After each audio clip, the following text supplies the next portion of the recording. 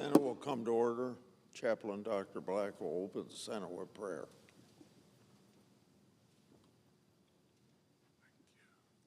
Thank you. Let us pray.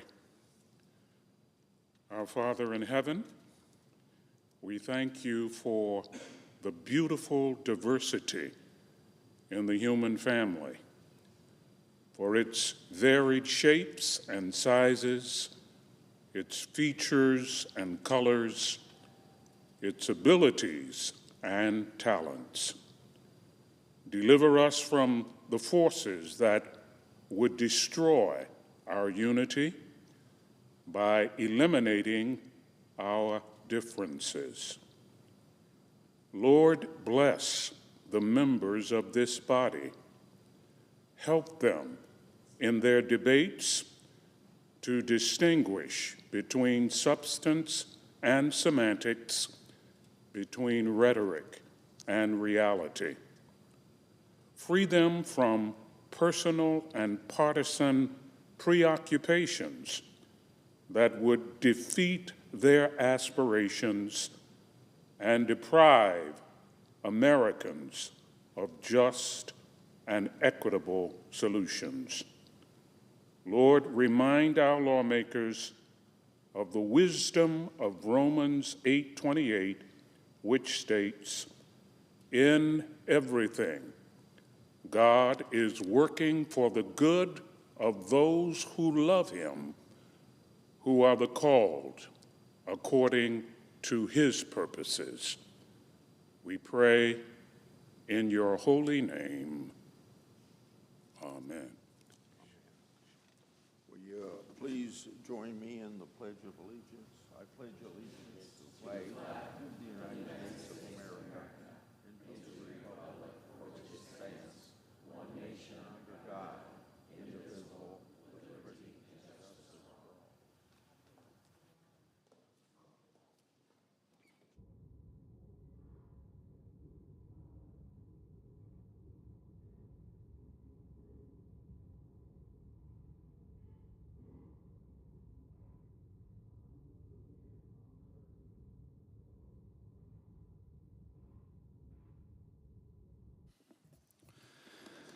Under the previous order, the leadership time is reserved. Morning business is closed. Under the previous order, the Senate will proceed to executive session and resume consideration of the following nomination, which the clerk will report. Nomination, Department of the Treasury, William Long of Missouri to be Commissioner of Internal Revenue. Missouri, wow, good old country boy. Yeah. On June the 14th, 1775, the Continental Congress passed a resolution creating what we know today as the United States Army. Since its establishment 250 years ago, tens of millions of American patriots have put their lives on the line to protect national security, defend our allies, and fight tyranny and terror from distant shores. Today, the Army comprises of roughly 450,000 active duty servicemen, 325,000 National Guardsmen, and 176,000 members of the Reserve, making the United States Army the largest branch of the military. I want to thank our brave men and women in uniform for their sacrifices to our country. Their dedication and their selflessness have made our nation safer, and the first priority of the federal government ought to be our own national security.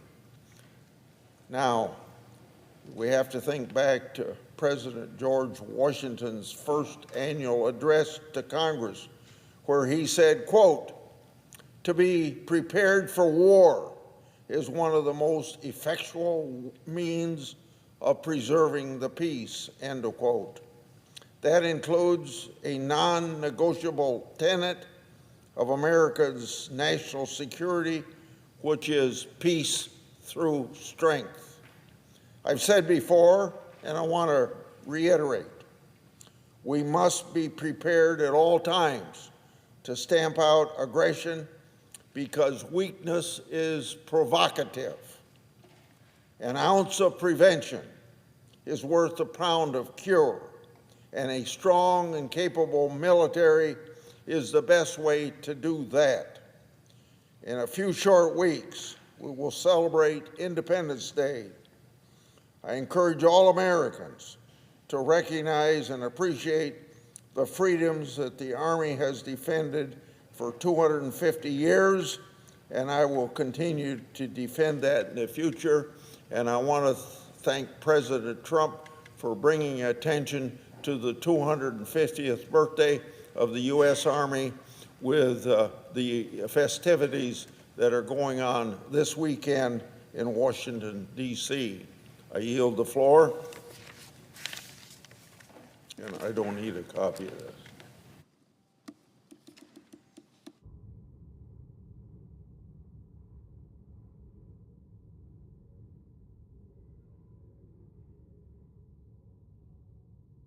Call the roll. Ms. Also Brooks.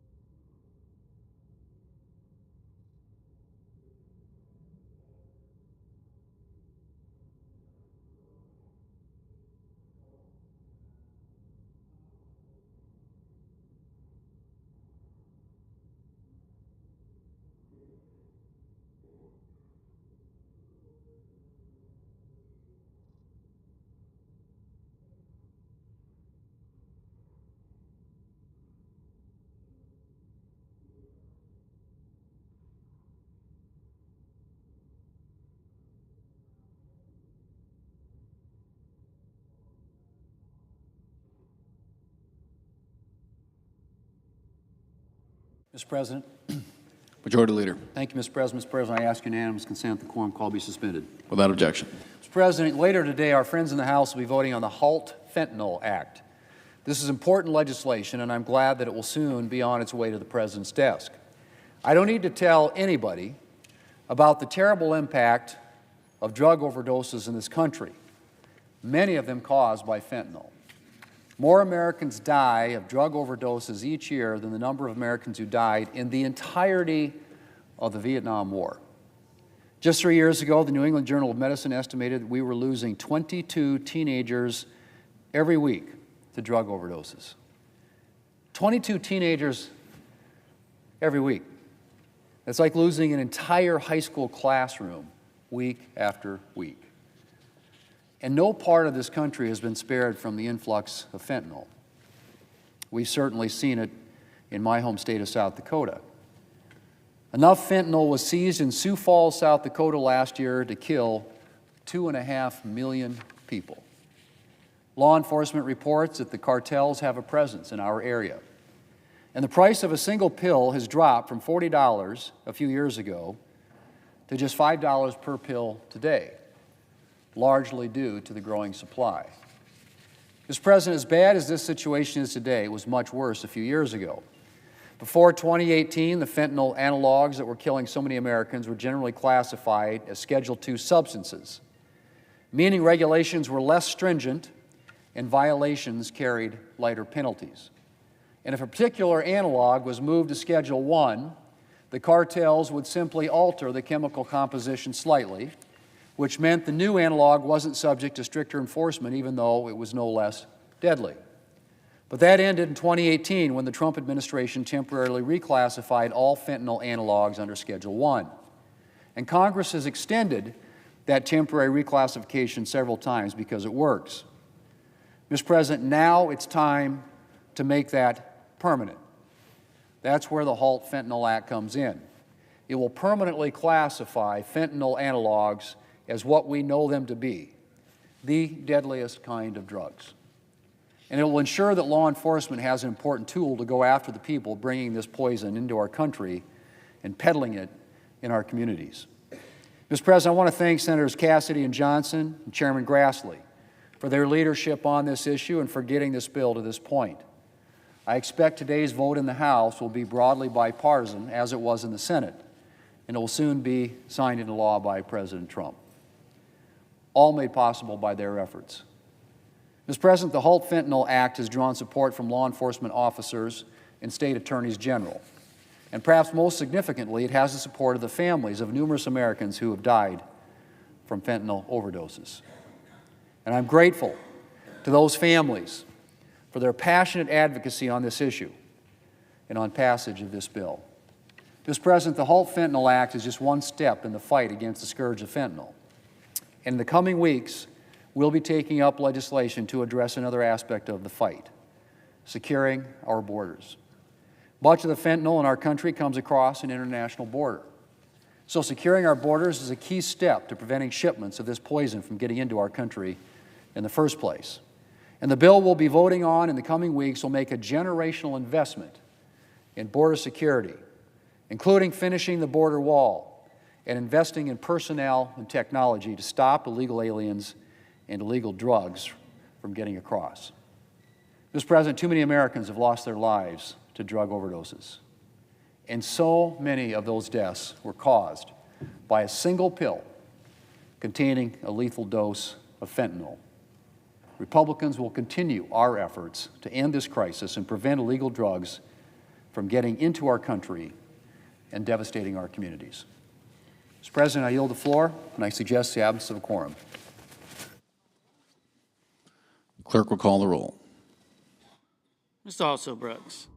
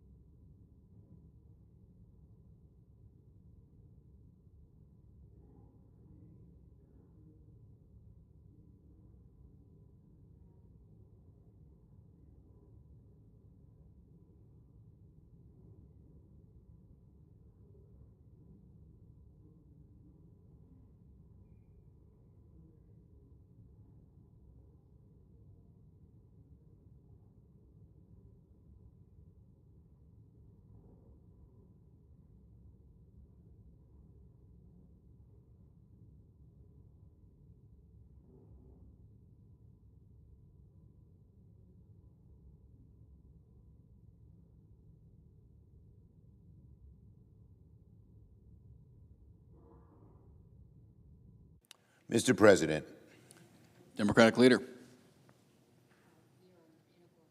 We are in a quorum call. I ask unanimous consent the quorum be dispensed with. Without objection.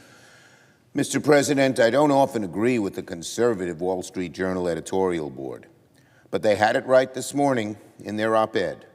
They said, Trump has no China trade strategy. That's what the Wall Street Journal said. Trump has no China trade strategy. I agree. Trump has no China trade strategy. Yesterday, President Trump shouted from the mountaintops that a trade deal with China has been, quote, done. But in reality, nothing of the sort happened. It's typical Trump. He just makes things up that he thinks please himself and pleases his right wing for the moment. In truth, Donald Trump struck a feeble truce and calls it a victory. In fact, calling this a truce, calling it feeble would be putting it kindly. Donald Trump's actions with China and the handshake yesterday accomplished virtually nothing. China has outfoxed him, and we are just back where we started. After months of Donald Trump trying to talk tough on China, China today has more leverage over the U.S. than when Trump started on this venture. Donald Trump's trade war has been a colossal failure and a chaotic mess with virtually nothing to show for it. Donald Trump should go back to the drawing board and start over and come up with a plan that actually goes after China by joining with our allies instead of going to war with them, by having them be allies with us to put pressure on China. And that will make action against China much tougher and more successful, instead of what Trump did, alienating our allies and having them ally with China rather than us. And Donald Trump should tell Mr. Navarro to get another job. This man has had terrible advice in Donald Trump's first term and now in Donald Trump's second term. 2 months since America's supposed Liberation Day, it's clear that Donald Trump's trade strategy is not working. And his main problem is that he doesn't have a coherent strategy at all. Donald Trump's only move seems to be creating chaos. It's as if he wakes up in the morning and picks a country out of the hat, just pops into his head and runs with it. No strategy, no coherence, no understanding or appreciation of what occurred the day before or might occur the day after. He's turned markets manic, and he's paralyzed business. Business leaders you talk to from one end of America to the other, big business, medium-sized business, small business, say they are paralyzed. They can't move because they don't know what he's going to do next on tariffs. And given how erratic and inconsistent he has been, who can blame them? One Kentucky small business owner, a Trump supporter, who runs a baseball goods company, described this trade war as, quote, a vacation from hell to millions of American businesses. That's exactly what's happened. This is a vacation from hell, self-imposed by Donald Trump. As summer break begins and families start traveling around the country, that is exactly what Americans are feeling as well, a vacation from hell, thanks to Donald Trump's tariff policies. On snap cuts. After Senate Republicans spent weeks promising they would moderate the extreme policies in Donald Trump's big, beautiful bill, last night they doubled down. The Senate Agriculture Committee released the text of their portion of the bill, and the cuts to food assistance are as cruel, harmful, and as extreme as what came out of the House. They gave it a fresh coat of paint and pretended it's somehow more moderate, when in reality it's not. What happened to all those Republicans, the Senate Republicans, who said they wanted to moderate the House's snap cuts? The plan they came up with is the House bill's twin evil with a slightly nicer suit. It would still be the most aggressive cuts to food assistance in American history. Hundreds of billions in cuts, just as punitive as when it came out of the House. 8 million Americans, 3 million children and seniors would be in danger of losing benefits. States would still carry the burden in a way they never have had to before, and Republican state governors are going to start complaining, let me assure our Republican colleagues. Under the Senate plan, a state like North Carolina could be penalized $438 million in 2028. States have to balance their budgets. A blow like this would be crippling, forcing states to make impossible decisions about who gets to keep their food benefits and who will be forced to go hungry. I urge Senate Republicans to throw this latest plan away. It's not moderate at all. Again, the Senate's SNAP proposal is basically the House version's proposal, evil twin, dressed in a slightly nicer suit.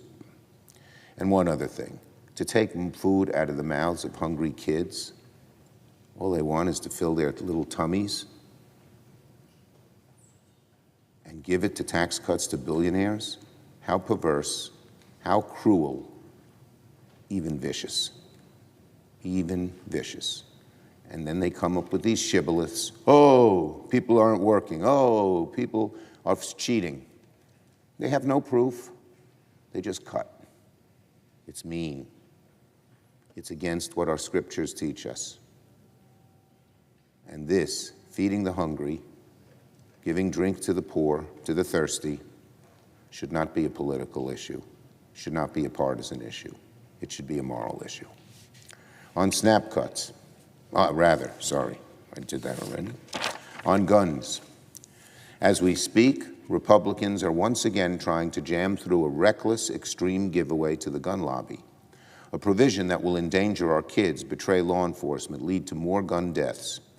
Despite their so-called big, beautiful bill, Republicans snuck in a radical measure to reverse nearly a century, 100 years of common sense gun rules on silencers. Senate Democrats will fight this dangerous provision with every tool at our disposal, including trying to strike it in the birdbath. Parents don't want silencers on their streets. Police don't want silencers on their streets. The only ones who do? The gun lobby. And that's exactly who this provision is written for.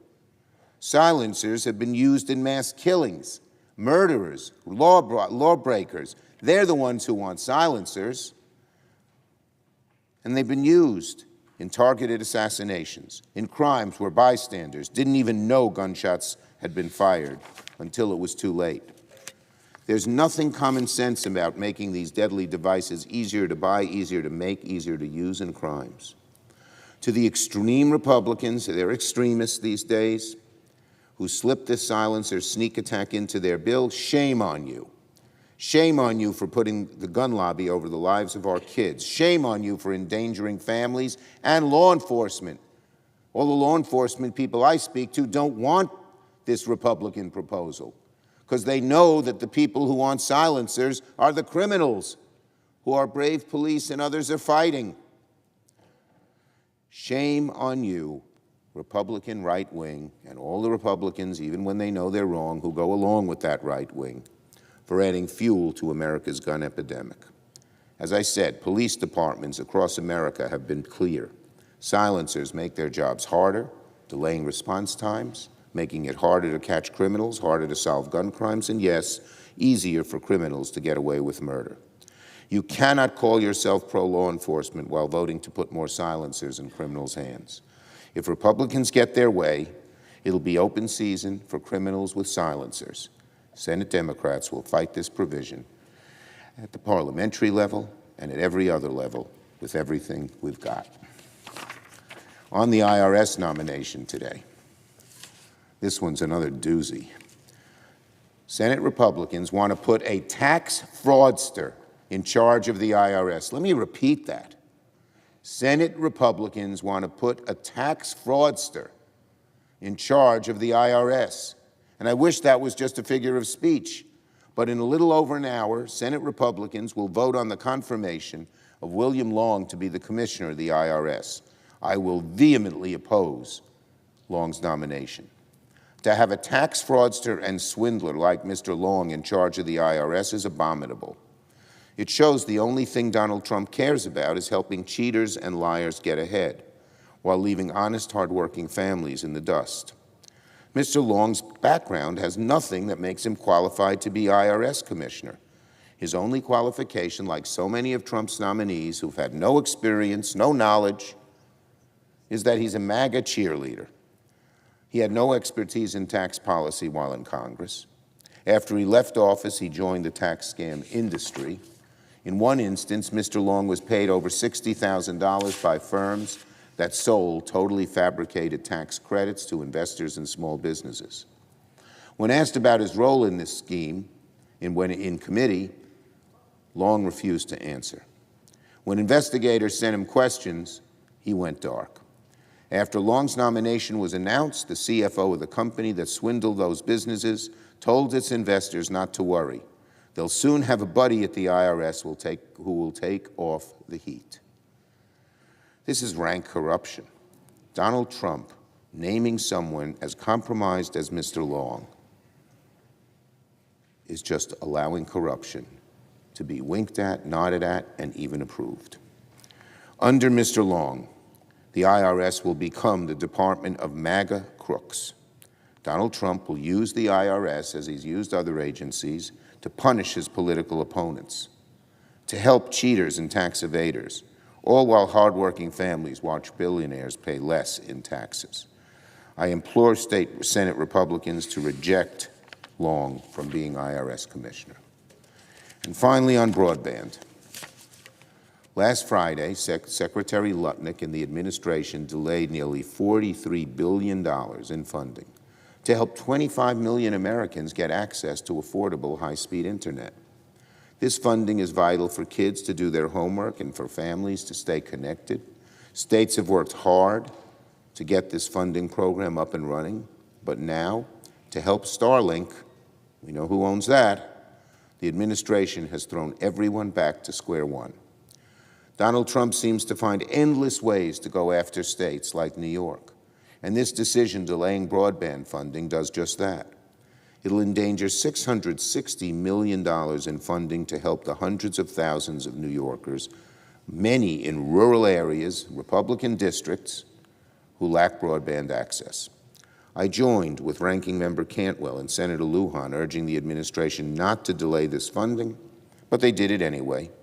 It's shameful, and I'll keep pushing the administration to change course. I urge the Trump administration, don't turn your back on rural families lacking broadband just to help Starlink. I yield the floor, note the absence of a quorum. Clerk will call the roll. Ms. Alsa Brooks.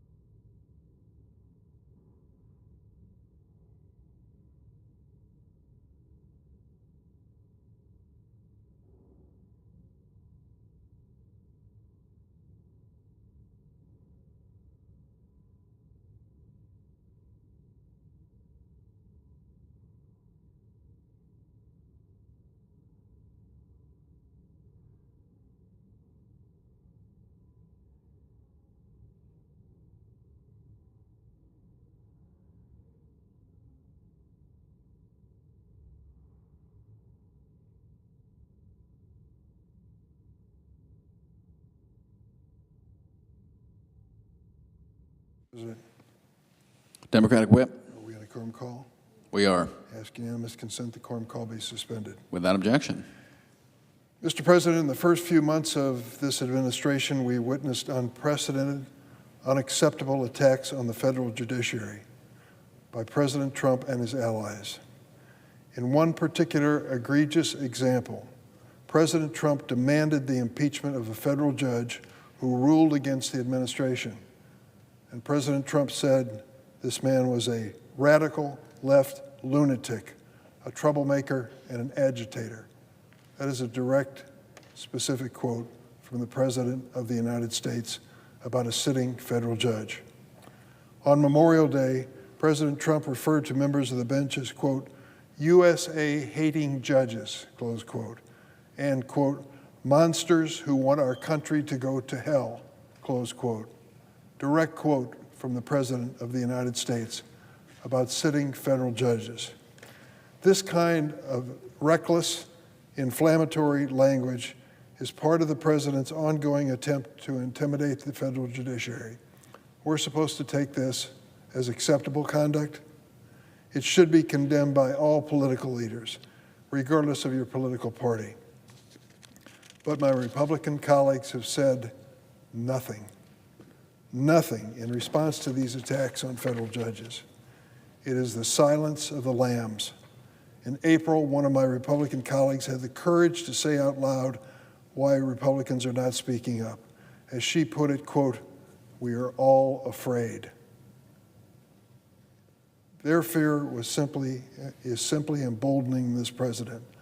Last month, President Trump was asked if he needs to uphold the Constitution. In response, he said, and I quote, I don't know. It was shocking to hear that response from the president, even this president.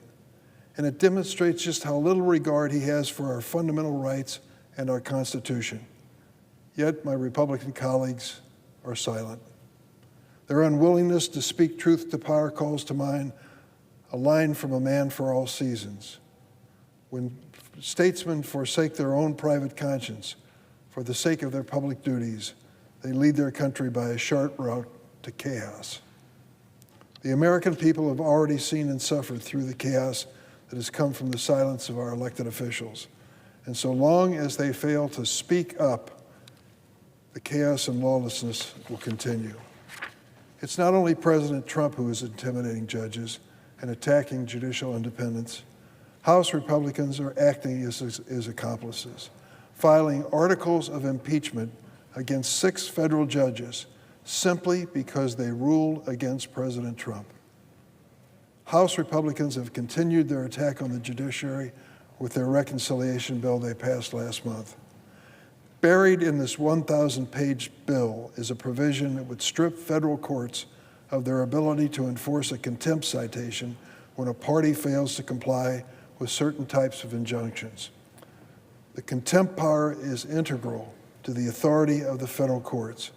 Without the contempt power, parties could simply disregard court orders. Currently, Trump administration officials know that if they violate court orders, they can be held in contempt and subject to fines, or even jail time. But President Trump doesn't want the courts or anyone else to stand in his way. And that led House Republicans to advance a provision prohibiting courts from enforcing some contempt citations. This would let President Trump pursue his agenda without any concern of being held accountable in the courts. And it would prevent courts from enforcing contempt citations in all manner of cases, whether the injunction issues today, tomorrow, or even 10 years ago. Maybe House Republicans thought no one would notice this provision. Maybe they thought nobody would have the nerve to oppose the president. But I can tell you the Senate Democrats read the provision. We noticed it. We spoke out against it all week, and we will do everything in our power to ensure it does not become law. The attacks on the judiciary not only threaten our Constitution, they threaten the judges and their families themselves. Recent reporting has revealed a dramatic spike in threats against judges. Between the beginning of March and the end of May, 197 federal judges were threatened. Judges and their families have received threats in the form of anonymous pizza deliveries to their homes. These deliveries are meant to show that the perpetrator knows exactly where the judges and their families live. So far, more than 100 pizzas have been delivered to more than a dozen judges and their relatives. It's not a laughing matter. At least 20 of these deliveries were made using the name of Judge Esther Salas' son, Daniel Anderl, who was murdered at his family's home by a former litigant. Even Justice Amy Coney Barrett's family has been reportedly receiving unsolicited pizza deliveries. Whether I agree with these judges when it comes to their philosophy is beside the point. This is frightening. Judge Salas herself has characterized the deliveries as psychological warfare that send the message, quote, "Do you want to end up like Judge Salas? Do you want to end up like Daniel?" These incidents are sickening. They threaten not only judges and their families, but also judicial independence and the rule of law. They must be investigated and they must be stopped. Over a month ago, as ranking member of the Senate Judiciary Committee, I sent a letter to Attorney General Pam Bondi and FBI Director Kash Patel.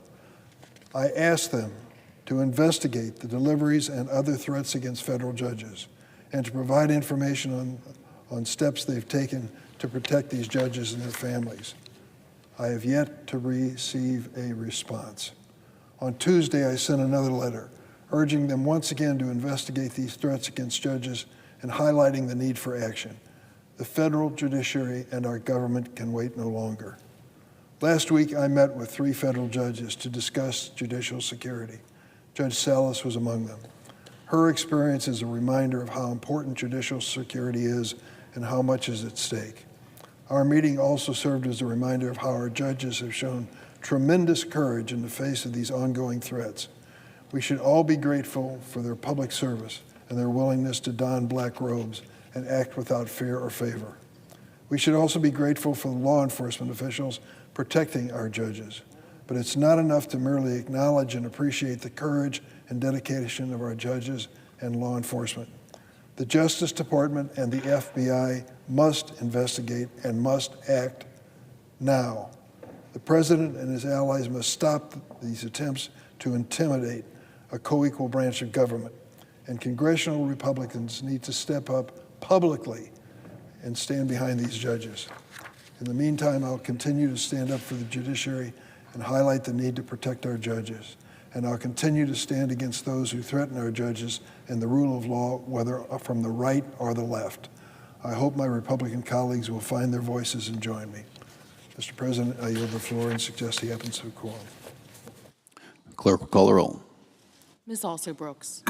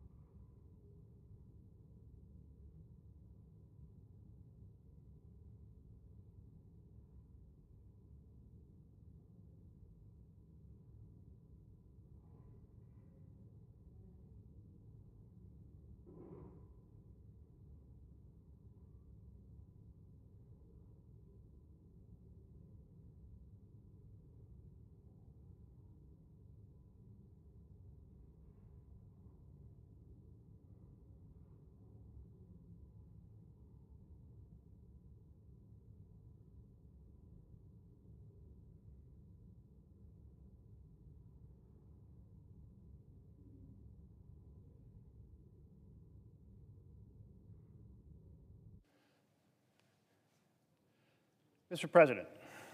Senator Morgan. Thank you, Mr. President. Are we on a quorum call? Yes, we are. Ask that it be vitiated. Without objection. Thank you. Colleagues, we're in an extraordinary time when there is a government for sale sign on the White House lawn. We have never seen this in the history of the United States of America. President Trump is engaged in an extraordinary level of corruption. Let me just provide two examples. As president, he said to the world, "Come and buy my meme coin, my Trump coin, and you will be invited to a very special dinner to have access to me." And the 220 people who buy the most coins over a multi-month period, hold on to them, you will be invited. And this dinner was held 2 weeks ago, and 220 people spent an estimated $150 million in order to attend that dinner. Now, a meme coin is basically a nothing burger. What is it? It is not something you can do international transactions on. It is not something you can print out and put on your wall. It's simply kind of a hobby coin. People didn't pay $150 million for a digital hobby coin. They paid it because the president said, "This will give you access to me and my team." And he provided that access. And he said the top 25 buyers of this coin will get something extra special, some extra special tour. Initially, it was said it would be at the White House. Later, it was not clear if it would be at the White House. In fact, there's no transparency. We do not have a list of who these 220 people are, what they paid, but we do know one of these individuals. That is the individual Javier Selgas. He is the CEO of Freight Technologies. He said, "We bought $2 million of the Trump meme coin, and we're planning to buy $20 million of the Trump coin in order to influence the policy of how freight is treated between Mexico and the United States of America." He was very clear about it. We're buying access, and we are buying influence. And what happens with that money? It simply goes into Trump's pocket. Is he producing an item of any value that he's selling? No, he's selling access and influence. So that's one example. And then he has another crypto enterprise in which he's inviting folks to use a digital coin, a different type of digital coin called a stable coin. Use it in international transactions. Give me your dollars. I will invest your dollars, and I get to keep all the proceeds from those investments. And you can use my digital coin called USD1 for international business transactions. Why would you use this coin instead of just using the dollars themselves? To make special affection on behalf of the President of the United States of America. So there's a company, MGX. MGX is tied to the government of the United Arab Emirates. And MGX said, "We will buy $2 billion of your coins." That makes the $2 million from Freight Technologies, or the $20 million they were planning, pretty small chump change, because now you have a company saying, "We'll buy $2 billion of your coins." And what did they say they wanted? They said they wanted advanced AI chips, artificial intelligence chips. They wanted a world-leading AI center to be built in the United Arab Emirates. Now, technically done through MGX, but who is the chair of MGX? The National Security Advisor for the government of UAE. And so what transpired? UAE says, "We want this AI center." MGX, associated with the government, says, "We'll buy $2 billion of your digital coins." And the president goes to the Middle East and says, "You know what? I support establishing an advanced AI center, and we will partner with it in Abu Dhabi." Abu Dhabi is one of the Emirates of UAE. So here we have Freight Technologies on one type of coin saying we are buying these coins to get influence. Now you have MGX and UAE buying $2 billion of coins in order to get influence. This is the U.S. government for sale in a way we've never seen. This is the Mount Everest of corruption. And right at this moment, the Senate is debating a cryptocurrency bill. Isn't this the moment we should debate whether or not federal elected officials, ourselves, the Vice President, the President, members of the Cabinet, should be offering for sale our personal coins in order for people to give us money? Because really, it's just like somebody handing us a sack of money. That's what this is like. Forbes magazine has now estimated that within the first few months of the Trump administration, the Trump family has built value in their crypto industry of $1 billion. If he had not been elected, it'd be worth nothing. But because he's pumping it as president, both the meme coin and USD1, the stable coin, the world is saying, we want influence, we have to buy these coins. Just like in his first administration, folks said, we want influence, we have to stay at his properties. We have to book his hotel rooms. We have to hold our events at his special locations, be it his golf courses or his hotel conference centers. But those hotel rooms or booking conference centers in his first term are nothing on the order of magnitude of selling these cryptocurrency coins. That $2 billion that Trump holds, his family holds, even at 4% invested, that's $80 million a year. And with the passage of this bill, if we do not put an anti-corruption measure into this bill, the world will be saying, just as we rented his hotel rooms when we do an international business transaction, we have to use USD1. That is why we should be debating amendments on this bill. We have a responsibility to address the concerns of the people of the United States of America. And from our very beginning, from the very beginning on through the last now 250 years, we have been concerned about the corruption and having our government end up for sale. If we turn the clock back to our founders, Hamilton said, we put an emoluments clause in the Constitution so our elected leaders could not be bribed. I quote, many mortifying examples of the prevalency of foreign corruption in Republican governments. It was to counter that foreign corruption that he had already witnessed in Republican government. So in establishing our republic with our separation of power, with our checks and balances, with our vision of government by and for the people, you can't allow the elected leaders to take bribes or to take, if you will, tribute money to influence. People say, well, it's not a bribe if it's not tied to a specific act. Obviously, the CEO of Freight Technologies had a specific act in mind. He wanted to change a rule regarding freight transactions between Mexico and the United States of America. Clearly, UAE had a specific desire in mind. They wanted AI chips, and they got them.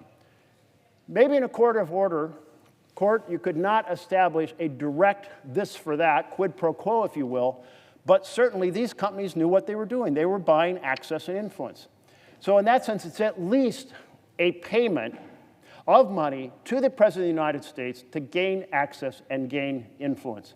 And that is exactly the type of corruption that Hamilton said he had witnessed, mortifying examples, and so we put a clause into the Constitution to say this cannot be done. All right, so we have a responsibility. We took an oath to the Constitution. Every single colleague, all 53 across the aisle, took the same oath to the Constitution. So now's the time to actually debate this issue and defend the Constitution. If you're not willing to debate an amendment to defend the Constitution, then essentially you are ignoring your oath to the Constitution. You are violating your oath to the Constitution of the United States of America. When this bill came to the floor, the majority leaders said, we'll have an open amendment process. And that was a factor considered by many colleagues when they voted for moving this bill to the floor, that there would be opportunity for amendments. But now the bill is here. Suddenly, the Republican leadership that controls the floor says, no, we're closing off amendments. We're not going to allow any examination of the corruption that is present through this industry. We're not going to allow any examination of the loopholes in the regulatory framework that is in this bill. We're not going to allow any examination of the scams being enacted on ordinary citizens using these digital currency, these cryptocurrency ATMs. I'd never even heard of these ATMs. Turns out there's over 300 of them in my state of Oregon. I've asked my colleagues, both sides of the aisle, have you heard of these? They said no. But one of our colleagues was very familiar with this form of scam on seniors, Senator Durbin. He has an amendment. It should be considered. So because it is so important that we take this moment, we honor our responsibility to examine these issues, I will be coming back to the floor in order to offer a point of order that this bill violates the Senate pay-go provisions, and therefore we shouldn't be doing this bill until that's remedied. I will also be coming back to table the blocking amendment that the majority leader put in place to prevent anyone from offering amendments. So both those votes will occur about a half an hour from now. Let's get our heads together about our responsibilities as senators representing the people of the United States. Let's get our heads together about our responsibility to the Constitution. Let's get our heads together about taking on this open sale of the government being conducted out of the Oval Office just down Pennsylvania Avenue. Thank you, Mr. President.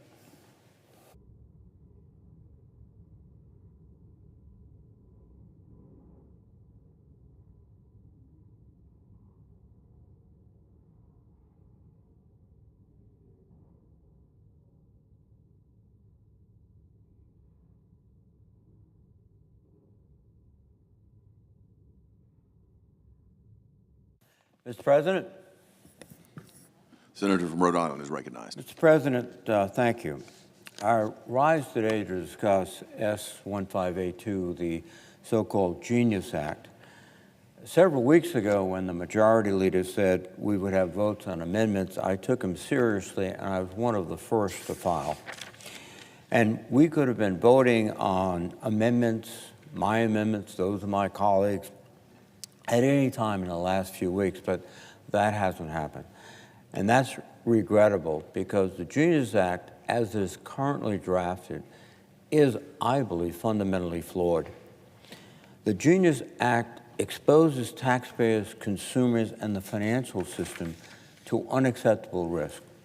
And it creates venues for criminals, terrorists, and rogue governments to finance their illicit activities. Among other things, this bill places the U.S. government stamp of approval on Tether, the world's largest stablecoin, which is based in El Salvador and favored by North Korean, Russian arms dealers, ransomware attackers, the Iranian military, drug cartels, and so many other criminal organizations.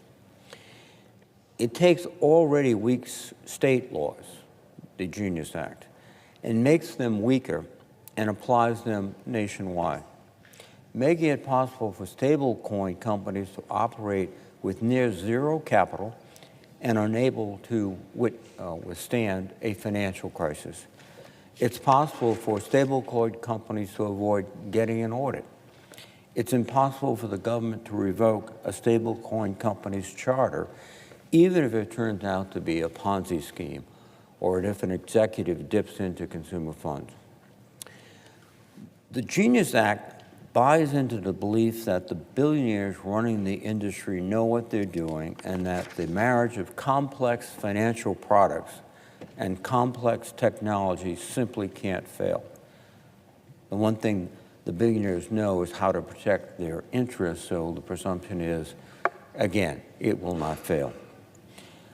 But not surprisingly, this bill leaves open the door to bailouts, which we have seen time and time again for other lightly regulated non-banks that got into trouble, like Fannie Mae and Freddie Mac, AIG and Bear Stearns.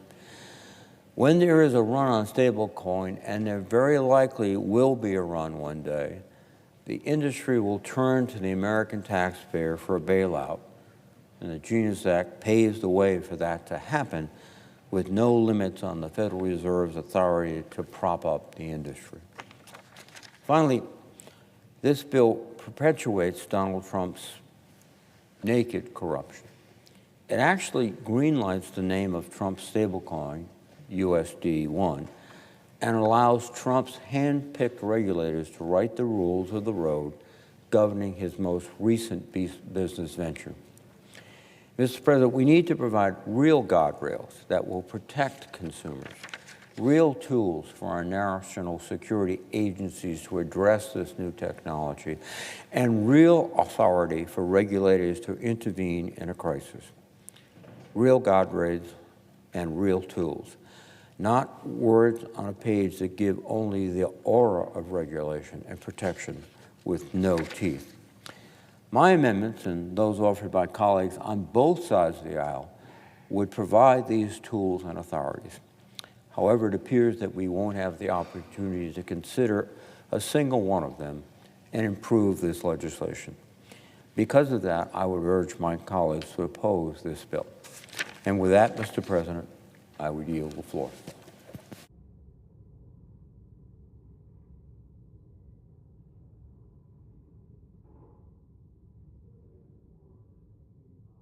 President, I would note the absence of the quorum. The clerk will call the roll. Ms. Also Brooks.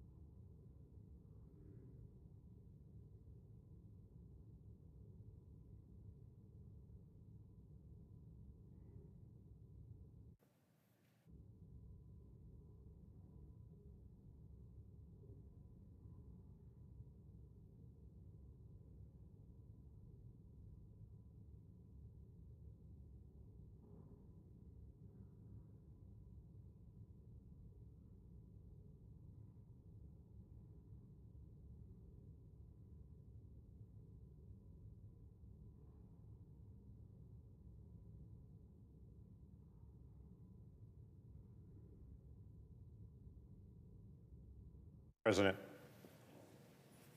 Senator from Oklahoma is I recognized. would ask to set aside the quorum call. Without objection.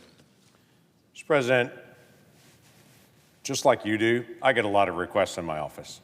I get about 150,000 emails a year. I don't know how many different requests that I get to come in for personal meetings, both in-state and here in Washington, D.C. But a few weeks ago, I got a video request from a bow-tied 8-year-old asking for a meeting with me. A person I had never met before, but he said he wanted to be able to come in and talk to me about rare childhood diseases. And I have to tell you, you'd have to see the video to be able to see the meeting request that I got in from Christian Jasperson. He's from Kyoto, Oklahoma, which no one can find here without using Google Maps, I promise you. But he was enthusiastically wanting to be able to share his story about a complex medical history and how things have gone for him. So we said yes. Christian was born with a very rare medical condition that most of us couldn't pronounce, much less want to be able to live with. He was born with his intestines outside of his abdomen. That impacts about 1,500 babies a year. It's extremely rare.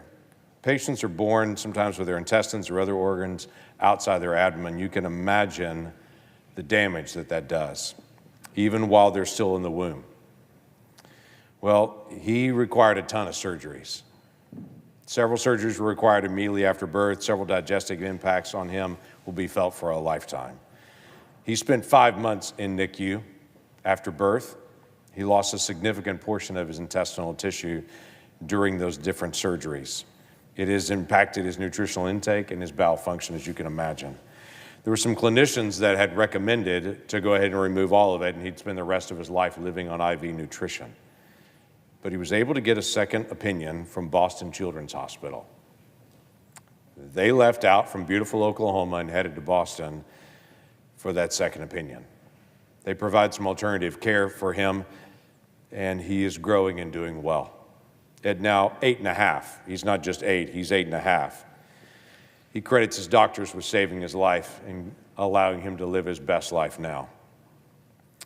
He still has to go back to Boston often. And there are unique challenges that he faces with insurance and with all the challenges of travel and, quite frankly, the finances that go along with that. But he is a very spunky young man with an extremely large personality. He played the role of Christopher Robin in a youth production of Winnie the Pooh recently, and I bet people would pay to see that twice. He also has political aspirations. When I had the opportunity to be able to meet he and his brother Noah and Lane and his mom Rachel yesterday, and we had that opportunity to be able to sit down and talk, Christian told me all about the disease that he struggled with, the treatments that he's had, the heroes at Boston Children that have worked alongside of him, but he also informed me to be prepared to see him again because he'll be a Supreme Court justice in the days ahead, and he just might be. So for Christian and for his wonderful family and for all that has happened and for the heroes in Boston Children and for the research that they have done, I have to express the gratitude of my state for all of that work, because that's a lot of work to be able to invest in that young man, and he is determined not to waste the investment that's been put into him, but to live his best life and to be extremely productive in the days ahead. So I'm grateful to the Oklahomans that spent so much time in him and working to guard his life in his earliest days, and for the folks at Boston Children. And I look forward to Chief Justice Christian in the days ahead and seeing the work that he does and how that pans out for all of us as a country. With that, I yield the floor. Senator Morgan is recognized. President, in a few minutes, the Senate will vote on whether to put somebody who's up to their eyeballs in tax scams, corruption, and cover-ups in charge of the IRS. This ought to be an easy no. It is one corruption bombshell after another with the former Congressman Billy Long. Fake tax credits, scam tax advice, shadowy political donations that went straight into his pocket, promises of personal favors, no-show jobs with high-paying federal salaries.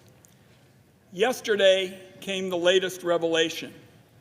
My Finance Committee staff investigators have determined that Long appears to be implicated in a major bribery scheme in his old congressional district. The scandal unfolded while he was in office. 12 people in Missouri and Arkansas pled guilty or went to jail when these crimes were prosecuted. It was a criminal case the size of the Ozarks. Court documents identified him in one guilty plea as, quote, U.S. Representative number 1, unquote. That's the guilty plea of a man named Donald Andrew Jones, D.A. Jones. Jones's prosecution involved kickbacks and other illicit payments, a network of executives, and the misuse of charity funds in Springfield, Missouri, his hometown. The Justice Department's summary of the case describes, and I quote, payments routed through different business entities or lobbying firms, as well as D.A. Jones's advocacy services, including direct contact with elected and appointed public officials, unquote. The guilty plea describes multiple communications in which Jones said he interacted with Billy Long, U.S. Representative number 1. It includes discussions of services performed by Long's office. It includes descriptions of interactions with Long's top advisor. It includes Jones directing political donations and offering to hand-deliver a check to Billy Long to guarantee he was immediately aware of the money's source. For his role in this bribery scheme, Jones got a prison sentence of a year and a day behind bars. The Finance Committee held Billy Long's nomination hearing a few weeks ago. I asked several questions in writing about this matter that were informed by certain reports brought to my investigations team. I laid out the names of all the characters and organizations involved in this massive bribery scandal. I asked the former congressman whether he or his campaign received payments from anybody involved. I asked whether he was an unindicted co-conspirator in a federal criminal case involving any of them. I asked whether he was ever interviewed by federal prosecutors or law enforcement agents in relation to this criminal investigation. I asked if he ever acknowledged to the Department of Justice that he received bribes from individuals involved, or if he struck any kind of cooperation agreement to avoid prosecution. I asked whether his decision to leave Congress in any way related to his involvement in this investigation or a condition to avoid prosecution. Here's the answer, quote, "I had nothing to do with any of this, and I do not know how any of these people or organizations were involved." He said particularly, "I do not know any of these people or organizations." Colleagues, this is just impossible to believe. We're talking about a major bribery scandal that unfolded in Billy Long's hometown, not even on the other side of the district. He's implicated in a guilty plea as U.S. Representative number 1. The idea that he doesn't know anybody involved is just absurd. I'm convinced, colleagues, there's more to this story. Senators ought to ask themselves whether they want to be on the record supporting this nomination when the rest of it comes to light. And in my view, this nomination should never have come to the Senate floor. Billy Long never did any serious legislating on tax issues. He has no experience in tax policy. What he does have is experience in tax fraud. He left office in 2023 after an unsuccessful Senate campaign. He went straight into the tax fraud industry. He teamed up with a bunch of sketchy operators selling tax deals that were sleazy at best. He got paid to promote fake tribal tax credits by a firm called White River Energy. Neither Long nor White River can tell us what tribe they acquired these so-called tax credits from. The IRS confirmed to my staff that the credits were fake, and they said that the promoters of them could face prosecution. The same day, a Bloomberg News article exposed this scheme, December 19th, just a few days after Donald Trump announced Long's nomination. The CFO of the company got on a call with investors and told them they'd soon have friends at the IRS to clean up their mess. My investigators obtained the audio. We've got it on tape. Not long thereafter, White River executives started cutting checks to Long's failed Senate campaign that had ended years before. Between the donations and others that poured in after his nomination went public, Billy Long was able to stuff $130,000 into his own pockets by repaying his personal campaign loans. Now, he's refused to answer any questions about this scheme and his role in it. If that's not enough to oppose this nominee, let me talk briefly about the Employee Retention Tax Credit. This was a small business rescue program Congress created during the depths of the pandemic. But after it expired, the scamsters came in. They turned it into a fire hose of fraud. Billy Long must have seen an opportunity, and he used his credibility as a former congressman to sling these tax credits to anybody who'd listen. We have him on tape saying that everybody qualifies for the ERTC. That's a lie. He bragged about getting money for a funeral home, even though the pandemic was a boom time for that kind of business due to the number of Americans dying of COVID-19. Finance Committee investigators obtained another recording, this time of an executive at a firm called Appreciation Financial, that sold the scam-ridden tax credits. He said he made the congressman his guest to the inauguration earlier this year. He said they had dinner and spent a few nights together. His exact quote on the subject of IRS enforcement around employee retention credits is, and I quote, "We could be worried about promoter audits now, but we don't have to worry about any of that with Billy coming in." I asked Long about this at his nomination hearing and in written questions, whether he knew this executive and what he'd promised him. There was no real answer either time. Now, colleagues, I'll say it again. That ought to be enough to vote down this nomination. But if you want more scandal, let's talk about no-show jobs at the Office of Personnel Management. Back in March, Mr. Long was made a senior advisor to the director of OPM. Our staff asked Mr. Long in a due diligence meeting what his responsibilities were there. He picked up a recent OPM press release, read it word for word, and then said he worked on it. When asked for additional detail or more example of his duties, he mumbled a few things about retirement and proofreading. No other information. Now, the congressman's a talkative guy. His brevity on this subject speaks for itself. After that meeting, Finance Committee investigators obtained copies of internal OPM work calendars belonging to Billy Long and 3 persons who were hired with him. They were nearly blank. A scant meeting here and there, no evidence of legitimate work being performed. An executive reporter for the Talking Points memo dug into the matter. Neither Billy Long nor OPM would provide any real answers either. It sure looks to me like the former congressman got high-paying, no-show jobs for himself and 3 others. If they were doing real work, they would have told us what they were doing. They had nothing to lose if everything's on the level. Somebody who ripped off the taxpayer by accepting a no-show job on a maxed-out salary cannot be trusted to run the IRS. Colleagues, it is that simple.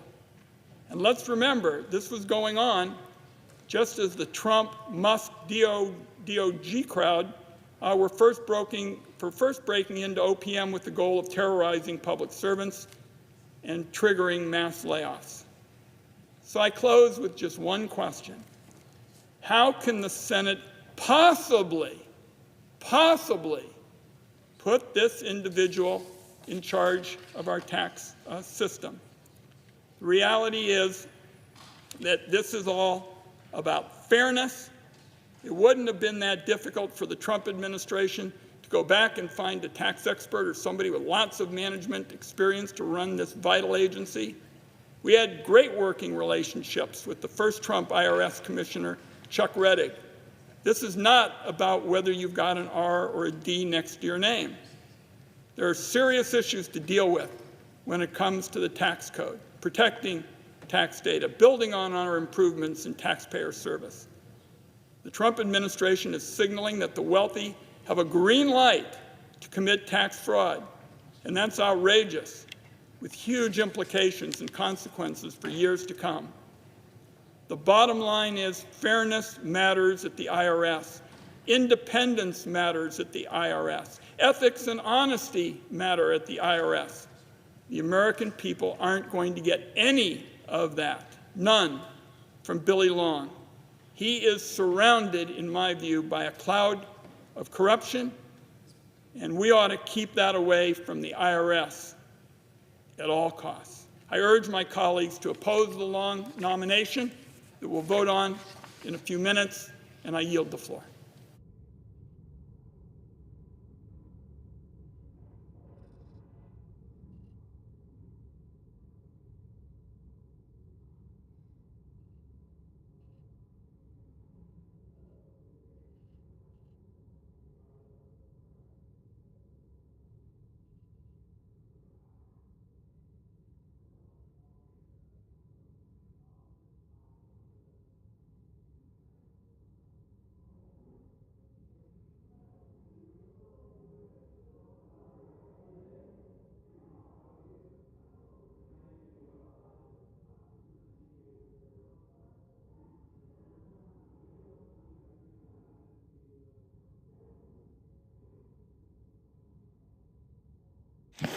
Mr. President, Senator from North Carolina is recognized. I ask unanimous consent to begin the vote now that is scheduled for a later time. Is there objection? Without objection. The question appears in the nomination. Can I see the yeas and nays? Oh, sorry, sufficient seconds. There appears to be one. Clerk will call the roll. Ms. Brooks, Ms. Baldwin, Mr. Banks, Mr. Barrasso, Mr. Bennett, Mrs. Blackburn, Mr. Blumenthal, Ms. Blunt Rochester, Mr. Booker, Mr. Bozeman, Mrs. Britt, Mr. Budd.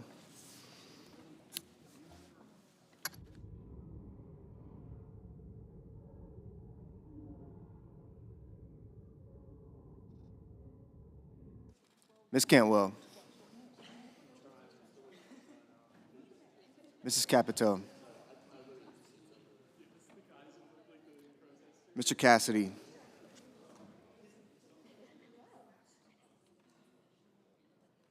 Ms. Collins.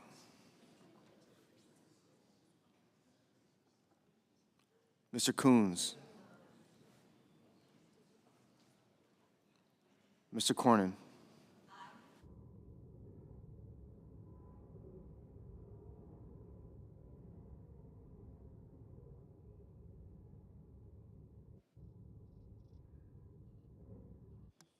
Ms. Cortez Masto.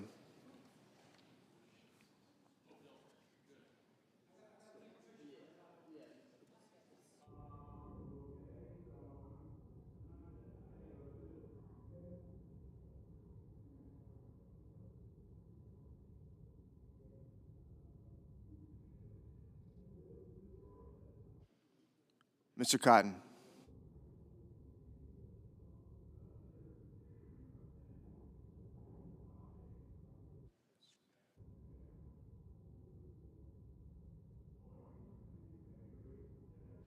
Mr. Kramer. Mr. Crapo. Mr. Cruz. Mr. Curtis. Mr. Daines. Ms. Duckworth. Mr. Durbin.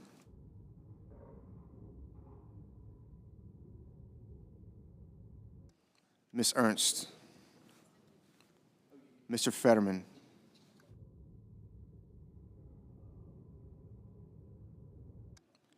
Mrs. Fisher.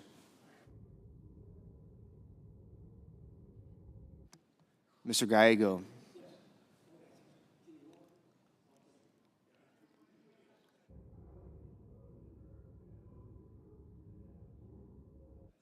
Mrs. Gillibrand.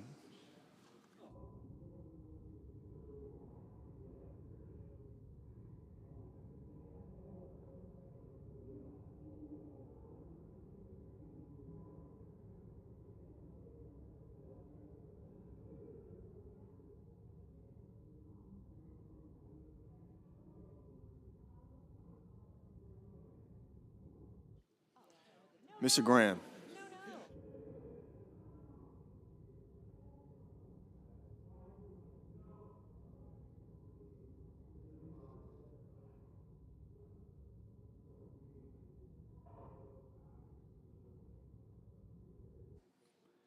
Mr. Grassley.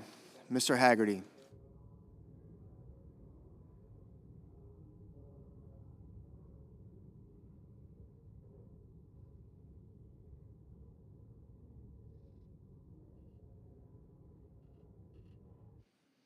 Ms. Hassan, Mr. Hawley, Mr. Heinrich, Mr. Hickenlooper, Ms. Hirono, Mr. Hoven, Mr. Husted, Mrs. Hyde-Smith, Mr. Johnson, Mr. Justice, Mr. Kane, Mr. Kelly, Mr. Kennedy,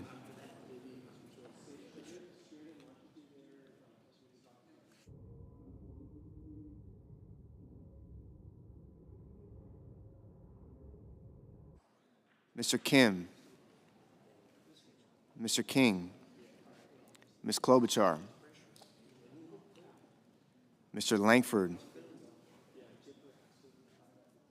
Mr. Lee, Mr. Lujan, Ms. Lummis, Mr. Markey, Mr. Marshall,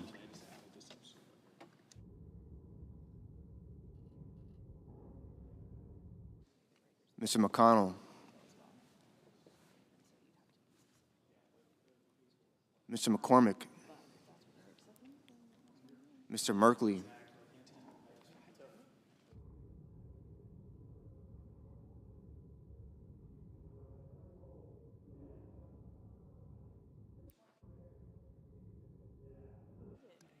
Mrs. Moody, Mr. Moran, Mr. Moreno, Mr. Mullen, Ms. Murkowski, Mr. Murphy,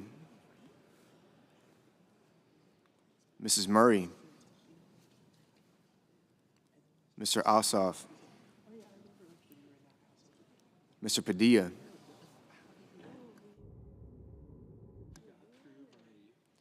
Mr. Paul, Mr. Peters,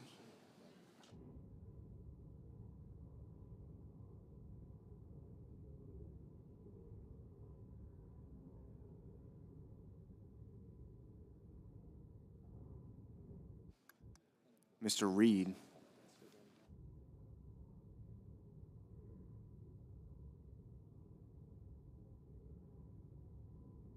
Mr. Ricketts, Mr. Risch, Ms. Rosen, Mr. Rounds, Mr. Sanders, Mr. Schatz, Mr. Schiff, Mr. Schmidt, Mr. Schumer,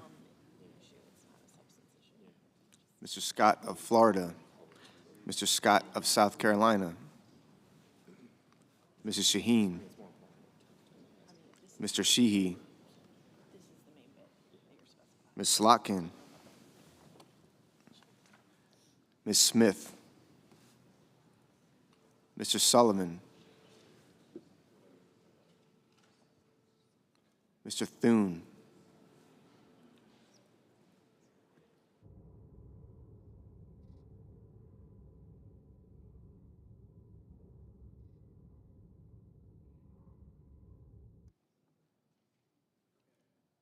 Mr. Tillis,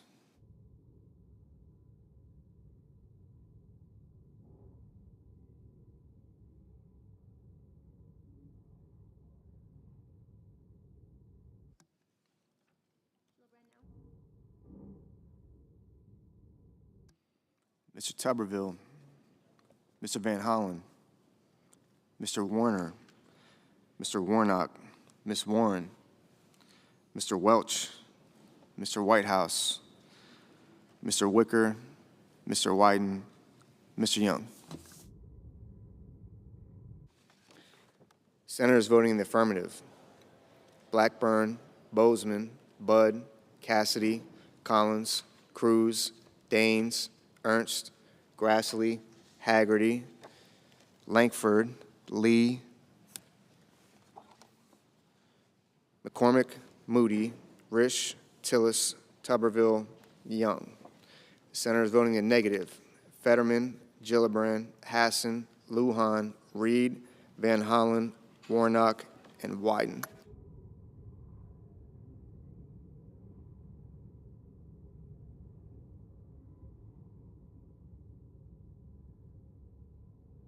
Mr. Paul. Mr. Paul, aye.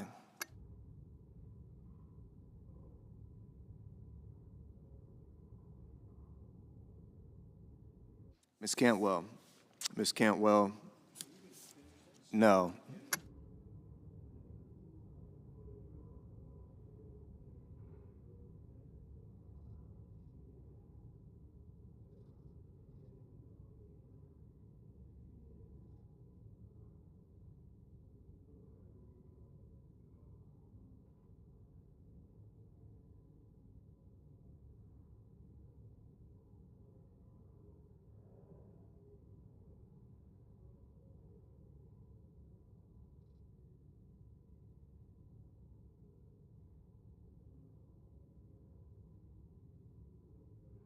Mr. Whitehouse. Mr. Whitehouse, no.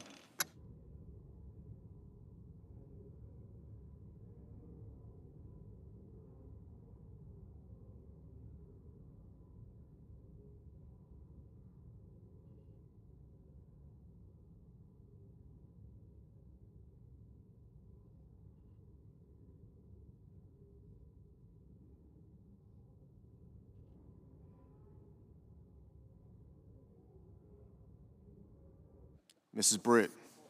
Mrs. Britt, aye.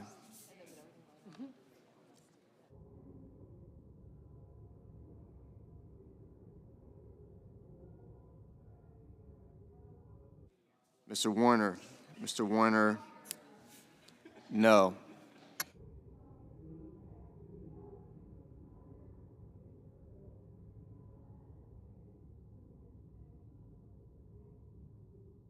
Mr. Thune. Mr. Thune, aye.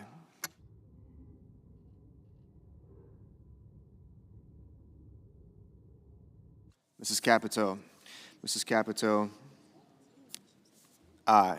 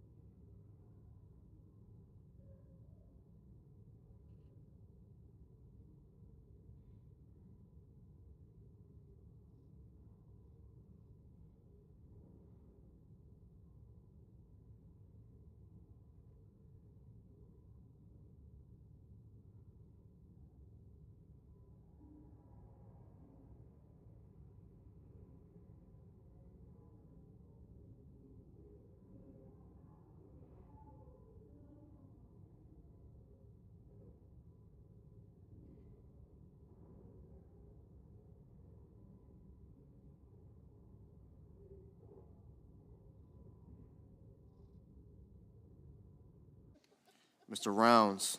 Mr. Rounds, aye.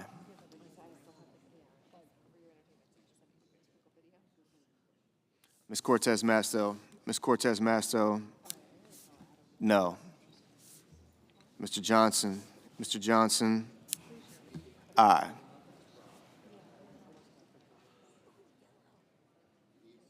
Mr. Kennedy. Mr. Kennedy, aye. Mr. Schiff. Mr. Schiff, no. Mr. Wicker. Mr. Wicker, aye. Ms. Blunt Rochester. Ms. Blunt Rochester, no.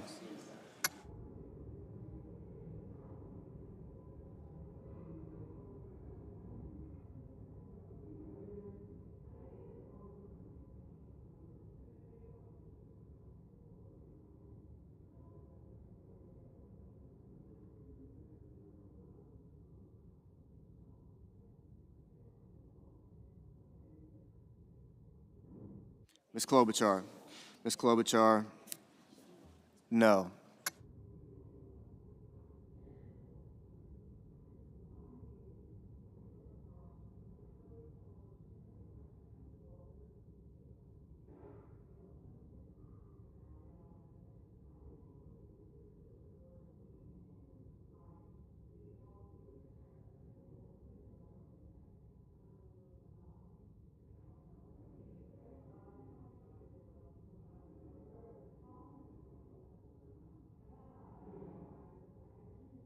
Mrs. Murray. Mrs. Murray, no.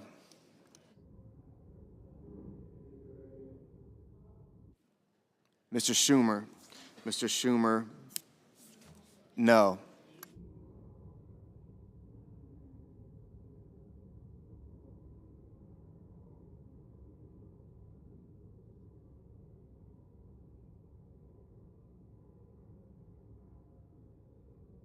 Mr. Marshall. Mr. Marshall, aye. Mr. Murphy. Mr. Murphy, no. Mr. Kane. Mr. Kane, no.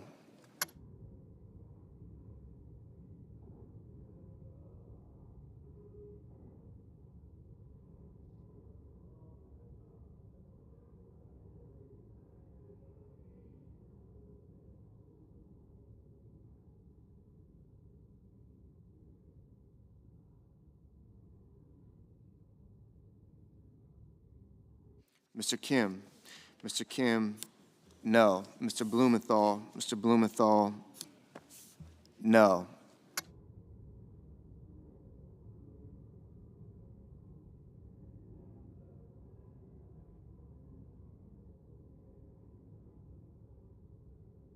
Mrs. Murray. Mrs. Murray, aye. Mr. Kelly. Mr. Kelly, no.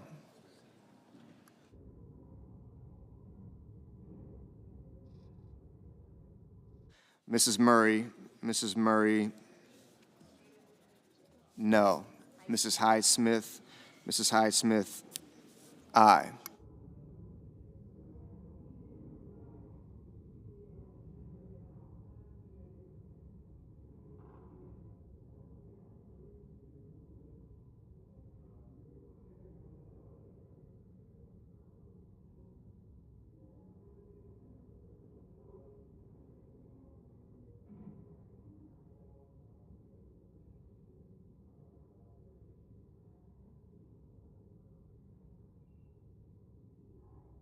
Mrs. Fisher. Mrs. Fisher, aye. Mr. Brasso. Mr. Brasso, aye. Mr. Bennett. Mr. Bennett, no.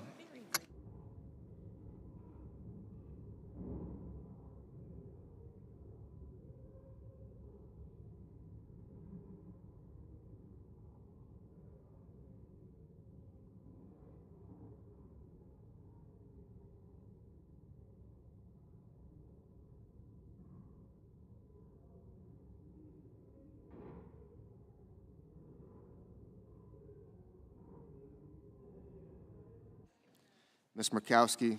Ms. Murkowski, aye. Ms. Rosen. Ms. Rosen, no.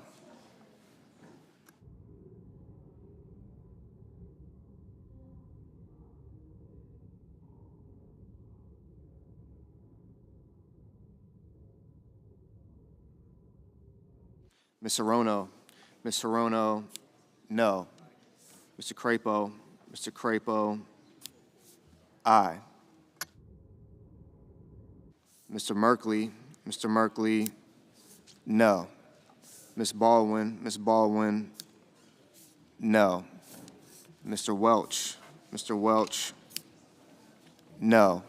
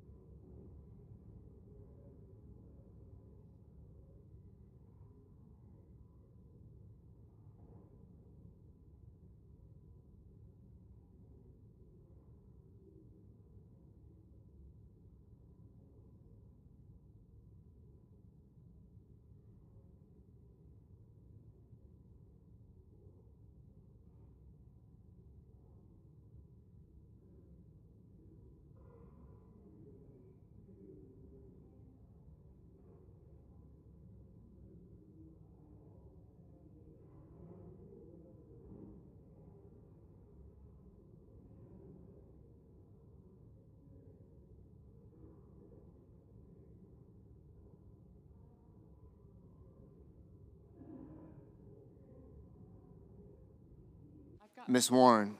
Ms. Warren, Long pants and a jacket. no.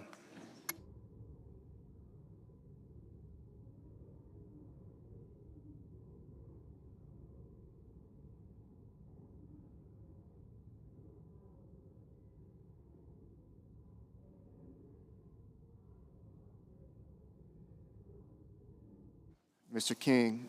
Mr. King, no.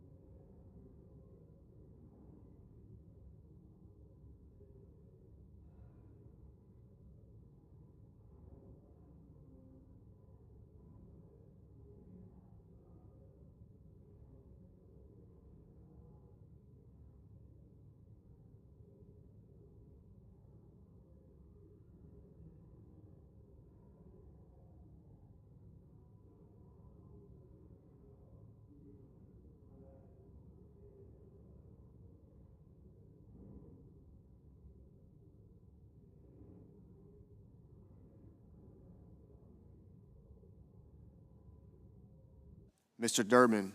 Mr. Durbin, no.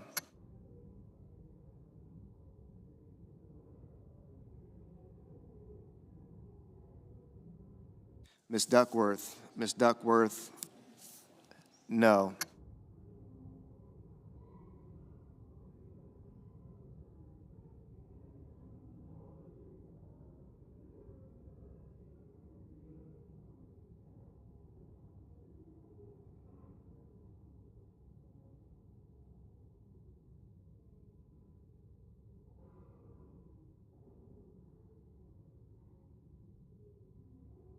Ms. Also Brooks. Ms. Also Brooks, no.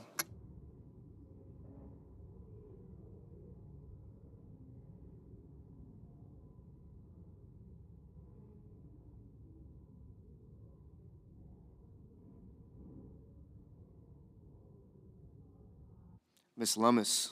Ms. Lummis, aye.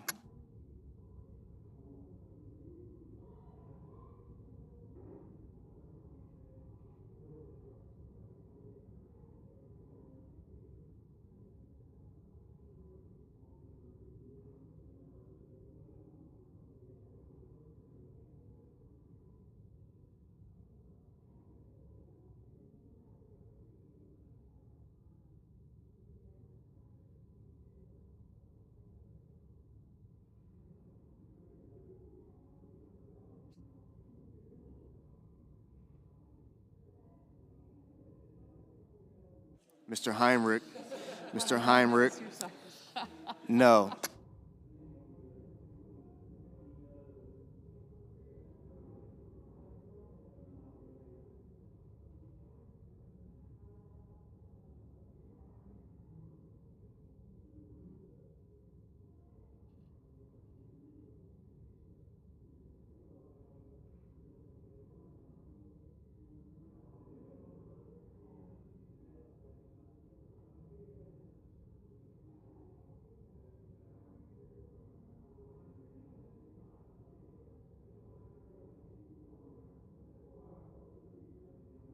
Mr. Scott. Mr. Scott of South Carolina, aye. Mr. Ricketts. Mr. Ricketts, aye. Mr. Cornyn. Mr. Cornyn, aye.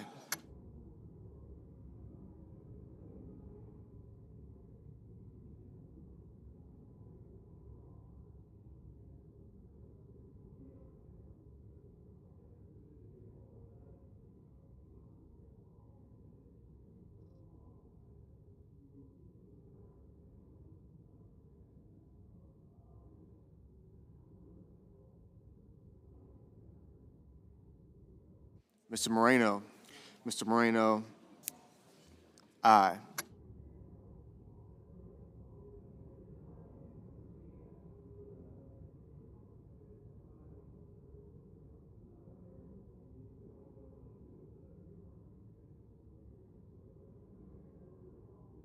Mr. Husted. Mr. Husted, aye.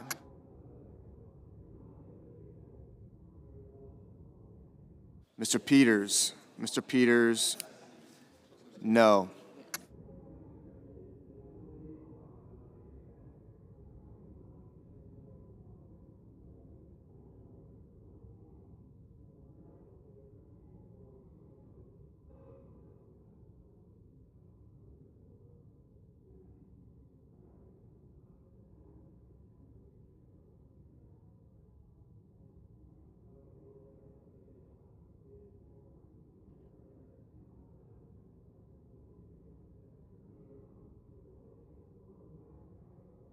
Mr. Booker.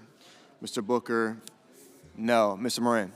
Mr. Moran, aye.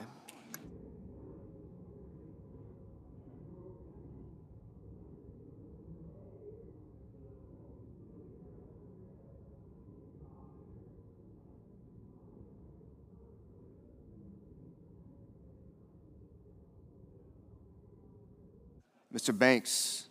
Mr. Banks, aye. Mr. Cotton. Mr. Cotton, Aye.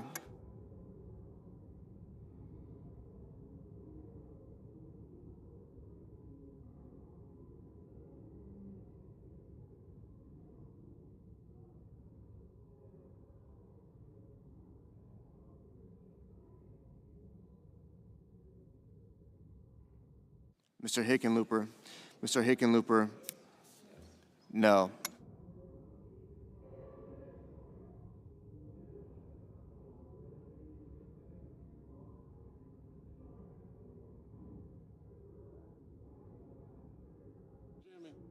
Mr. Justice. Mr. Justice, aye.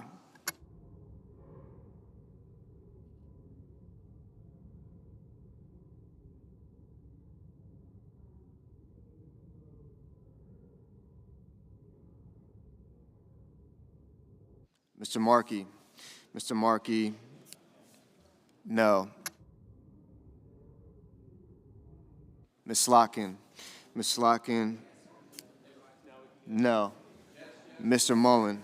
Mr. Mullen, aye.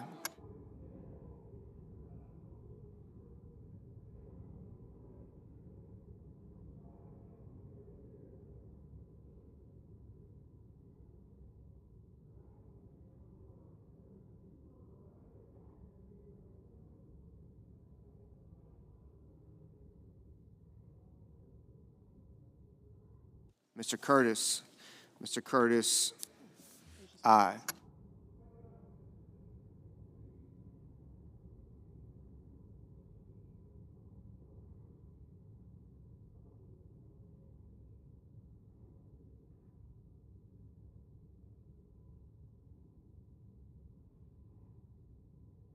Mr. Hoven. Mr. Hoven, aye.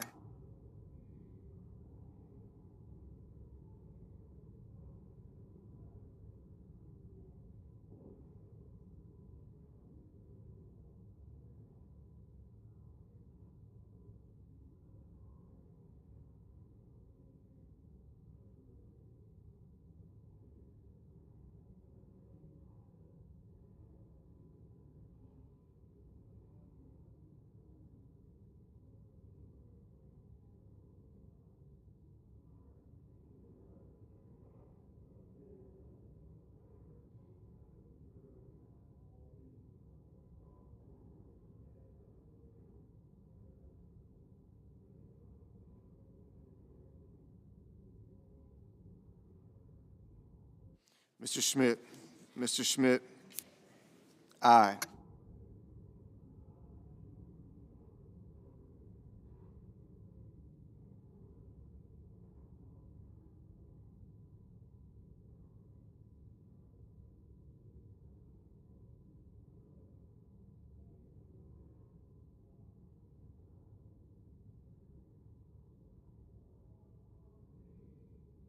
Mr. Scott. Mr. Scott of Florida, aye. Mr. Schatz. Mr. Schatz, no.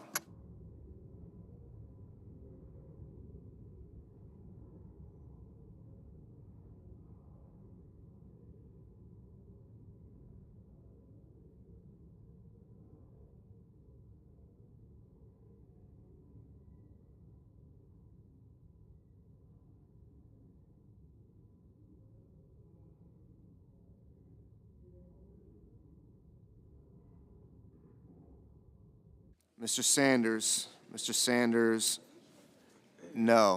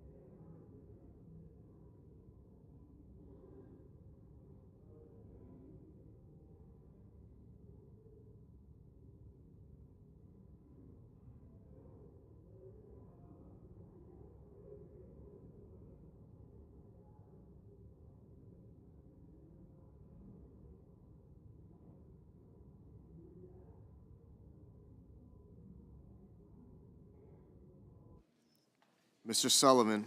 Mr. Sullivan, aye.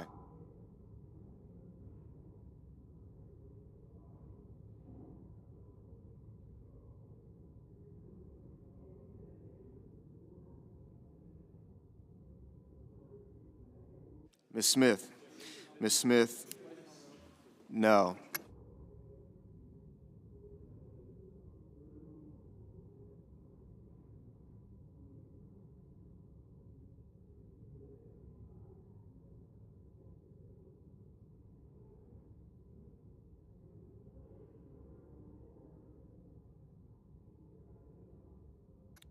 Mr. Hawley. Mr. Hawley, aye.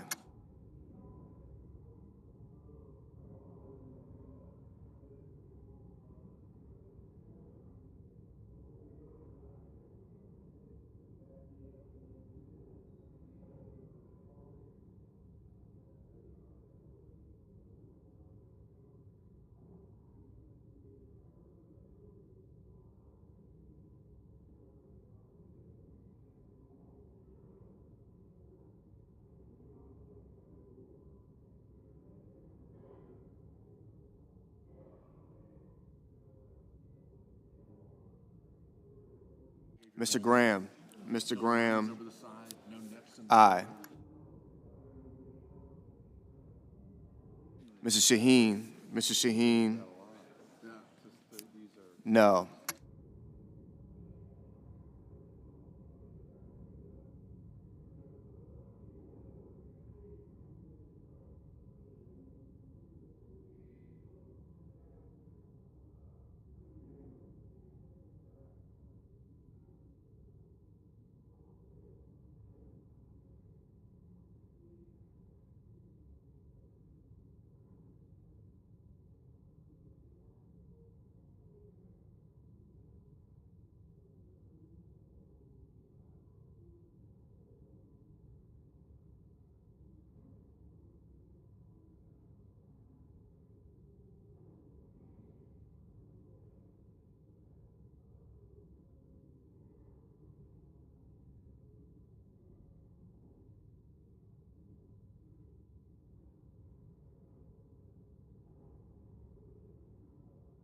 Mr. Coons. Mr. Coons, no. Mr. Sheehy. Mr. Sheehy, aye.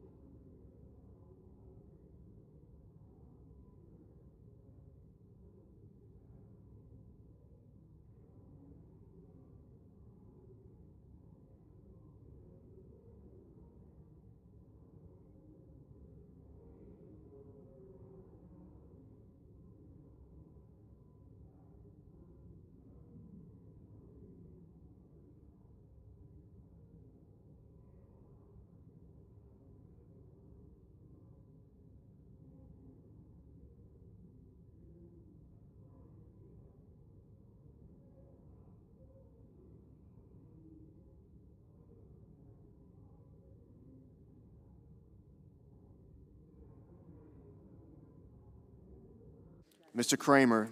Mr. Kramer, aye.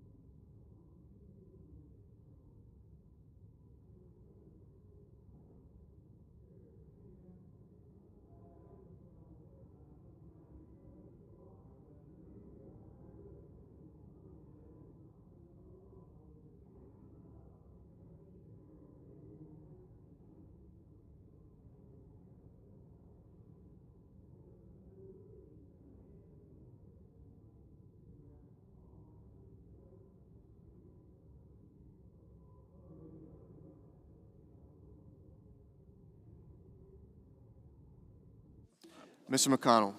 Mr. McConnell, aye.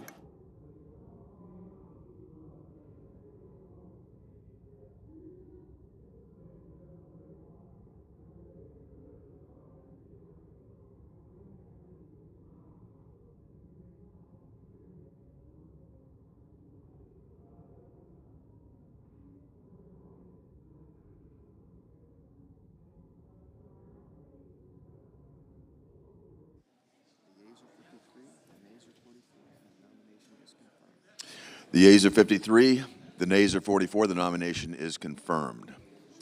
Under the previous order, the motion to reconsider is considered made and laid upon the table, and the President will be immediately notified of the Senate's action. Under the previous order, the Senate will resume legislative session in the consideration of S-1582, which the clerk will report. Calendar number 66, S-1582, a bill to provide for the regulation of payment stablecoins and for other purposes. Mr. President.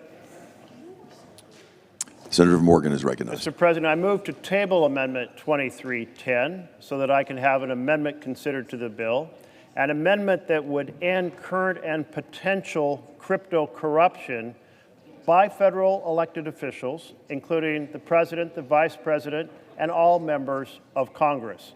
And I ask for the yeas and nays. The question is on the motion to table. Is there a sufficient second? There appears to be. Clerk will call the roll. Ms. Alsobrooks. Ms.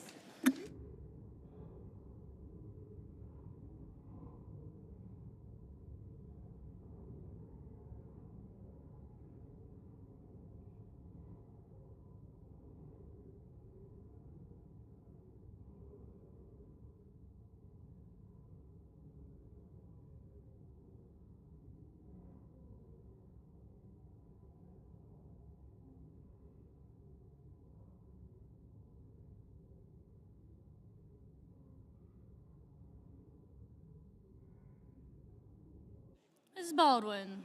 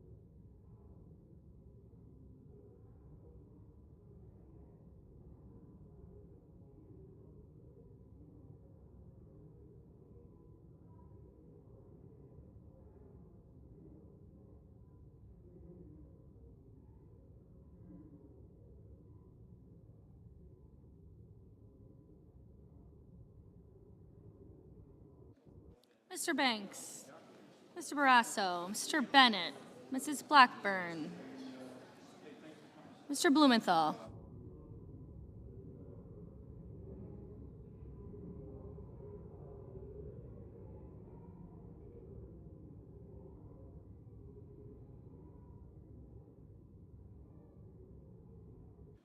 Ms. Blunt Rochester, Mr. Booker, Mr. Bozeman, Mrs. Britt, Mr. Budd.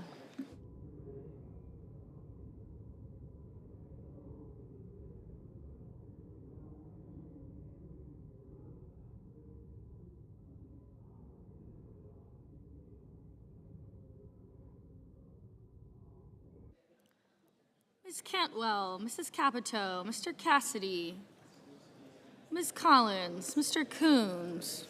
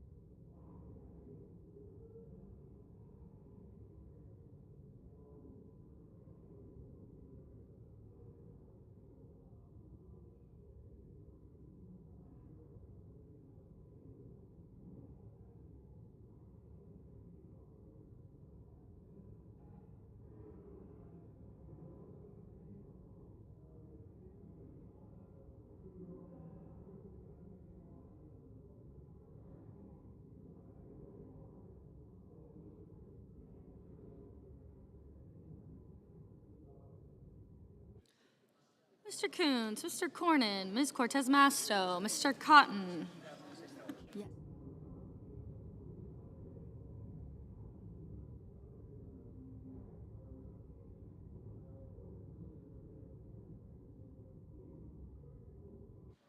Mr. Cotton, Mr. Kramer, Mr. Crapo, Mr. Cruz, Mr. Curtis.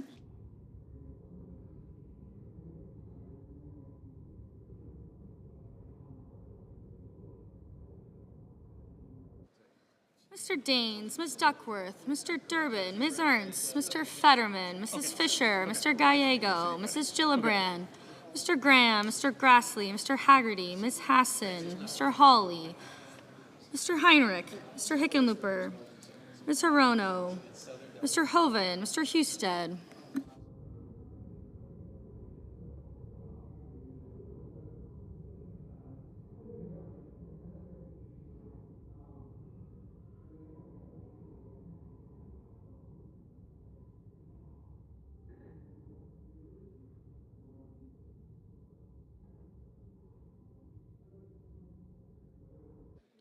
Mrs. Hyde-Smith, Mr. Johnson, Mr. Justice, Mr. Kane, Mr. Kelly, Mr. Kennedy, Mr. Kim, Mr. King, Ms. Klobuchar, Mr. Langford, Mr. Lee, Mr. Lujan, Ms. Lemus.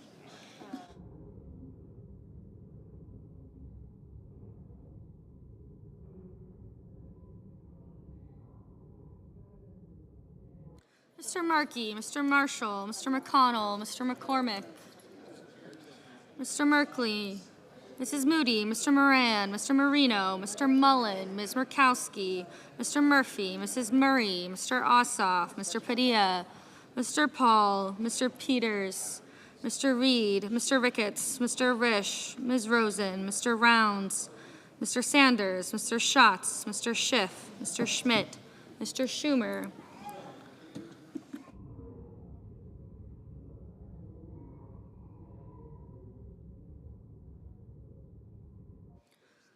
Mr. Scott of Florida, Mr. Scott of South Carolina, Mrs. Shaheen, Mr. Sheehy, Ms. Slotkin, Ms. Smith, Mr. Sullivan, Mr. Thune, Mr. Tillis, Mr. Tuberville, Mr. Van Hollen, Mr. Warner, Mr. Warnock, Ms. Warren, Mr. Welch, Mr. Whitehouse, Mr. Wicker, Mr. Wyden, Mr. Young.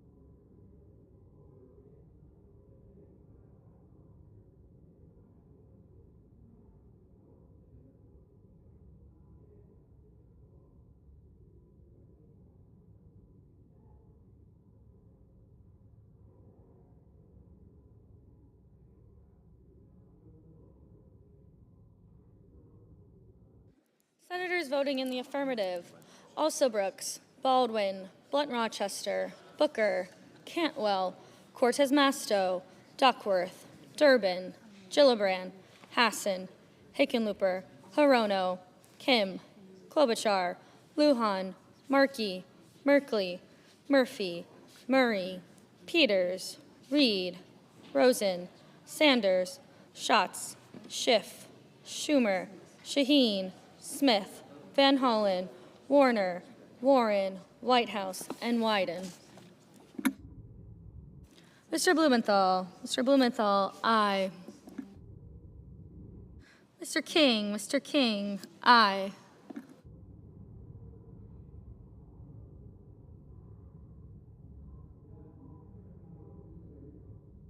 Senators voting in the negative: Barrasso, Blackburn, Britt, Capito, Cassidy, Collins, Cornyn, Cotton, Kramer, Cruz, Fetterman, Fisher, Graham, Grassley, Haggerty, Hoven, Hyde-Smith, Justice, Kane, Kennedy, Lankford, Lee, Marshall, McConnell, McCormick, Moody, Rounds, Scott of Florida, Scott of South Carolina, Sheehy, Sullivan, Thune. Mr. Moran, no.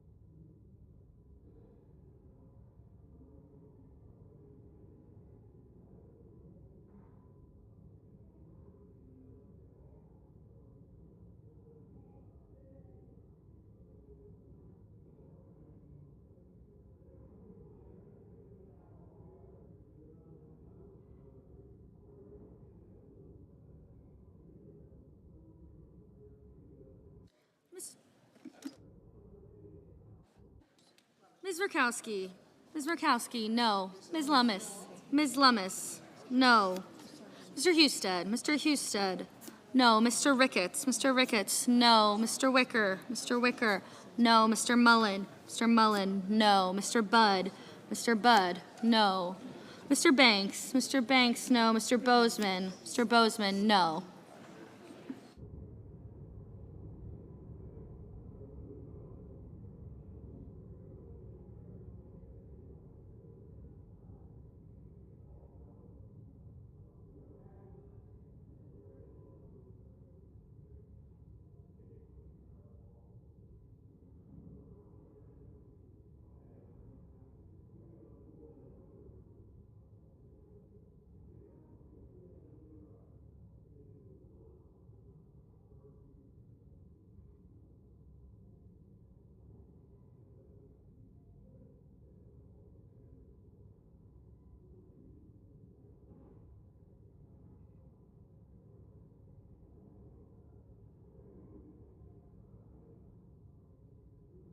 Mr. Marino, no.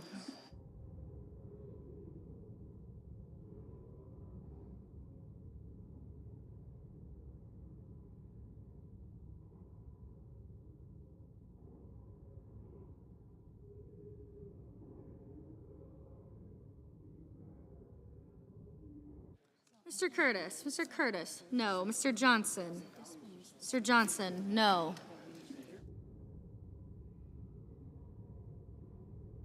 Mr. Tuberville, no.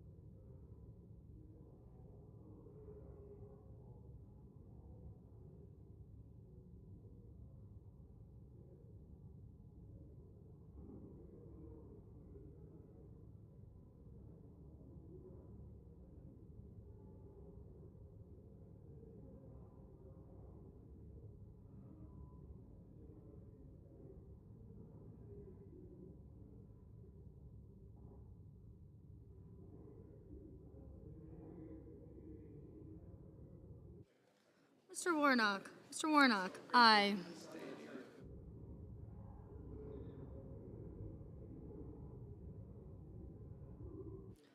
Mr. Schmidt. Mr. Schmidt, no.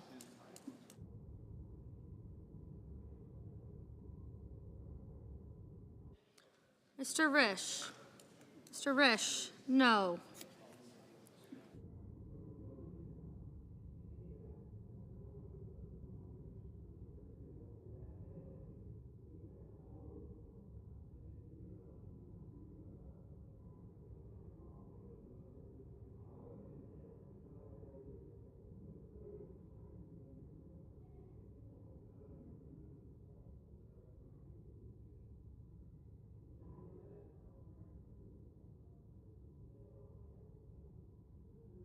Mr. Kane. Mr. Kane, aye.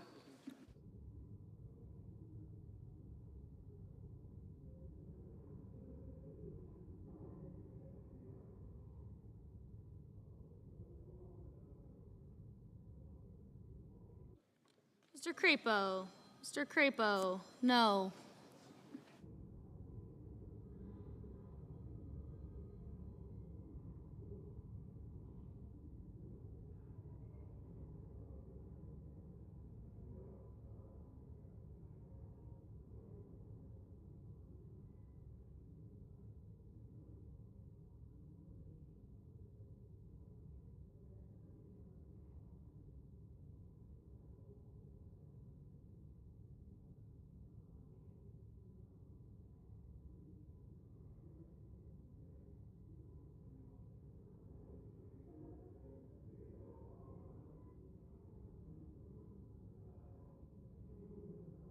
Mr. Bennett. Mr. Bennett, aye.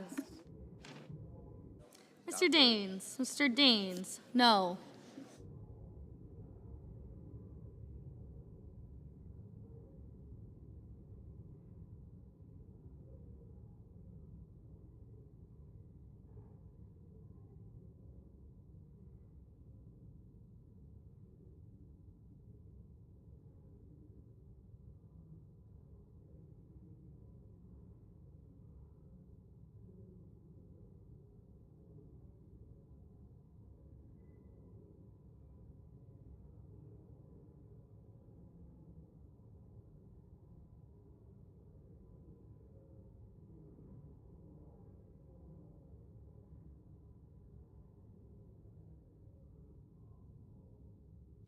Ms. Slotkin. Ms. Slotkin, aye.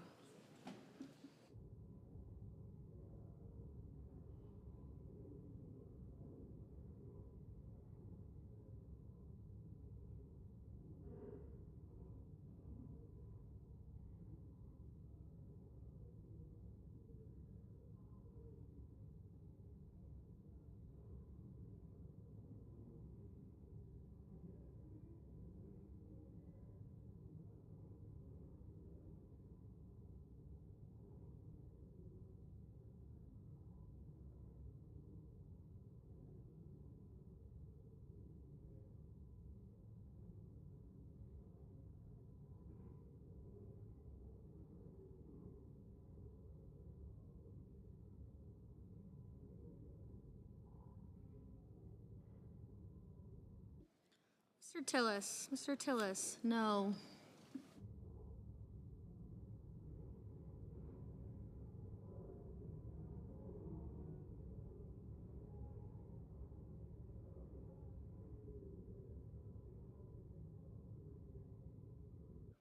Mr. Hawley. Mr. Hawley, no.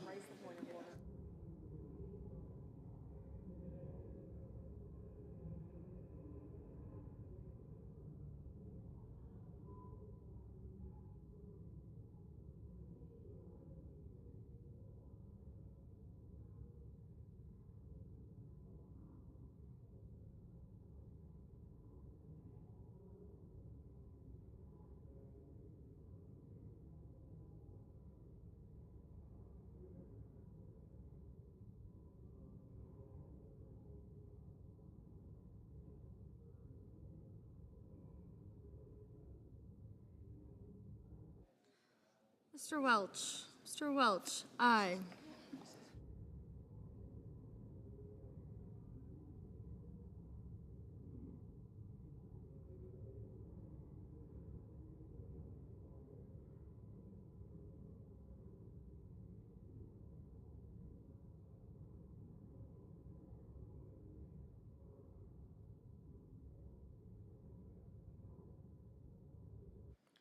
Mr. Paul, aye.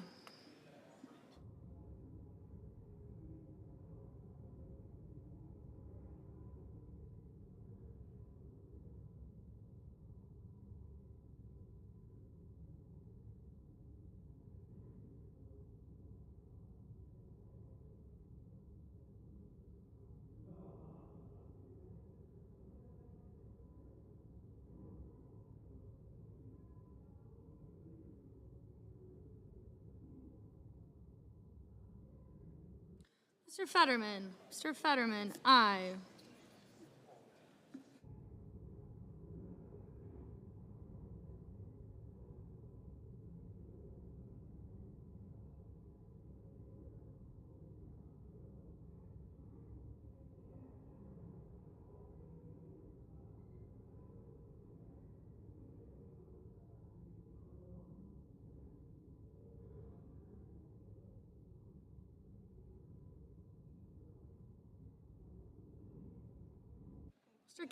Mr. Kelly, aye.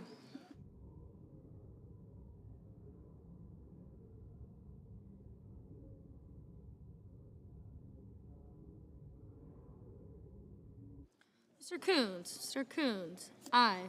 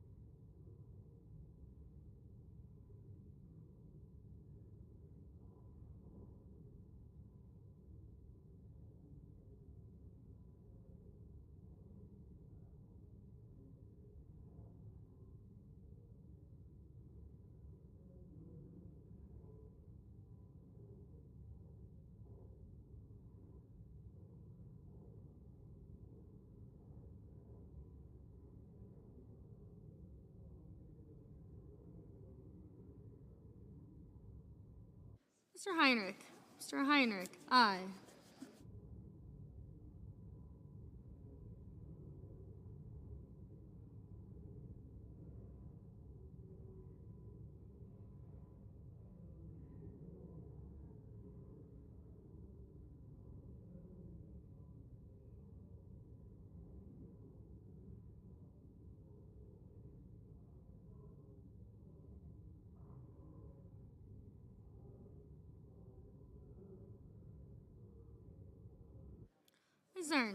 Ms. Ernst, no.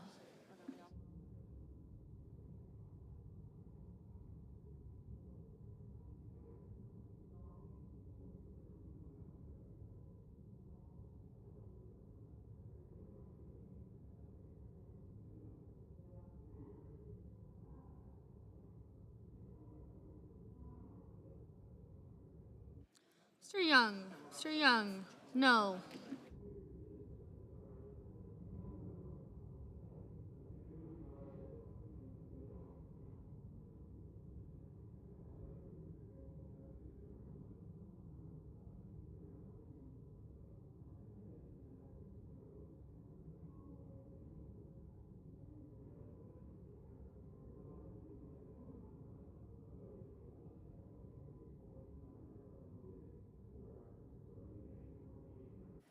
On this vote, the yeas are 45, the nays 52. The motion is not agreed to.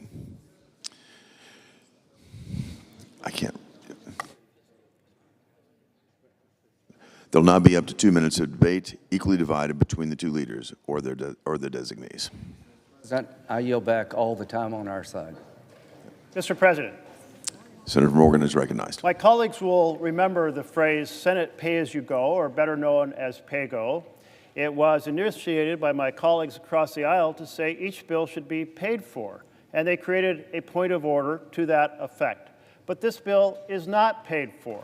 It spends $115 million, costs that, and there's no offsetting revenue of any kind. So it violates the Senate pay-go rule. Now, I know all my colleagues like to say they're fiscal conservatives, and they wanted to stand up for this pay-go rule. Well, this is a chance to actually exercise some fiscal restraint. Already, we have the situation where we're talking about making tax cuts permanent that will cost $50 trillion in this coming big, not-so-beautiful bill, $50 trillion in new debt compared to current law, incredibly irresponsible. Well, here's a chance to do a small item that is fiscally responsible, honor your previous commitment to the philosophy of Senate pay-go, and vote for this point of order. And Mr. President, since all time's been yielded back by my colleague, I raise a point of order that the pending amendment violates Section 4106 of the concurrent resolution on the budget for fiscal year 2018, House Congressional Resolution 71 of the 115th Congress, the Senate pay-as-you-go, better known as pay-go, point of order. Mr. President? Senator from South Carolina is recognized. Mr. President, pursuant to Section 904 of the Congressional Budget Act of 1974 and the waiver provisions of applicable budget resolutions, I move to waive all applicable sections of that act and applicable budget resolutions for purposes of Senate Amendment Number 2307, and I ask for the yeas and nays. Is there a sufficient second? There appears to be. The clerk will call the roll. Ms. Also Brooks, Ms. Baldwin, Mr. Banks, Mr. Barrasso, Mr. Bennett, Mrs. Blackburn, Mr. Blumenthal, Ms. Blunt Rochester, Mr. Booker, Mr. Bozeman, Mrs. Britt, Mr. Budd, Ms. Cantwell, Mrs. Capito, Mr. Cassidy, Mr. Collins, Mr. Coons, Mr. Cornyn, Ms. Cortez Masto, Mr. Cotton, Mr. Kramer, Mr. Crapo, Mr. Cruz, Mr. Curtis, Mr. Daines,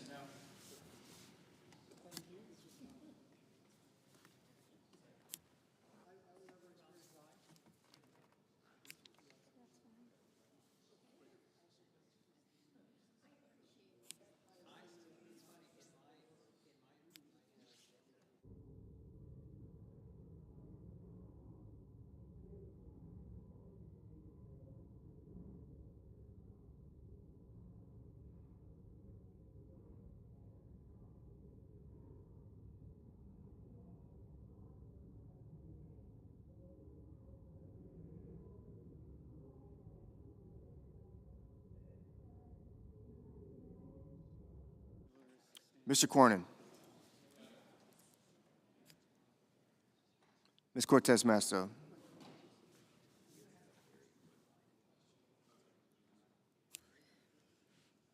Mr. Cotton,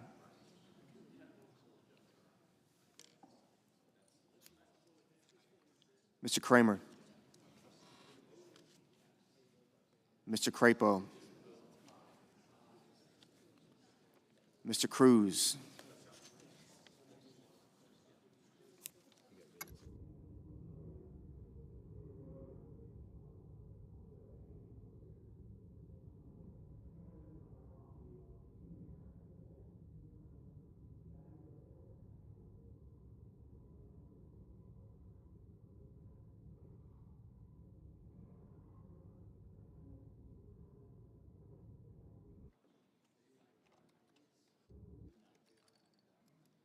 Mr. Cruz, Mr. Curtis, Mr. Daines, Ms. Duckworth,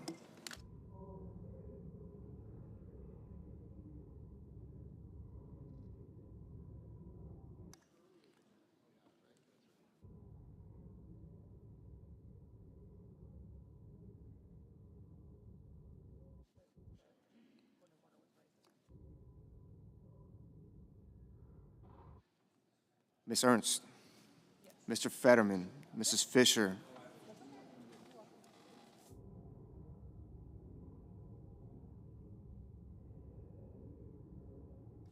Mr. Gallego, Mrs. Gillibrand, Mr. Graham, Mr. Grassley, Mr. Haggerty,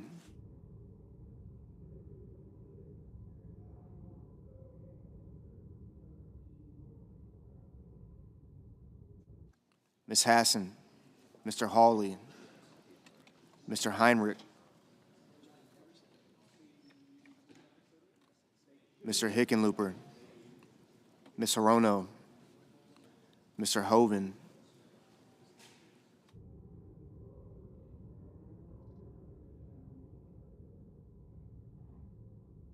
Mr. Husted,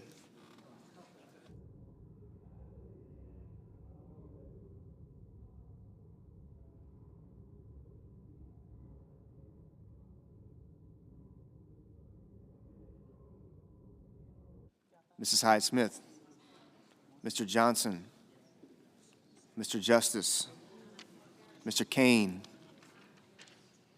Mr. Kelly,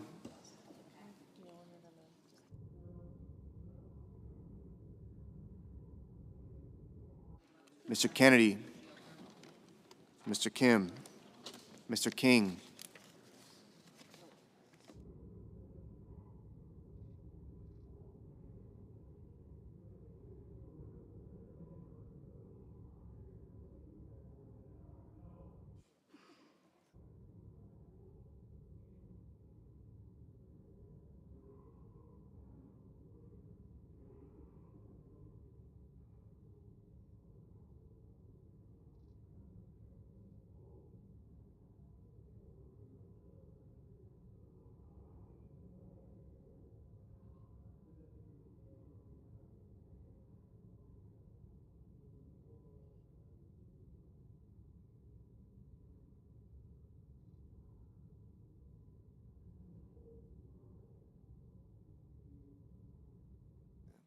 Mr. Kelly,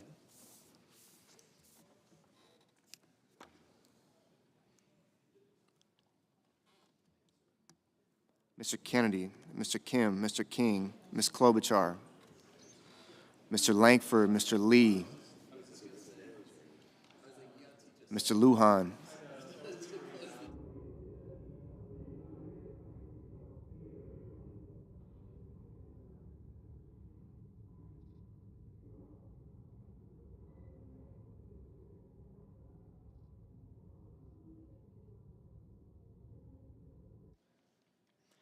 Ms. Lummis, Mr. Markey,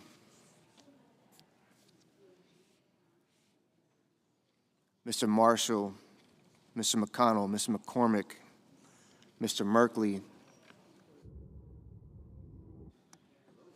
Mrs. Moody, Mr. Moran,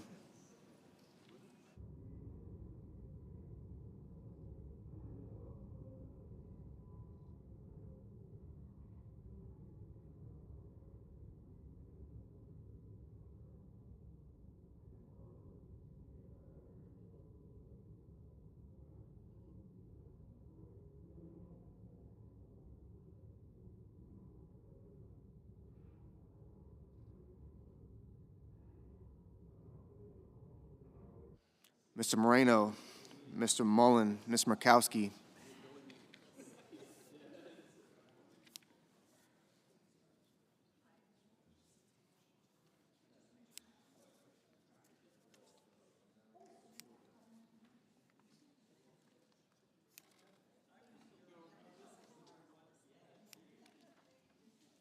Mr. Murphy, Mrs. Murray,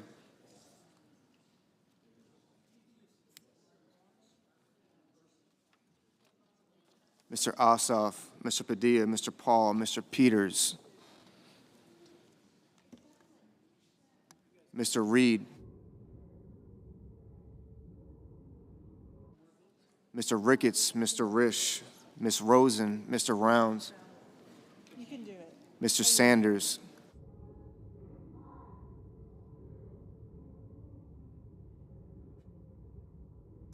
Mr. Schatz, Mr. Schiff,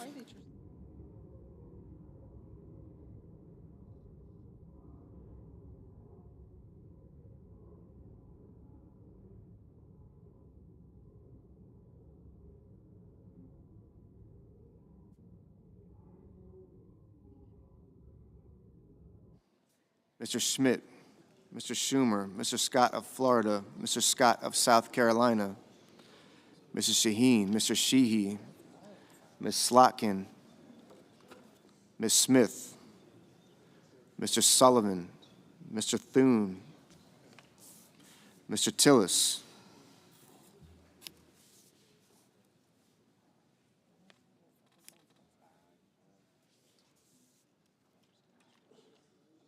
Mr. Tuberville, Mr. Van Hollen, Mr. Warner, Mr. Warnock, Ms. Warren, Mr. Welch, Mr. Whitehouse, Mr. Wicker, Mr. Wyden, Mr. Young. Senators voting the affirmative: Also Brooks, Bozeman, Britt, Budd, Capito, Cortez Masto, Cotton, Kramer, Crapo, Fisher, Gillibrand, Graham, Grassley, Haggerty, Hassan, Heinrich, Hickenlooper, Justice, Kelly, Kim, Langford, Lummis, Moody, Moreno, Murkowski, Rosen, Rounds, Scott of Florida, Scott of South Carolina, Sheehy, Tuberville, Warner, Wicker, Young. Mr. Ricketts, aye. Ms. Collins, aye.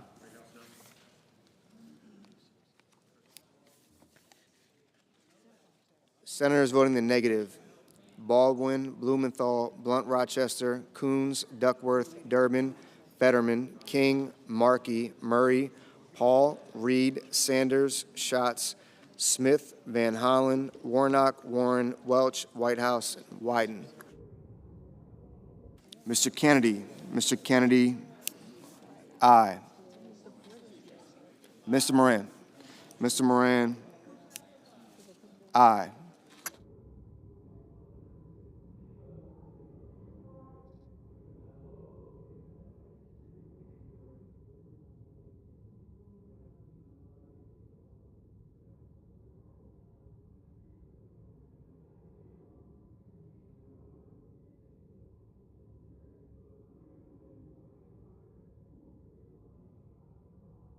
Mr. Schiff,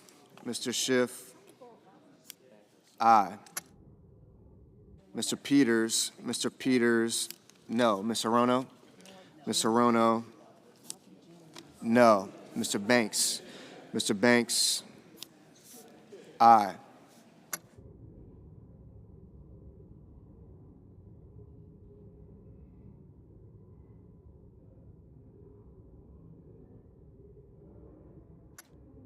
Mr. McCormick, aye. Mr. Curtis, aye.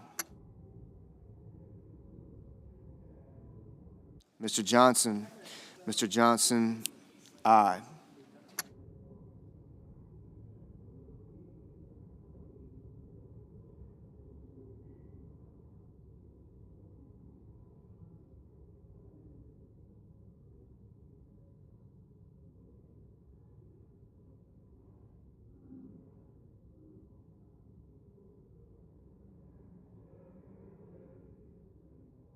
Ms. Cantwell, no. Mr. Barrasso, aye.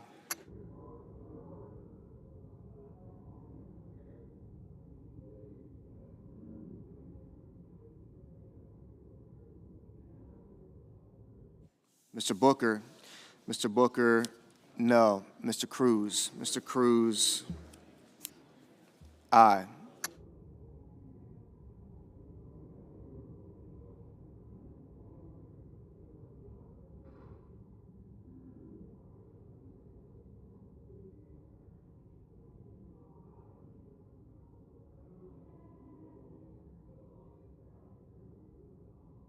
Mr. Hoven, aye.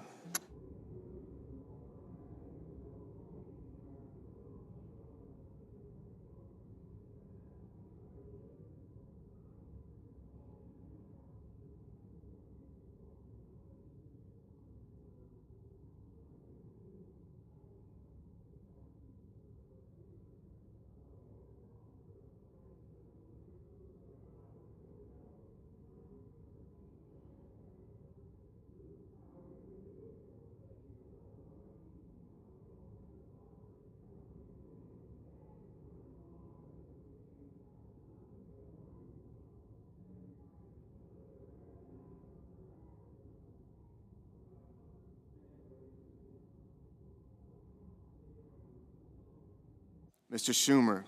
Mr. Schumer, no. Mr. Mullen. Mr. Mullen, aye.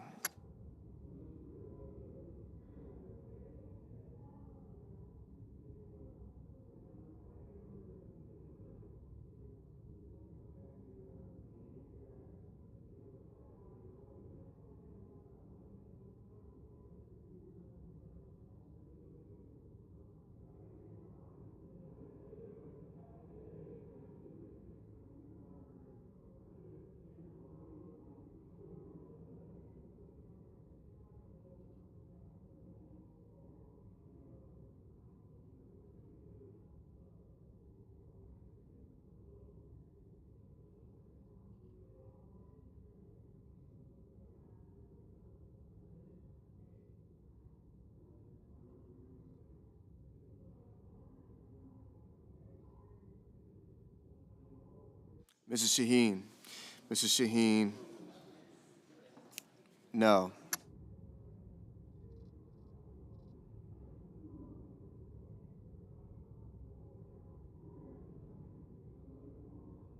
Ms. Klobuchar. Ms. Klobuchar, no.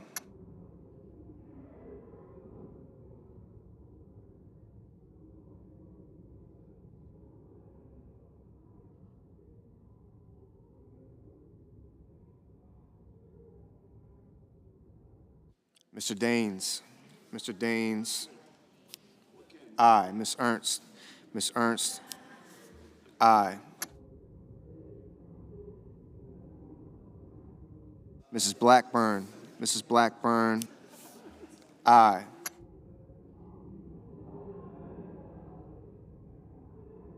Mr. Marshall. Mr. Marshall, aye.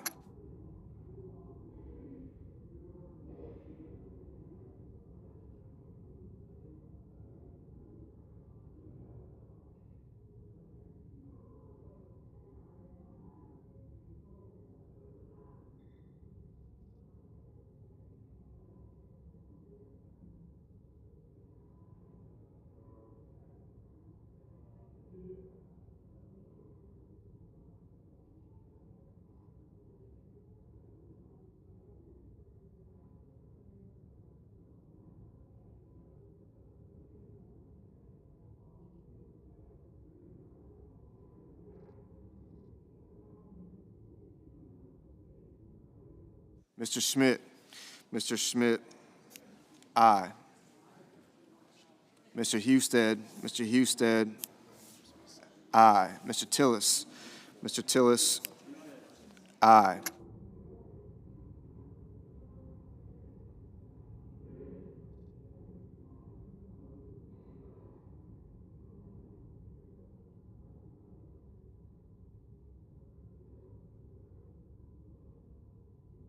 Mr. Risch. Mr. Risch, aye.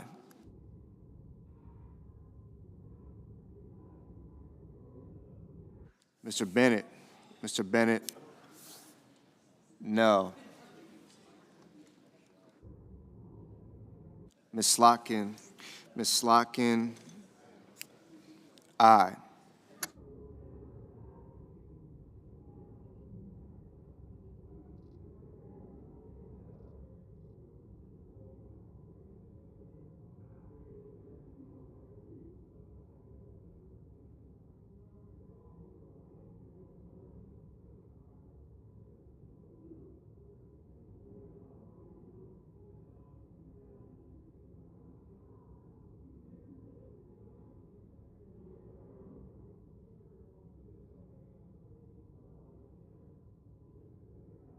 Mr. Hawley.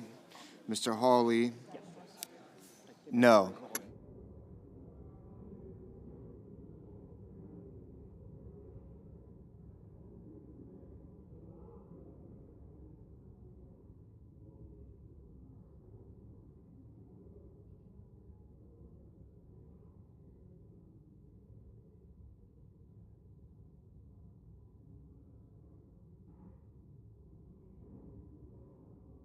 Mr. Sullivan. Mr. Sullivan, aye. Mr. Lujan. Mr. Lujan, no.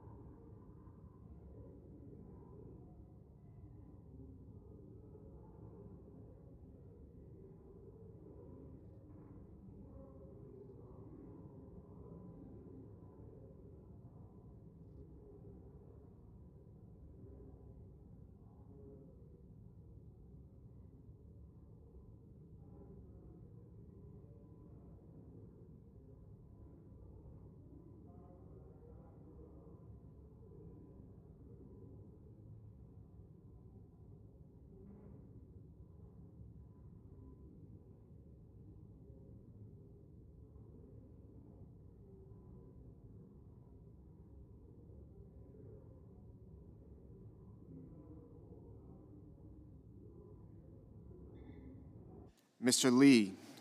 Lee, aye. Mr. Murphy, no. Mrs. Hyde-Smith, aye.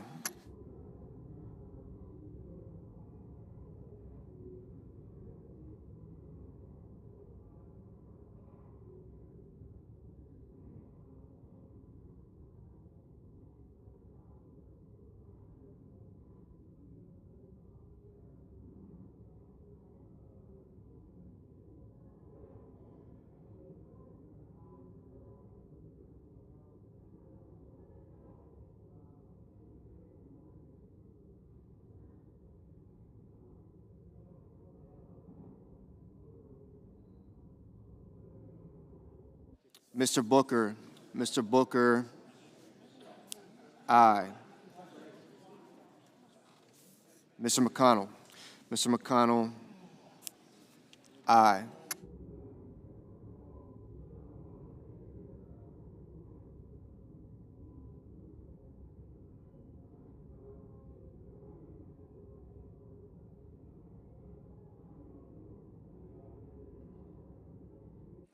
Mr. Thune, aye.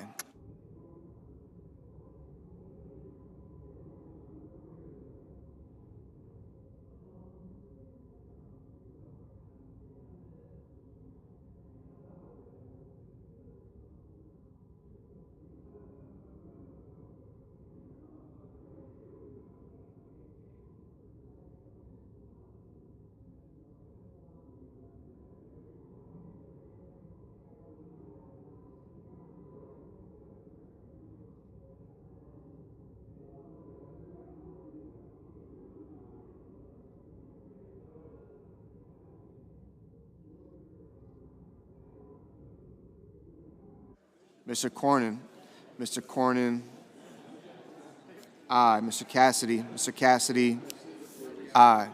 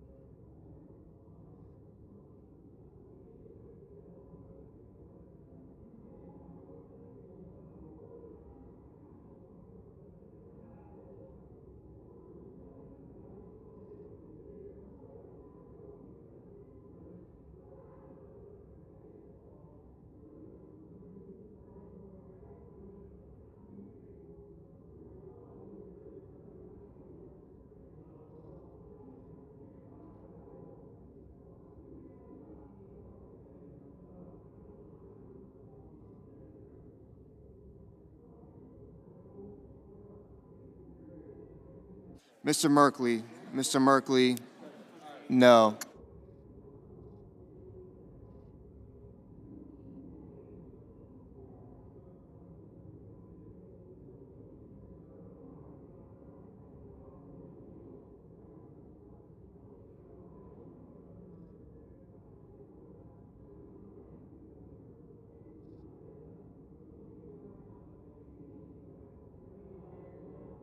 Mr. Kane.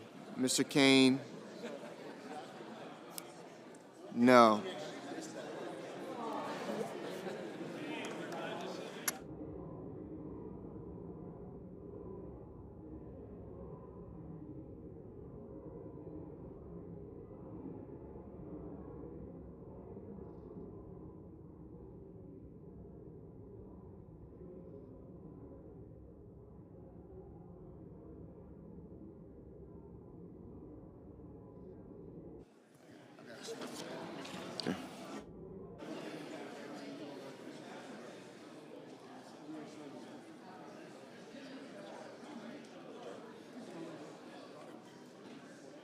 Okay. On this vote, the yeas are 64, the nays are 33. 3/5 of the senators duly chosen and sworn having voted in the affirmative, the motion is agreed to.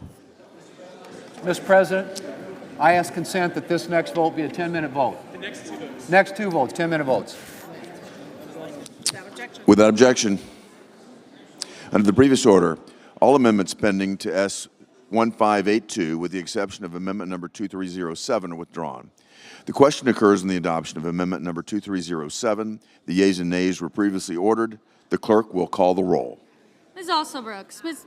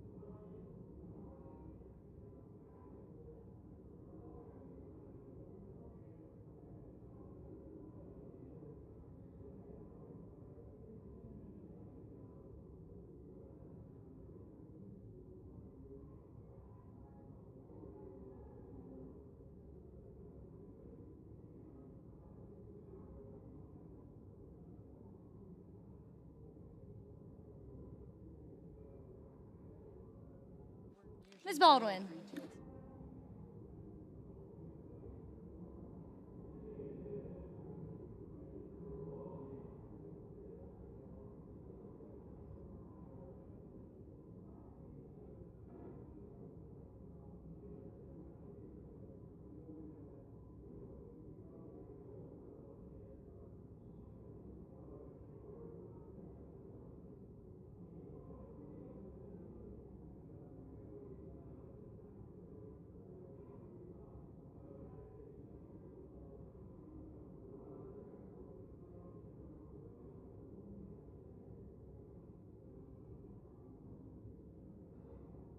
Mr. Banks.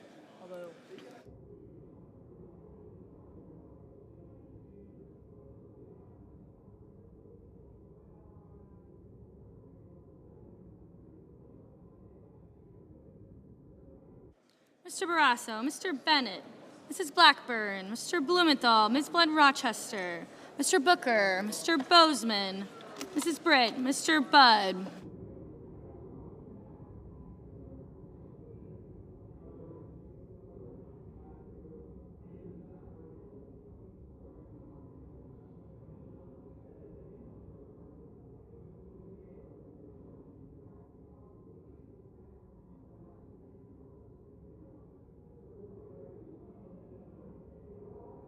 Mr. Budd, Ms. Cantwell, Mrs. Capito, Mr. Cassidy, Ms. Collins, Mr. Coons, Mr. Cornyn, Ms. Cortez Masto, Mr. Cotton, Mr. Kramer, Mr. Crapo, Mr. Cruz, Mr. Curtis, Mr. Daines, Ms. Duckworth, Mr. Durbin, Ms. Ernst, Mr. Fetterman, Mrs. Fisher, Mr. Gallego, Mrs. Gillibrand, Mr. Graham, Mr. Grassley, Mr. Haggerty, Ms. Hassan, Mr. Hawley, Mr. Heinrich, Mr. Hickenlooper, Ms. Hirono, Mr. Hoven, Mr. Husted, Mrs. Hyde-Smith, Mr. Johnson, Mr. Justice, Mr. Kane, Mr. Kelly, Mr. Kennedy, Mr. Kim, Mr. King, Ms. Klobuchar, Mr. Langford, Mr. Lee, Mr. Lujan, Ms. Lummis, Mr. Markey, Mr. Marshall.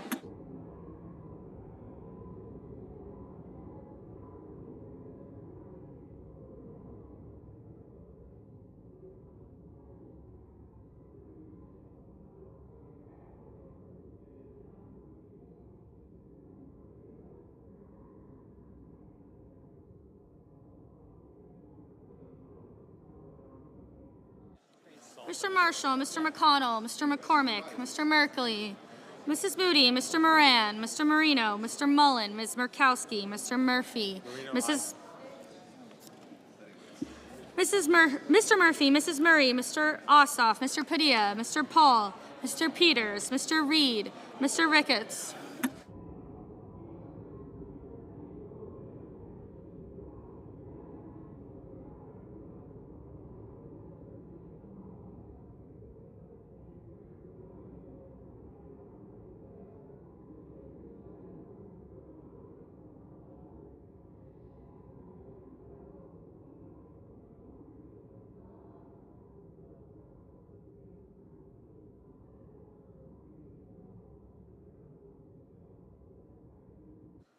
Mr. Ricketts, Mr. Risch, Ms. Rosen, Mr. Rounds, Mr. Sanders, Mr. Schatz, Mr. Schiff, Mr. Schmidt, Mr. Schumer, Mr. Scott of Florida, Mr. Scott of South Carolina, Mrs. Shaheen, Mr. Sheehy, Ms. Slotkin, Ms. Smith, Mr. Sullivan, Mr. Thune, Mr. Tillis, Mr. Tuberville, Mr. Van Hollen, Mr. Warner, Mr. Warnock, Ms. Warren, Mr. Welch, Mr. Whitehouse, Mr. Wicker, Mr. Wyden, Mr. Young.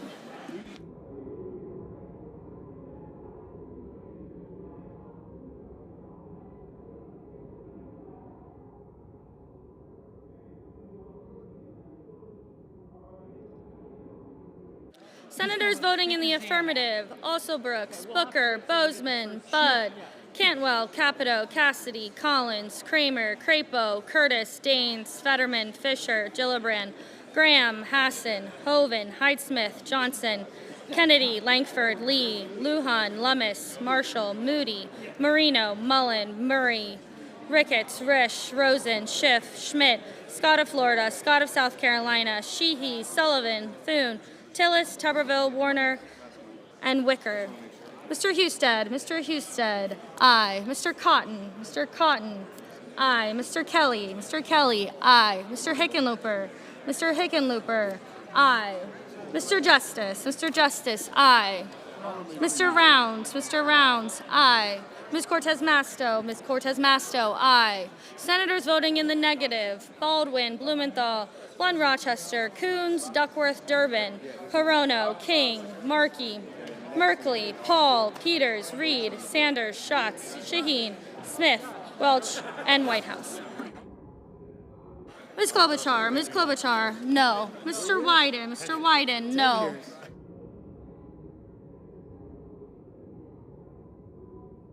Mr. Banks, aye. Mr. Bennett, no. Mr. Young, aye. Mr. Barrasso, aye.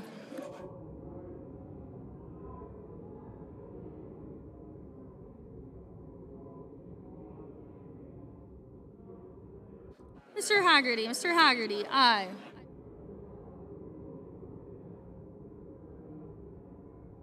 Mr. Schumer, no. Mr. Hawley, no. Mr.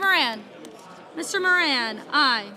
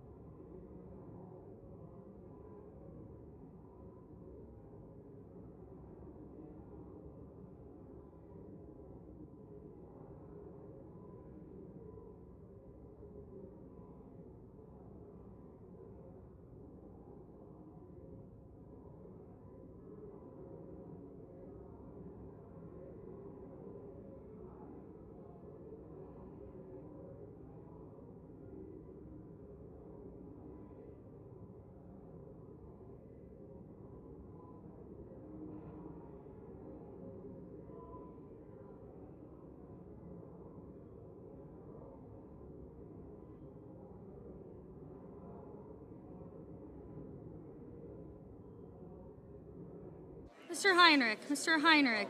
Aye.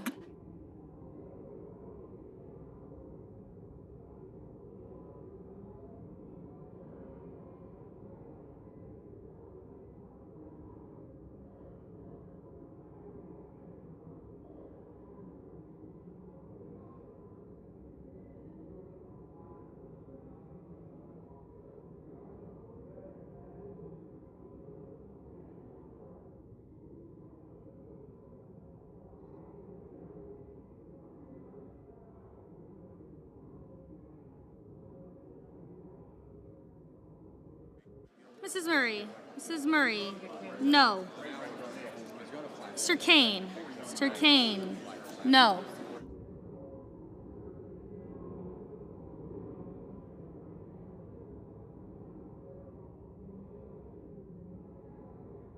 Mr. Cornyn. Mr. Cornyn. Aye.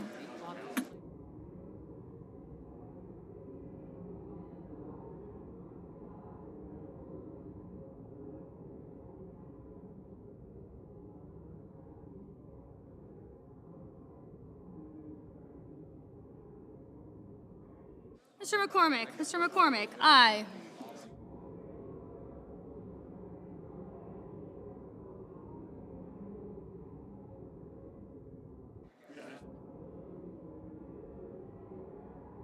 Ms. Cantwell. Ms. Cantwell. No.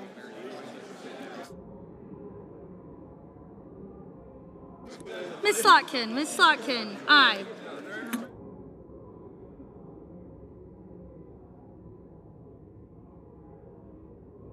Mr. Grassley. Mr. Grassley. Aye.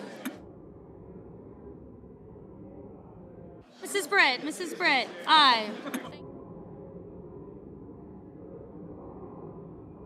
Mr. Kim. Mr. Kim. Aye. Mrs. Shaheen. Mrs. Shaheen. No.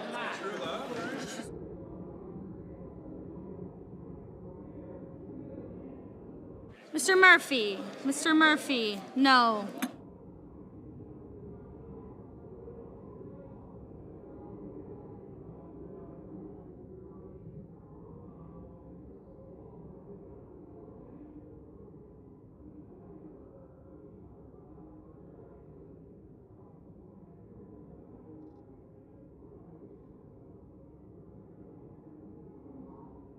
Mr. Schmidt. Mr. Schmidt.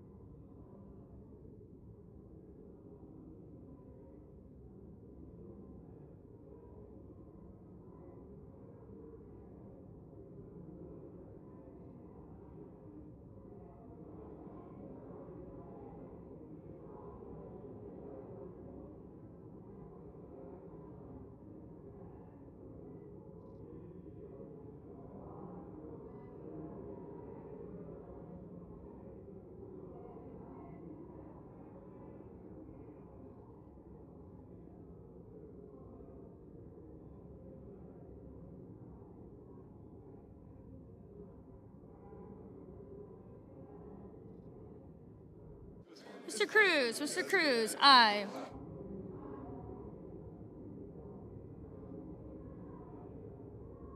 Ms. Murkowski. Ms. Murkowski. Aye.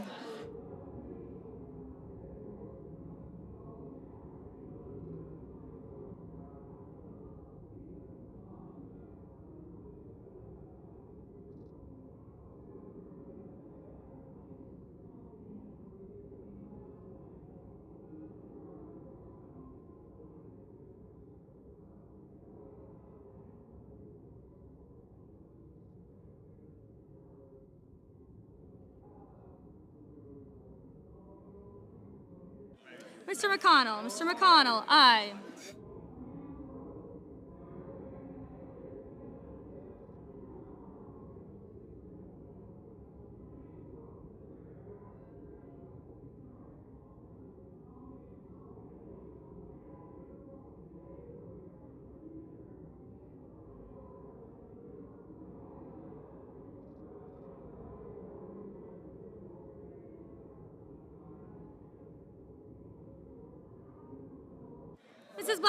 Mrs. Blackburn, aye. Ms. Warren, no. Mr. Van Hollen, no.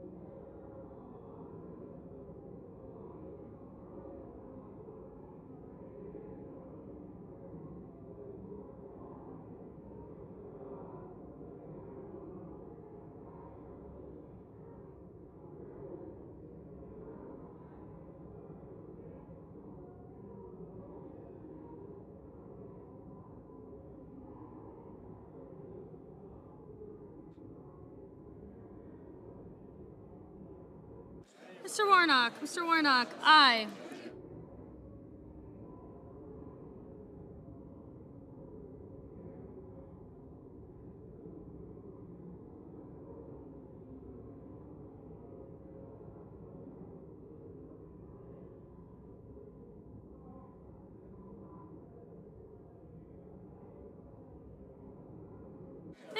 Ms. Ernst, aye.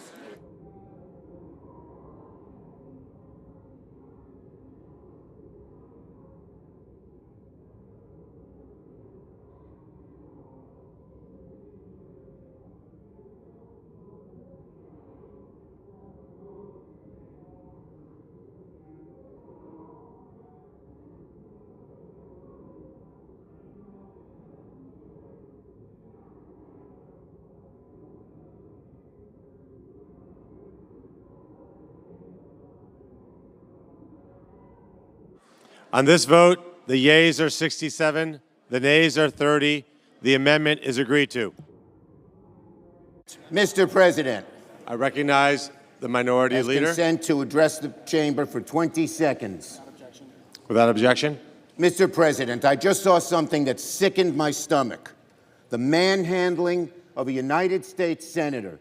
We need immediate answers to what the hell went on. I yield the floor. Mr. President. The majority leader. Mr. President, I ask unanimous consent to waive the mandatory quorum call with respect to calendar number 66, Senate Bill 1582. Without objection. The clerk will report the motion to invoke cloture. Cloture motion. We, the undersigned senators, in accordance with the provisions of Rule 22 of the Standing Rules of the Senate, do hereby move to bring to a close debate on calendar number 66, S-1582, a bill to provide for the regulation of payment stablecoins and for other purposes, signed by 17 senators. Under the previous order, the mandatory quorum call under Rule 22 has been waived. The question is it the sense of the Senate that debate on S-1582, a bill to provide for the regulation of payment stablecoins and for other purposes as amended, shall be brought to a close? The yeas and nays are mandatory under the rule. The clerk will call the roll. Ms. Alsop Brooks.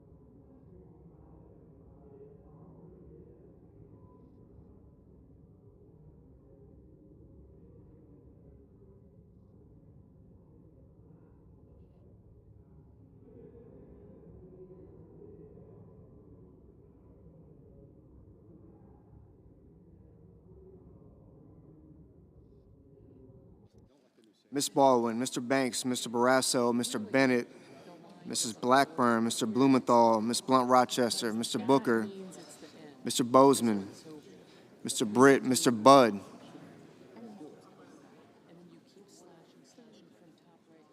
Ms. Cantwell, Mrs. Capito, Mr. Cassidy, Ms. Collins, Mr. Coons, Mr. Cornyn,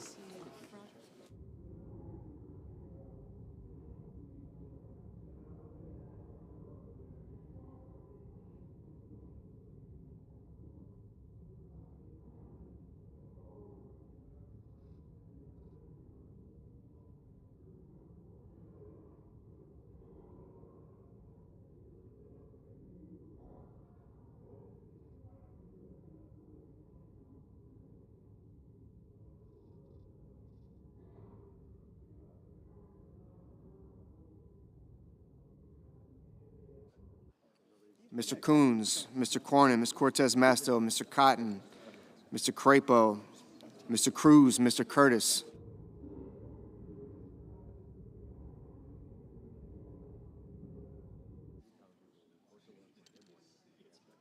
Mr. Daines, Ms. Duckworth, Mr. Durbin,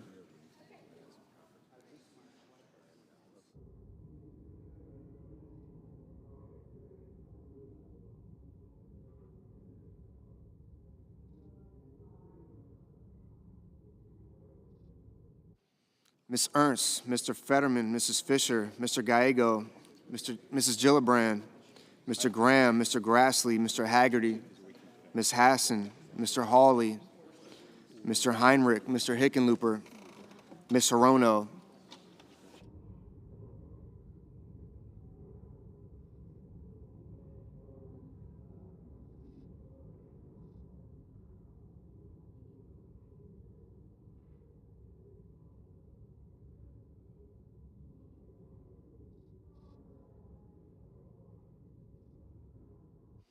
Mr. Hoven, Mr. Husted, Mrs. Hyde-Smith, Mr. Johnson, Mr. Justice, Mr. Kane, Mr. Kelly, Mr. Kennedy, Mr. Kim, Mr. King, Ms. Klobuchar, Mr. Langford, Mr. Lee, Mr. Lujan, Ms. Lummis, Mr. Markey, Mr. Marshall, Mr. McConnell,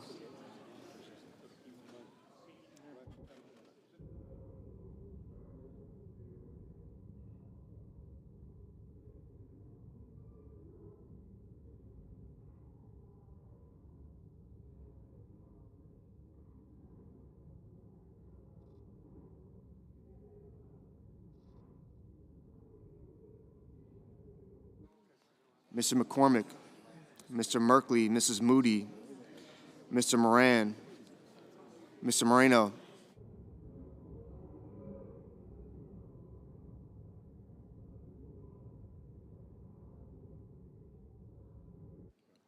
Mr. Mullen, Ms. Murkowski, Mr. Murphy, Mrs. Murray, Mr. Ossoff, Mr. Padilla, Mr. Paul, Mr. Peters, Mr. Reed,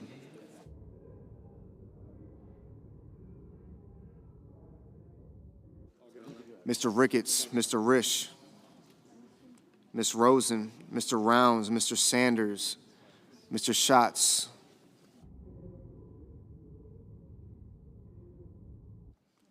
Mr. Schiff, Mr. Schmidt, Mr. Schumer, Mr. Scott of Florida, Mr. Scott of South Carolina, Mrs. Shaheen, Mr. Sheehy, Ms. Slotkin, Ms. Smith, Mr. Sullivan, Mr. Thune, Mr. Tillis, Mr. Tuberville, Mr. Van Hollen, Mr. Warner, Mr. Warnock, Ms. Warren, Mr. Welch, Mr. Whitehouse, Mr. Wicker, Mr. Wyden, Mr. Young.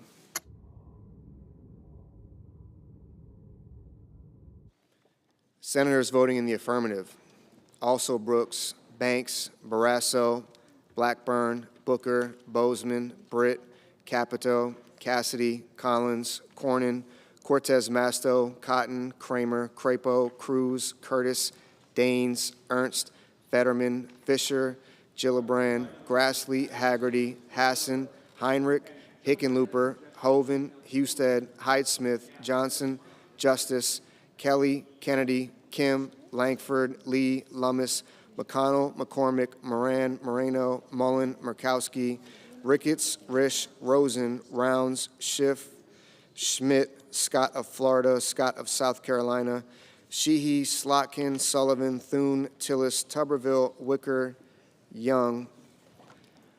Senators voting in the negative: Baldwin, Bennett, Blumenthal, Blunt Rochester, Cantwell, Coons, Duckworth, Hawley, Hirono, Kane, Klobuchar, Markey, Merkley, Murray, Paul, Peters, Schatz, Schumer, Shaheen, Smith, Van Hollen, Warren, Welch, Whitehouse, and Wyden.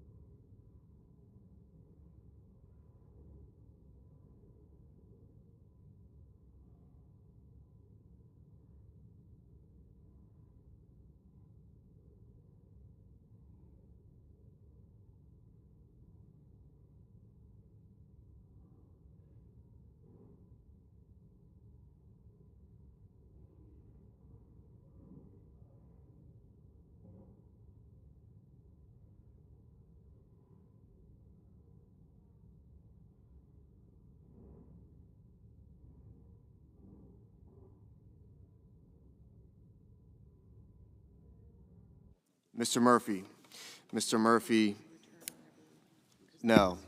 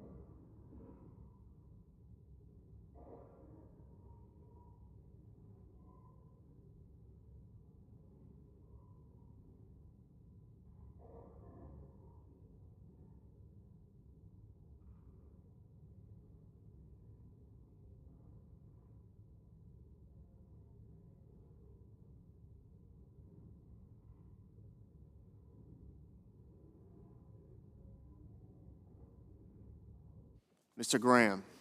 Mr. Graham, aye.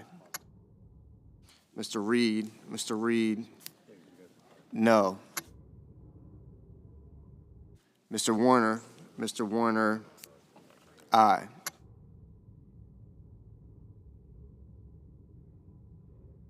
Mr. Lujan. Mr. Lujan, aye.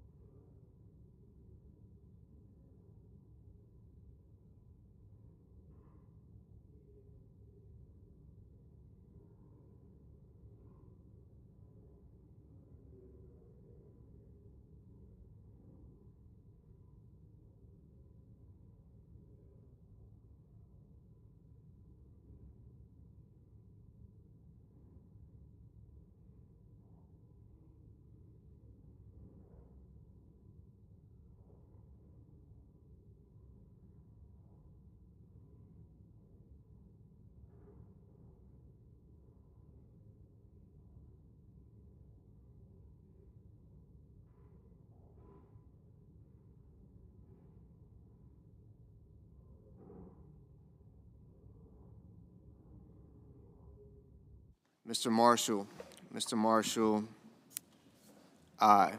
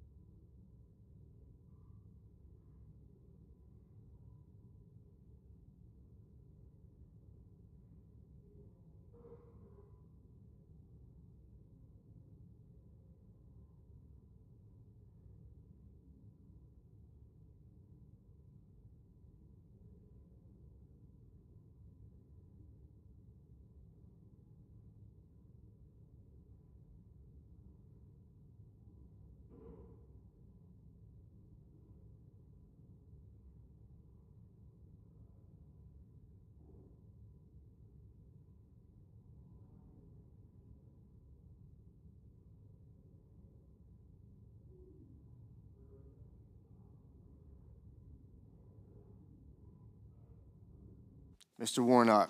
Mr. Warnock, aye.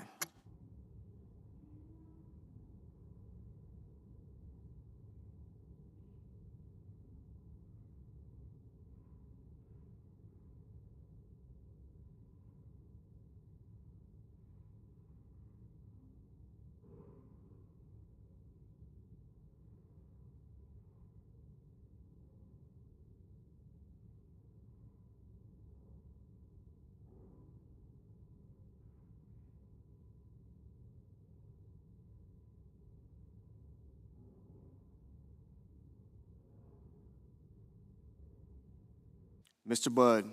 Mr. Budd, aye.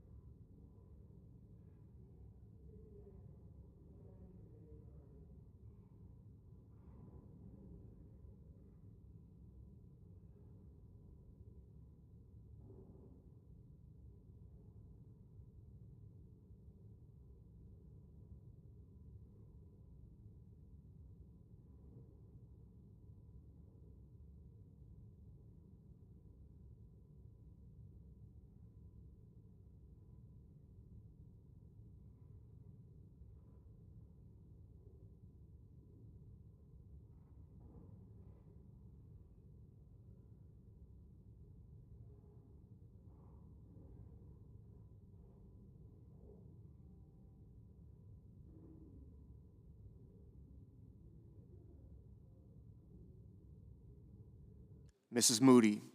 Mrs. Moody, aye.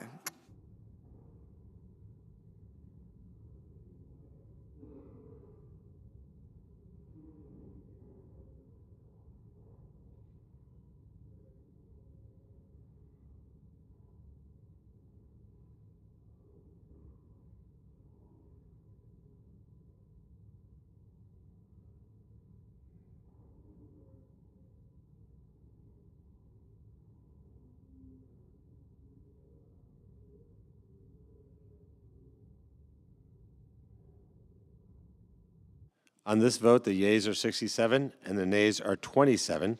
3/5 of the senators duly chosen and sworn having voted in the affirmative, the motion is agreed to.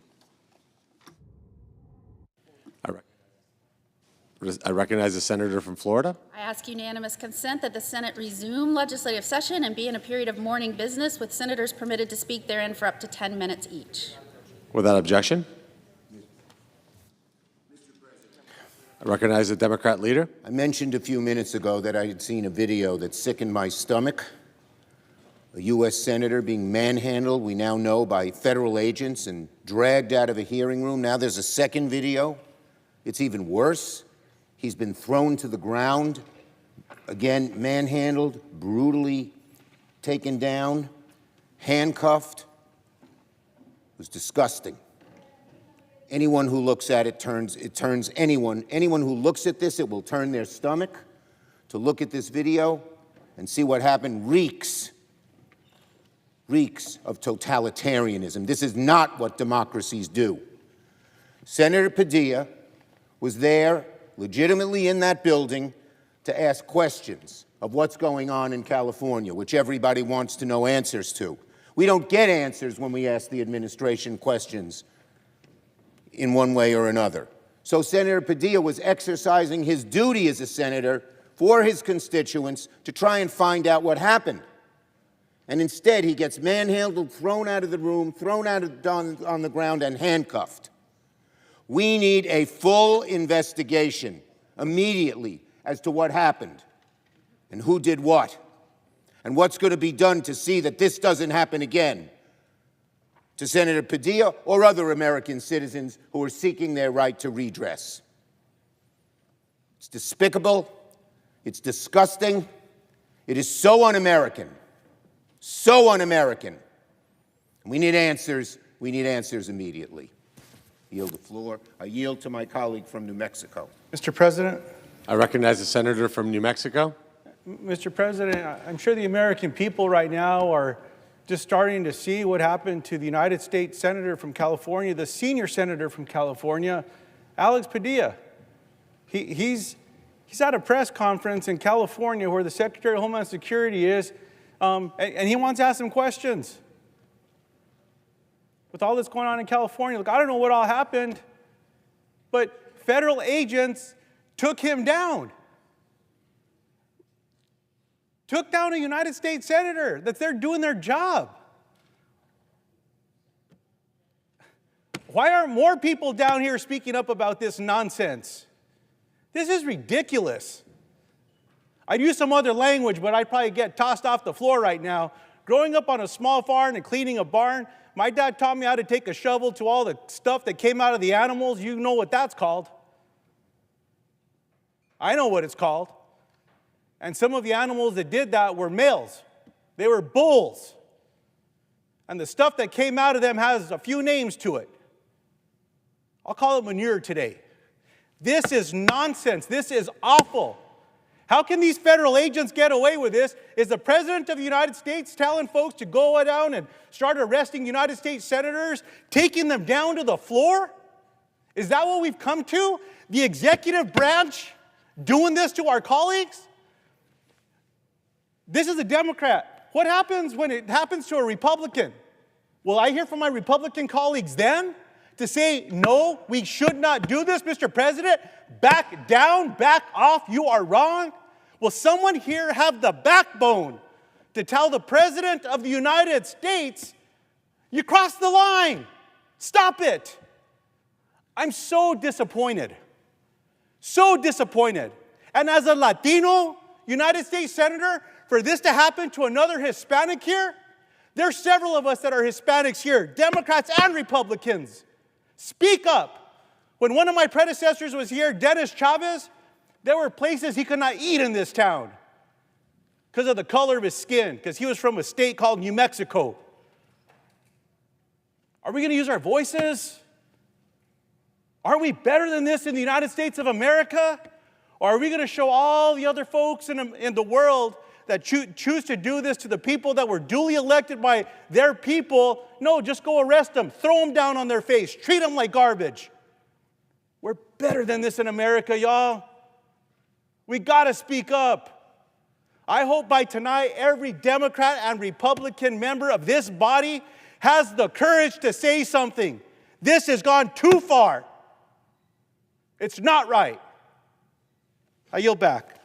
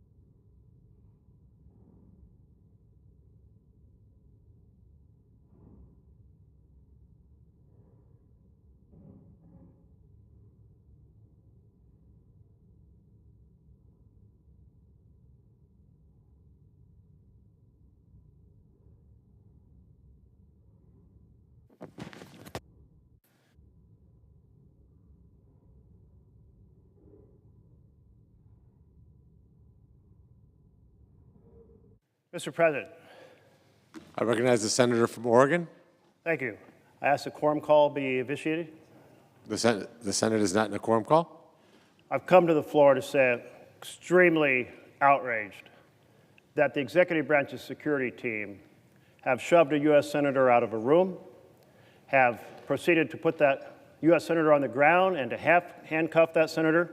This is what we expect to see in authoritarian nations. They can't tolerate a question, and they start to attack the institutions. This is what we're seeing in the U.S. right now. We're seeing it in the form of the president willfully breaking the law on the rules controlling the executive branch time and time again. We see it in his attack on the press, his attack on the universities, his attack on extorting law firms. We see it in the form of his using the Trump versus United States lawsuit to say, I, the president, am above the law, and I can issue pardons, so the whole executive branch is above the law. That is not the way it works in a republic. At least, it's not the way it works if we are a republic. If we, through a subservient Congress and a combination with a deferential Supreme Court, slide into this authoritarian state, then we have failed our oath to the Constitution. It is absolutely wrong that any U.S. senator, for attempting to ask a question, be treated in this fashion. I double down on the call of Leader Schumer. This merits a full bipartisan investigation. Bipartisan because all of us are members of the legislative branch. All of us have taken an oath to the Constitution, and all of us should stand up for each other and certainly our ability to explore the policies of this administration. Thank you, Mr. President. Mr. President. I recognize the senator from New Jersey. I never thought I would imagine having to stand here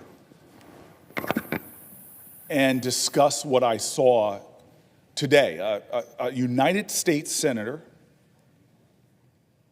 in his own community, in the city in which he grew up, elected under the authority of the people, stepping forward to get answers to legitimate questions. And we see him being thrown to the ground after being removed from a room forcibly and put into handcuffs by multiple people. This, to me, is such an abuse of authority. It is a violent act, and there can be no justification of seeing a senator forced to their knees, laid flat on the ground, their hands twisted behind their back, and being put into restraints. If you see the video, at that point, he's not fighting, he's not pushing. But this is a pattern and a practice. This is not an isolated incident. I remind people that in my own community, in the city of Newark, we had a congresswoman and a mayor at a facility. The mayor invited into the gate the congresspeople, invited into a conference room, and then the mayor asked to leave, who did leave, and then numerous agents run out to arrest that mayor. Now, the judge in this case said it was outrageous, reprimanded the Trump administration for the arrest in and of itself. We see time and time again with this administration trying to precipitate a response by the misuse and the abuse of force. This is more akin to authoritarian governments. When you see a democratic nation having their executive begin to arrest mayors, begin to arrest judges, begin to arrest a United States senator who is simply asking for answers to their questions, to remove them from a room forcibly, to throw them to the ground, to put them in restraints. This is something that we should not tolerate. And by we, this is not Democrats and Republicans. This is we in this body. We have a constitutional obligation to provide oversight to the executive, a constitutional obligation to ask questions, to make inquiries, a constitutional obligation to check and balance the authority of the executive. And so here we saw before our eyes a senator in their district, in their state, asking questions, and we see him being shoved out of a room, but it did not stop there. Shoved to the ground, shoved onto his belly, and have his arms pulled behind his back. This should outrage every United States senator.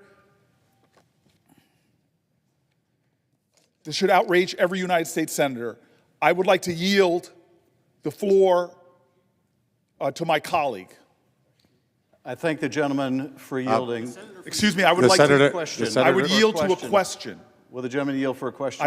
I will yield to a question while retaining the right to the floor. I thank the gentleman for yielding.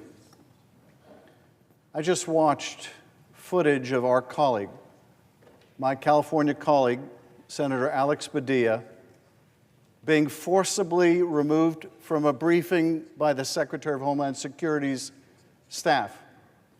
He went there to observe and to ask questions, and I watched with horror on this video, seeing these agents grab my colleague, my fellow senator from California, grab him, push him out of the hearing as he was identifying himself as a U.S. senator, bring him into a hallway, bring him down to the ground, bring his arms behind his back. I saw this happen to my colleague, and I am shocked by how far we have descended in the first 140 days of this administration, where we have a president calling out the military over the objection of a governor to try to intimidate and interfere with law enforcement in California, calling out the Marines to try to inflame tensions in our city, and now this latest act when a U.S. senator goes to demand questions about the lawfulness or lawlessness of these actions, to see him tackled to the ground, brought to the ground. What is becoming of our democracy? Are there no limits to what this administration will do? Is there no line they will not cross? We see lawlessness after lawlessness. We see threats to judges of impeachment and of physical harm. We see arrests of members of Congress. And now this. All of us have lived as part of a generation since World War II that was used to seeing our freedoms ever expanding. We saw walls coming down. We saw new democracies being born. We came to think that somehow this was inevitable, like the laws of nature, that it was the moral arc of the universe always bending towards justice, only to see that it was not bending towards justice. And to see this now at home, to see in the United States of America, the executive use force like this against a member of a co-equal branch of government, to see that it has come to this already, and not a peep yet from my colleagues on the other side of the aisle, no whisper of dissent yet. I hope that changes. I hope that changes. The founders separated the powers between the executive and the legislative and the judiciary because they wanted to set ambition against ambition, ambition of one institution against another to protect all of our freedom. But that requires that we go beyond our partisan affiliations, and when something is wrong, dead wrong, when something is a threat to our democracy, that we call it out regardless of party. And this is wrong. This is wrong. We ask, how do you lose a democracy? How does one lose a democracy? This is how you lose a democracy. Actions like today, but even more importantly than what has just happened is what will happen in the next 24 hours. Will this be roundly condemned? Will this be roundly condemned, or somehow will we just fall down some partisan line again and see another leap towards autocracy in this country? Alex Padilla is one of the most decent people I know, one of the most dedicated public servants I know, someone of just the greatest character. We all know him well in this institution. He embodies public service. He never forgot where he came from. He came from very humble origins, and he never forgot where he came from. And the beauty of this country is you can come from a very humble origin and you could end up here. When I first got here, John Tester, a farmer from Montana and a senator from Montana, told me about a conversation he had with John D. Rockefeller when he got here. And he said, Rockefeller told him, you and I came from very different places, but we both ended up here. It's the beauty of America that Alex Padilla could end up here by dint of his brilliance and his integrity and his compassion. And all of that is at risk. All that is at risk right now if we let the abusive handling of this good man and so many other good men and women around the country, if we let this go without our firmest opposition, without our strongest pushback, without our strongest defense of our democracy. And with that, I ask the gentleman from New Jersey whether he will yield to the gentlewoman to my right. I intend to yield, but... I don't mean yield, but yield for a question. May I, excuse me, let me consult the parliamentarian for just a second.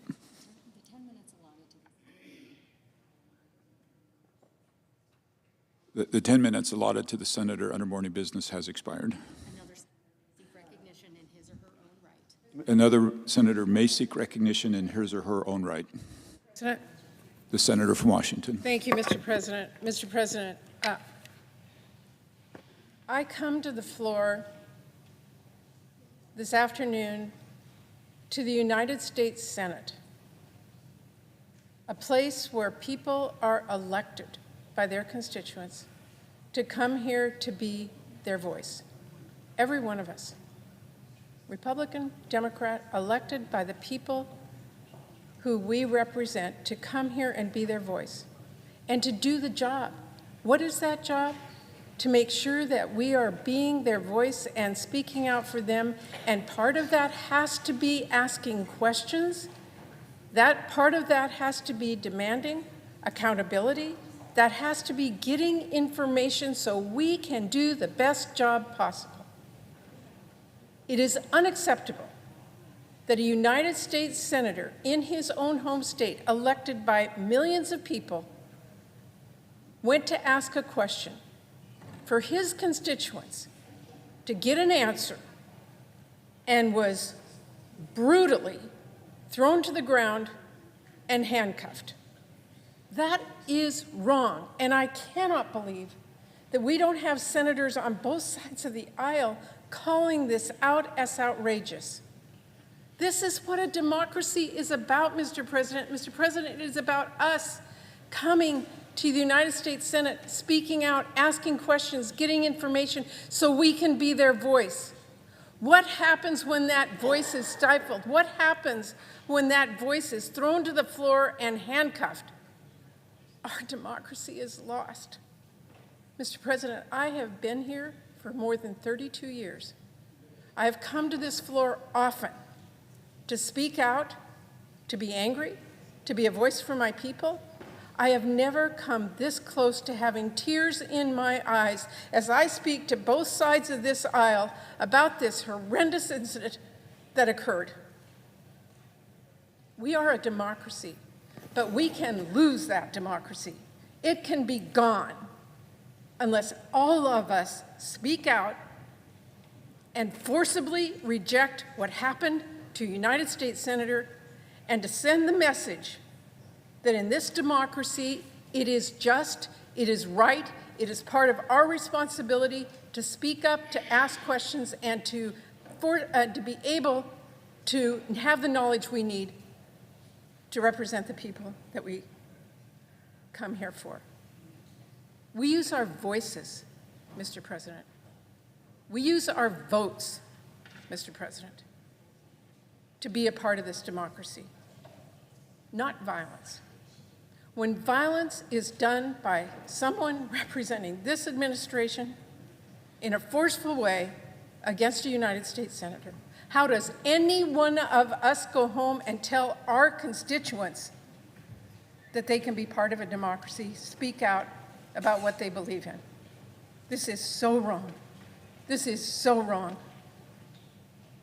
Mr. President, I hope others speak up and speak out, and as a voice we say, we want our democracy to succeed, and in order to succeed, we need to be able to use our voices and to use our votes and to ask questions without being forcibly thrown to the ground, without being arrested, by speaking up.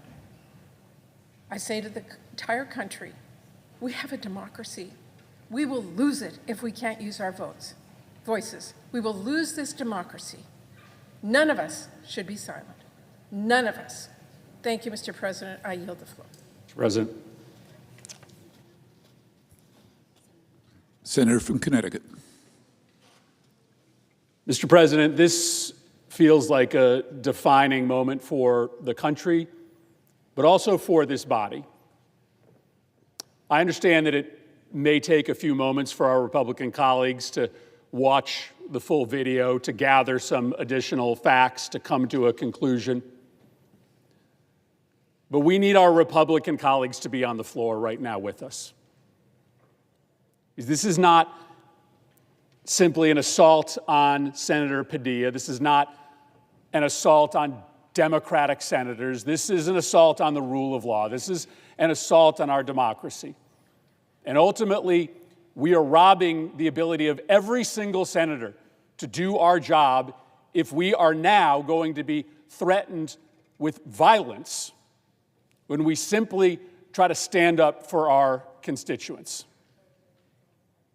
Now, we all have town halls, and we are all often met with constituents who oppose us, sometimes very vocally.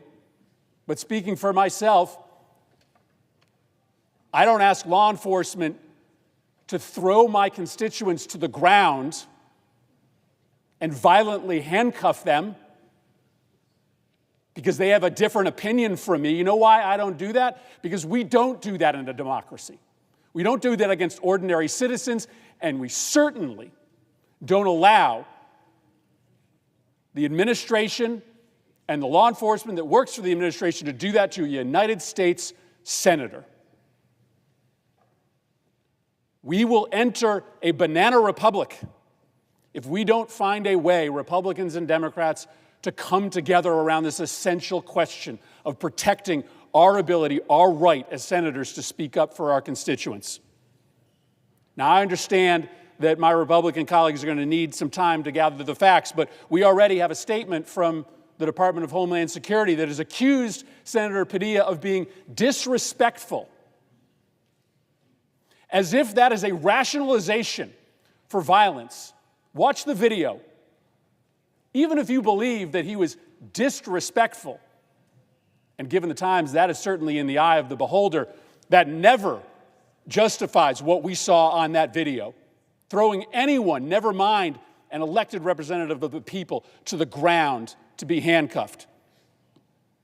They say that he didn't identify who he was, and yet watch the video. He clearly states, "I am Senator Alex Padilla." They're going to spin this, but I'm begging my Republican colleagues, don't let them do it. Protect our ability as servants of the people to speak up for the people that we represent. Make sure that we do not normalize this kind of violence simply because the White House doesn't agree with people who dissent. If this is how a United States senator can be treated, then none of us ultimately are immune. If this is how a United States senator can be treated, none of our constituents are safe. This is a test for the country, but this is a test for the United States Senate as well. I yield the floor. The senator from Virginia. Mr. President, 2 days from today, June 14, is Flag Day in the United States. It's the day every year where we celebrate the flag, but it's not the piece of cloth that we celebrate. We celebrate core American values. And the most core American value is the one that we take an oath of office to, the Constitution of the United States. The Constitution includes a Bill of Rights, and one of the most important pieces of the Bill of Rights is the First Amendment. It was drafted by Virginian James Madison. And it talks about the fact that there can't be laws or legal restrictions against the right of the people to peacefully assemble and petition government for redress of grievances. That right is not something we're allowed. That right is something we're guaranteed. My colleague and our friend, Alex Padilla, born and raised in Los Angeles, loves his hometown, an MIT-educated, baseball-playing engineer who returned to his home, who served on the Los Angeles City Council, and now serves in this body, has some very legitimate questions about why, in an unprecedented way, the National Guard and the United States Marines have been deployed into his city over the objections of the mayor, over the objections of the governor, in a historically unprecedented way, and in a way such as to escalate tensions in his town rather than to reduce them. So he decided to go to a peaceful public assembly. It was a press conference. It wasn't a private meeting to which he was not allowed entrance. A press conference's purpose is to share information with the public. My colleague, Alex Padilla, who goes to Wednesday prayer breakfast with me every week with a bipartisan group of colleagues, attended a public event so he could ask a question about why his hometown was being besieged by Marines and National Guard over the objection of the mayor and the objection of the governor. His question was a grievance. He doesn't agree with the policies of the administration. He is guaranteed in this document the right to petition government for redress of grievances. As an American, this is what we are supposed to do. The framers of the Constitution that put this in the First Amendment did it to protect the rights of Alex Padilla and all of us, but they did it for another reason. They did it because they believed it would help democracy work better.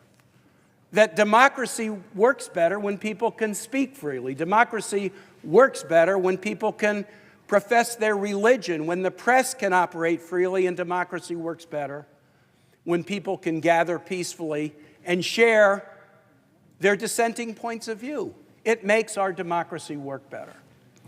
Make no mistake, the effort to manhandle our colleague, to push him out of the room for asking an inconvenient question, to handcuff him, is an attempt to shut him up.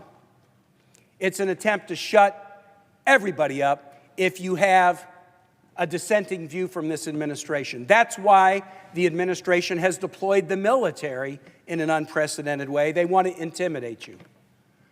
They want to make you decide that although you are granted this as a right, they want to make you afraid to exercise the right. And so as I conclude, I would just say this.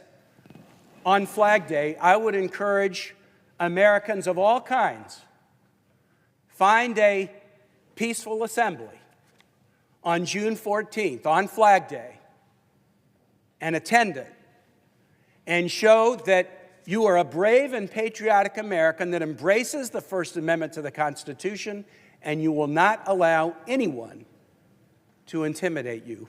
I was a missionary in Honduras in 1980 and 81, and it was an authoritarian society, and no one was guaranteed the right to assemble or complain. You might do it and be okay one day, the next day you might be arrested, the next day you might be disappeared or even killed. That's not who we are. We need brave, patriotic Americans to stand up, just as Senator Padilla has done, and insist upon their right to peacefully assemble and present whatever critiques or complaints they have about policies that they find to be objectionable. With that, I yield the floor. Mr. President, The senator from Hawaii. you know, I've given a lot of speeches on this floor, and this is the least prepared but the most clear I will ever be. This is the stuff of dictatorships. It is actually happening. A United States senator was manhandled, shoved to the ground, and cuffed. He identified himself. I'm Senator Alex Padilla. That should be enough. That should be enough. A United States senator who is, by the way, protected by the speech and debate clauses of the Constitution of the United States and a specific statute that allows him to oversee immigration facilities. And he says, I'm a senator and I have a question. And to Chris Murphy's point, they said, well, he was being disrespectful. Being disrespectful is legal. Being disrespectful is American. Being disruptive is okay if it's just using your words and not your body. This is the stuff of dictatorships, and the thing that is making me most terrified is I see zero Republicans, except for the presiding officer, in this chamber. And I understand, if it's not a member of your own party, you want some context. There is no context that justifies this action.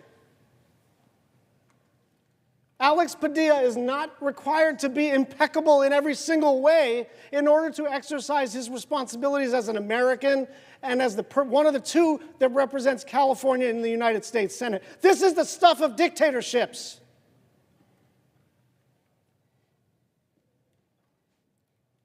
One of the officers who throws him to the ground, as he's clearly complying, cuffs him face down on the carpet.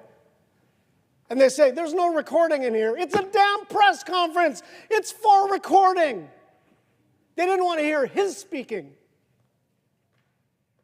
And if the internet got it accurately, the secretary was there and delivering her remarks within earshot the whole time. She has command authority over those agents who are arresting a leader in the legislative branch. This is not some thing on the internet for us to argue about. We all know what we saw. We all know what we saw. I remain hopeful that Leader Thune and other Republicans can walk us back from the brink. But I am not so sure anymore. So as Trump's Department of Homeland Security raises the stakes and continues with a series of provocations to justify increasingly authoritarian actions, we have two obligations. One is to establish that as a legislative branch, we are not going to stand for this. And the other is those people who are peacefully protesting, be very disciplined this weekend. Be very peaceful this weekend. If we are going to win, we need to maintain the high ground. And I don't mean we blue, we Democrats. I mean we Americans who believe in this system of government. I have never, ever, other than January 6th, been so outraged at the conduct of an administration. I yield the floor. Mr. President, Senator from New Jersey. I have no words to describe just the absurdity of this moment and the dangers to our country and our union. For us to be able to stand here on the floor of the Senate, in this chamber that many such important decisions have been made in a place of deliberation, it is not only in this room that we as senators should be able to voice the concerns that we have about the direction of our country and the problems that our nation faces. That we get to be sworn in as United States senators. That we try to do our best, that we are U.S. senators, that United States senators, that we represent this entire nation as a body. And the idea that just as I just saw the video, one of my colleagues here thrown to the floor, handcuffed, humiliated. It is not a humiliation of that individual senator, it is a humiliation of this body. The shamefulness by which that was perpetrated. That Secretary of the Department of Homeland Security, shame upon those that instigated this, that followed through on this. It is something that all of us collectively need to stand against. This isn't about partisanship. It's about what does this institution, what does this body mean, and whether or not our words and our actions, as dictated by our oath that we swear to the Constitution of Article 1 as well, that lays out what our job is, that is very much under threat right now. And I feel for my colleague. I don't know what is happening right now. I hope that we are able to get greater clarity about that. But what we see and what we saw in that video transpire, I hope that is something that every American in this country sees. That they see the actions that have taken place. And as someone who has worked in other nations, I worked in diplomacy and national security, I worked in nations with authoritarian leadership. I never thought I would see anything like this here at home. Transpire here in the way that we saw it unfold. Again, the humiliation befalls our body as a whole. Now the question is, what will the Senate do to stand up for ourselves? And that is something that I hope every single senator is thinking about right now. This is not a time to put your finger up in the air and figure out which way the wind is blowing. To try to think through what type of reaction might come from the White House if we speak out against this. This is a time for us to stand up together and stand up for each other and for this institution. And not just right now, it's about what credibility do we have as a body going forward. And I know, I get it, I'm new here. I'm one of the newer members here. I came here, I wanted to serve in this body because of what it stood for. I wanted to serve in this institution because I believe that this is an institution of incredible honor, integrity, and even at this challenging moment in this country's history, we need this body to be able to come together.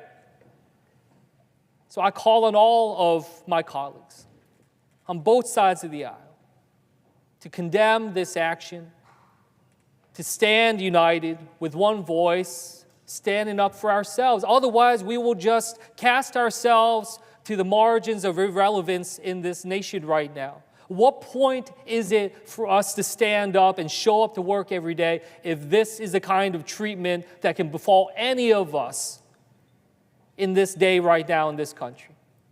I am outraged, and I hope others are too. This is not a time to be silent. This is a time for us to be united and show the rest of the country what this institution means. Otherwise, we might as well go home.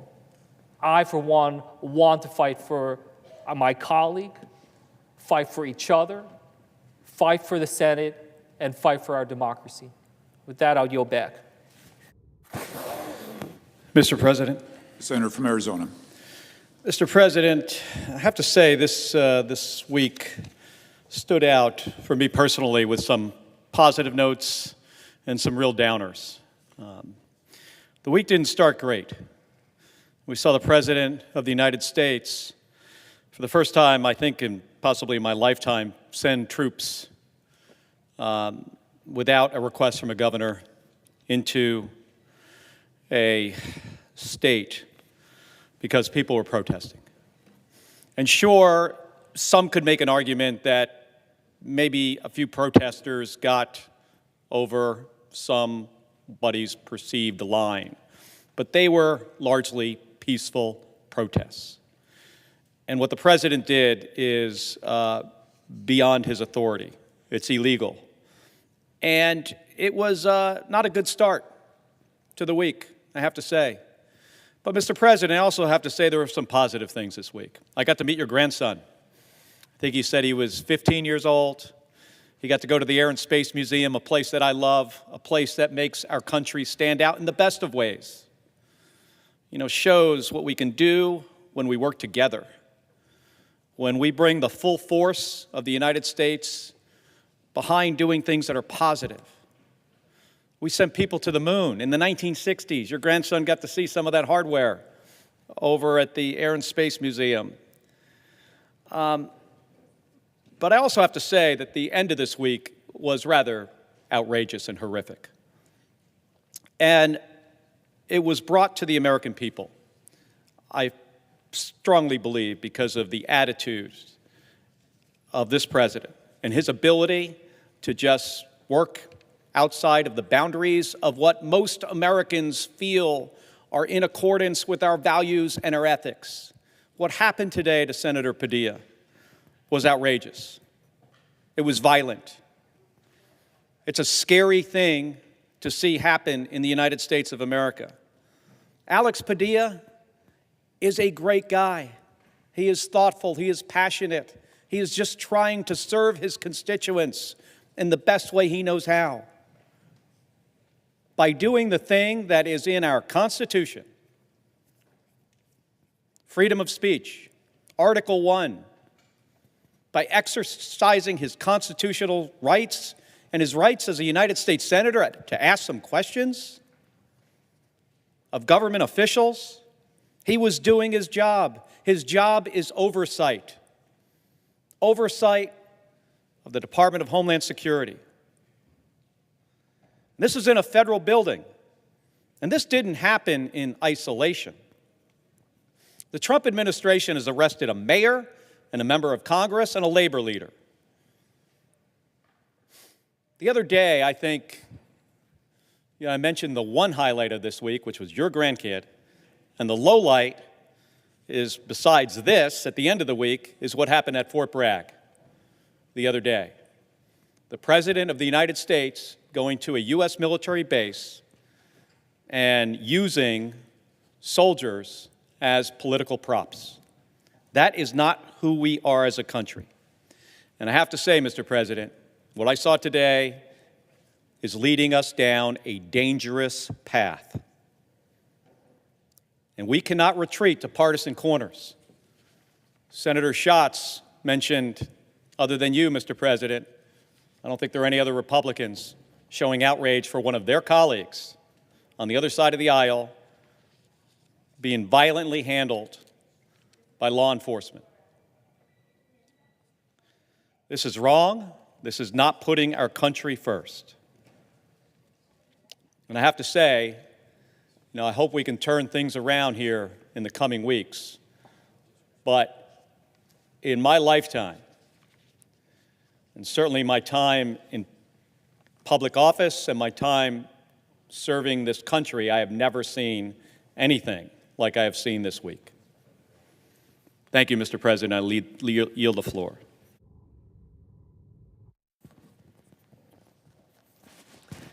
Mr. President, The senator from Massachusetts. this is a horrifying moment in our nation's history. Today, United States Senator Alex Padilla was violently removed from a public briefing for asking questions on behalf of the people he represents. People in California who deserve answers about the brutal crackdown on protesters. I've watched the video, as many of you have as well. Let me just describe what it shows. Officers pushed Senator Padilla backwards out of the room as he said the words, "I am Senator Padilla. I have questions for the secretary." He was then shoved to the ground. When the senator complied with the officers and went on his knees, he was forcibly pinned onto his stomach. He was ordered to put his hands behind his back. He can be heard on the video saying he is trying to comply with their orders. Officers then put handcuffs on the senator while he was lying on the ground. His staff was then told to stop recording the handcuffing. He was put in handcuffs for asking a simple question. He was put in handcuffs for doing his job as a United States Senator. He was put in handcuffs for standing up for the Constitution of the United States. He was put in handcuffs for representing the people of California. Now, if you're not yet convinced that President Trump and his administration are trying to suppress free speech, then just watch the video. Watch the video. If you are not yet convinced that President Trump and his administration are trying to undermine the foundations of our democracy, watch the video. If you are not yet convinced that President Trump and his administration are hell-bent on punishing people with differing opinions than those of the president, then watch the video. And here's the really chilling part. Make no mistake. What happened to Senator Padilla today is happening every day all across this country.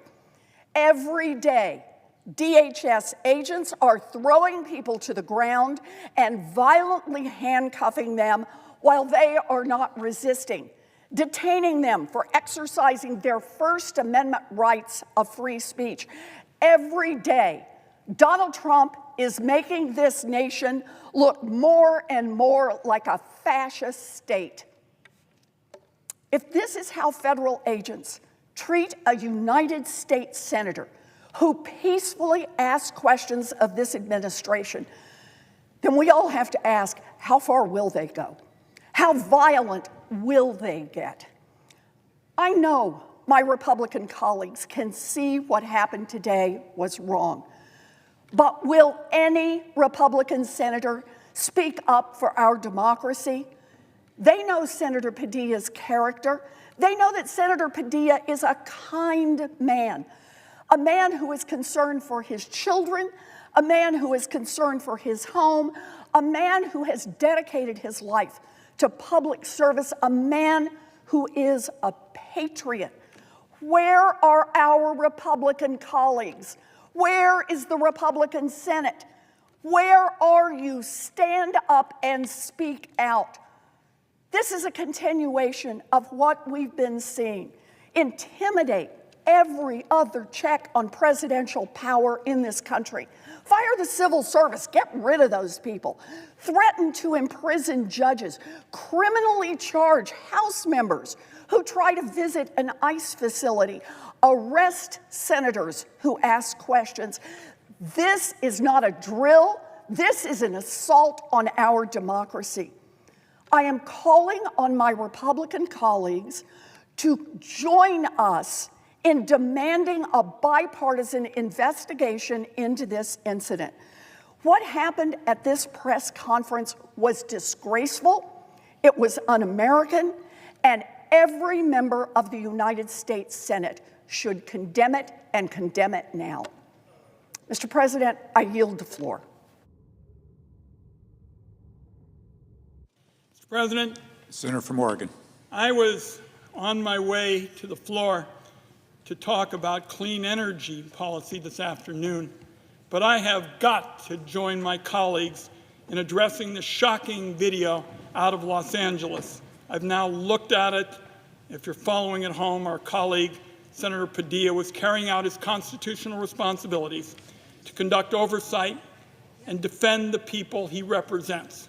And at that time, he was physically accosted and shoved out of a press conference, pushed to the ground and handcuffed at a press conference being held by Kristi Noem. It is a horrifying video, truly horrifying. And I'm of the view, Mr. President, why I especially wanted to come to the floor. It is not about a happening to a United States senator. Here is what it's about. If they'll do this to a sitting United States senator in front of a room full of media, imagine what is being done to powerless people in secret. In Portland, in my hometown, we've had firsthand experience with this kind of activity. Faceless, unidentifiable agents with guns staring down peaceful protesters. In Portland, it was a wall of moms. My neighbors, we all said then it's un-American, and I say it again this afternoon. What we have seen on our screens is un-American. It doesn't have the support of the American people for this kind of anti-democratic conduct. And I'll close simply by saying this, Mr. President. This has got to change. Peaceful Americans cannot have this kind of abuse rain down on them for the next 3.5 years. It has to end now. I yield the floor.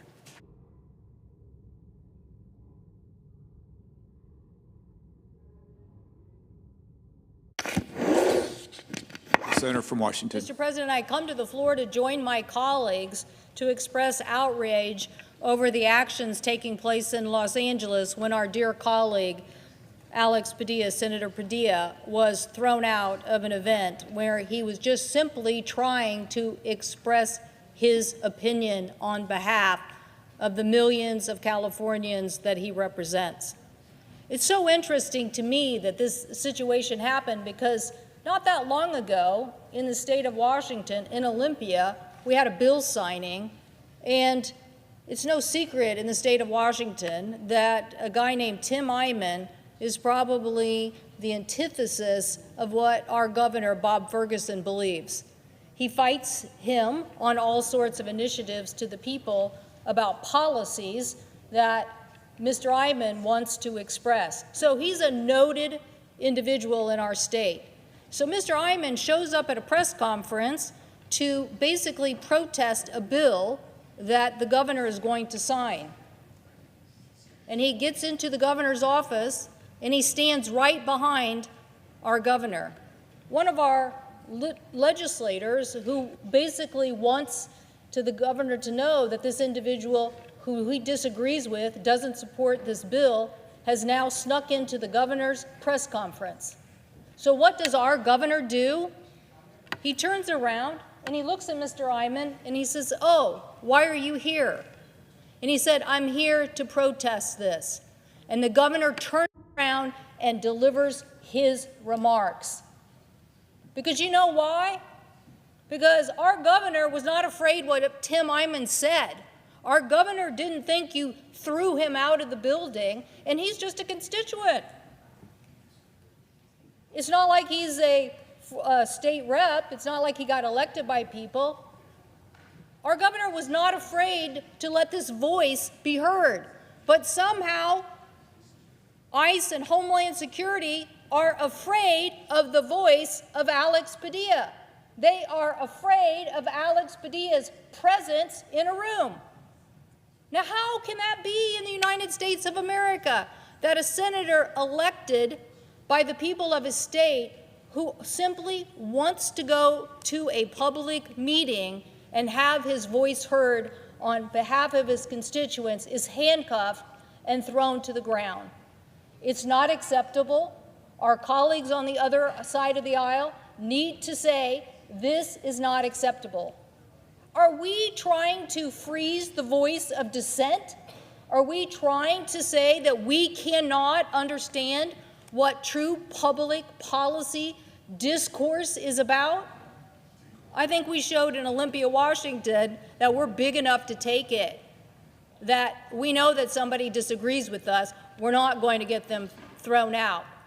And in this case, to have a United States senator handcuffed and thrown to the ground is disrespectful.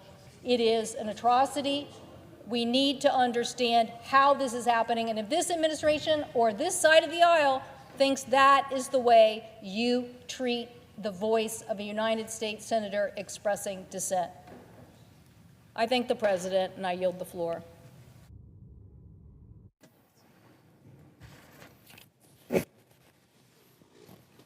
Mr. President. The senator from Maryland. Mr. President, I stand today and I am shaking. I am so angry. I am so enraged with the treatment that I witnessed today of my colleague, Senator Padilla. This is not the America that each of us comes here each day to stand on behalf of. There are some who are saying they don't recognize this America, and I want to ring the bell today for all who are watching, for all who are listening. We have now crossed the line. This is a dangerous day in the history of our country when a senator who was in a federal building where he had a right to be, to do an oversight responsibility on behalf of the citizens who have elected him to the Senate of the United States. And when he was there to carry out his duties, he was there peacefully, and he decided to ask a question. And in Donald Trump's America, asking a question and pushing back caused him to be manhandled for the whole world to see, manhandled, treated like a person who had come off the streets. The thuggish behavior that I saw today is absolutely unacceptable. To put hands on this peaceful man who is not only a senator, he's a father, he's a husband, he's a person, he's a venerable part of our society, who was there on behalf of the people who have elected him and who was treated violently today. You could see his hands up in the air. You could see his hands up in the air, and that was not enough. He was taken to the ground and he was handcuffed. And what was the explanation that was given? It was an explanation that any reasonable person can look and knows will be a full-on lie, that he looked like an attacker. Well, if this doesn't cause every person under the sound of my voice to shudder today, I don't know what to say about it, because today it's Senator Padilla, and you know what, tomorrow it can be any one of us. This is not what democracy looks like. This is anything but a democracy. The right to free speech is sacred in our country. The right to free speech is sacred. And today we watched it violated in horrible ways that we will account for. We as a country, if we continue along this road, I tell you, we will account for it. It was Dr. Martin Luther King who said that the arc of the moral universe is long, but it does bend toward justice. This injustice cannot stand. This cannot stand. And I tell you, America, let's be careful. We cannot continue along this road. We absolutely cannot. We must continue to encourage and allow free speech. It is the right of every person in this country. And today I am sickened and I am angry, and something must happen. These people must be held to account for what happened to Senator Padilla today. I yield.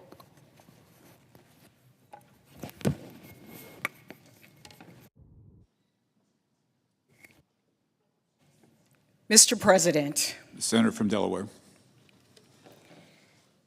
Mr. President, you can see and feel and hear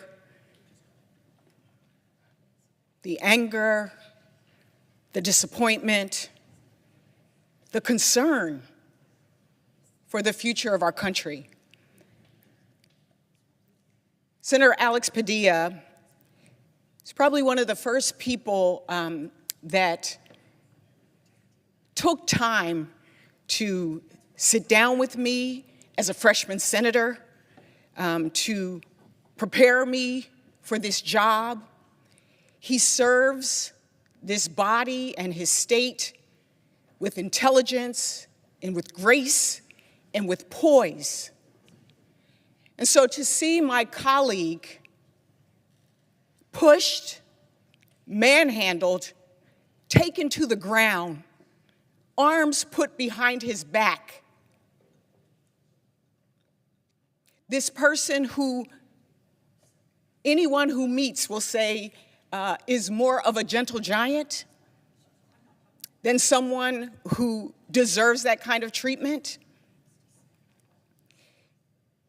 It blows my mind. I think that's the thing. I am shocked. I am numb. I am angry.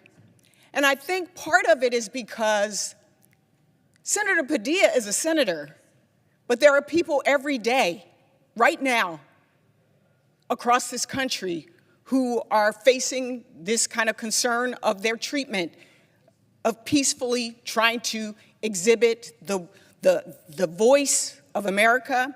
But also for him, he was just doing his job of oversight. Similarly, some of us also have spoken up about LaMonica McIver from New Jersey, also a member of Congress doing her job, oversight. If we don't have the ability as senators and congresspeople, what does that mean for all of the citizens of this country? And so in this moment, this is a pivotal moment. This is an opportunity for our leadership here in this chamber, as well as the other members on Democratic side and the Republican side, to say this is unacceptable. That's really what this is about. When the incident happened, we were all on this floor. And I remember seeing the video and the shock that I felt. It literally took my breath away. And I turned to other members on the floor to say, have you seen this? And they had not seen it. I walked across the aisle to my Republican colleagues. They had not seen it. And there was a sense of shock as well.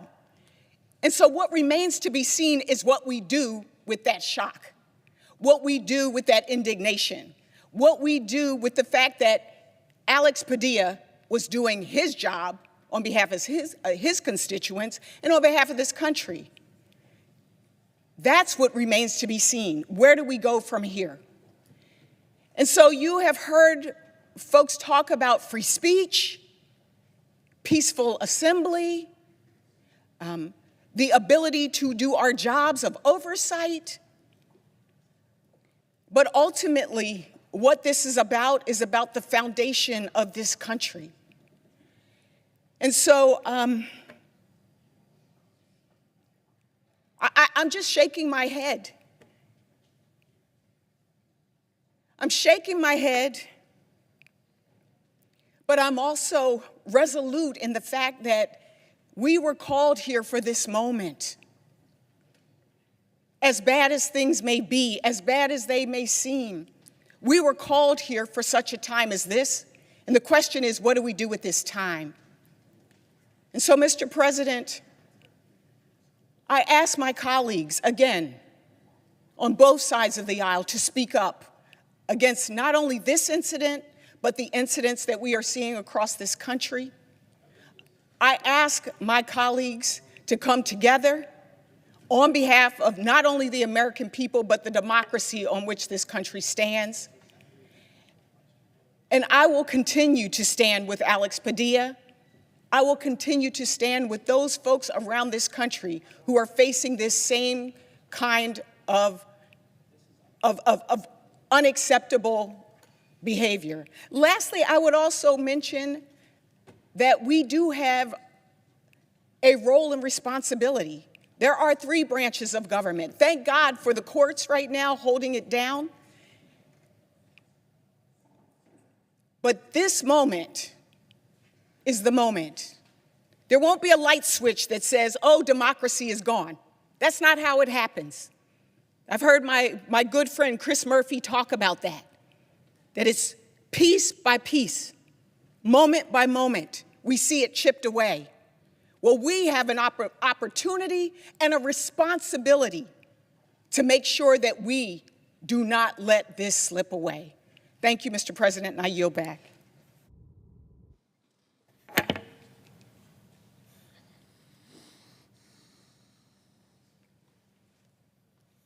Mr. President, The senator from Delaware.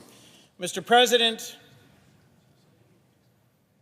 having just viewed a video of my friend and colleague, Senator Alex Padilla, being manhandled, thrown to the ground, and handcuffed, after identifying himself as Senator Alex Padilla and attempting to ask a question of the Secretary of Homeland Security, Kristi Noem, in Los Angeles, I am shaken. I am angry. And I am gravely concerned about our path forward in this body and our nation. Democracy is a gift hard-won and hard-earned by the sacrifice of millions who have served, fought, and died, some in moments of tumult and challenge on the beaches of Normandy, on the fields of Gettysburg. From the very beginning of our nation to this moment, millions of Americans have stepped forward and said, I will risk it all so that my children and those I do not know can live free lives, knowing the burdens of tyranny, knowing what it meant to live under the heel of a king.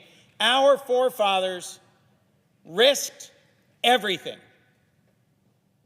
In nations around the world that I have visited on your behalf as a senator, people yearning for freedom and people recently free have come and spoken about how much the American example means to them.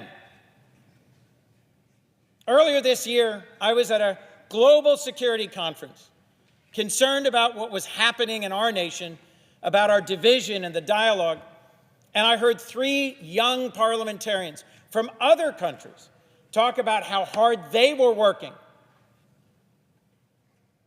Part of our job, Mr. Speaker, as senators, is to ask hard questions, is to pose challenges, is to test the cabinet of the president, to visit federal facilities, to ask questions that are sometimes uncomfortable or unwelcome. Just this week, I was at 3 committee hearings and had 3 members of the cabinet in front of me. Did they want to answer my questions? Probably not, but they did.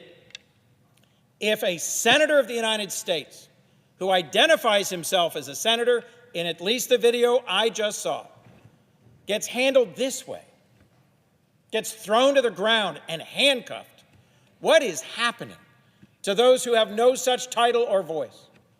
If this gentle and decent and caring man is treated this way, what is happening along the margins, in the dark spaces, in the places we cannot see? So, Mr. President, I call on my Republican friends and colleagues to look hard at this moment and say, what comes next? What comes next? Are we to be at risk of arrest if we threaten to ask a question or deign to interrupt? Is our very service here as senators hanging in the balance in this moment as we all learn more of the facts of what happened in Los Angeles? The future of what will happen here in our country and in the world will wait on your answer.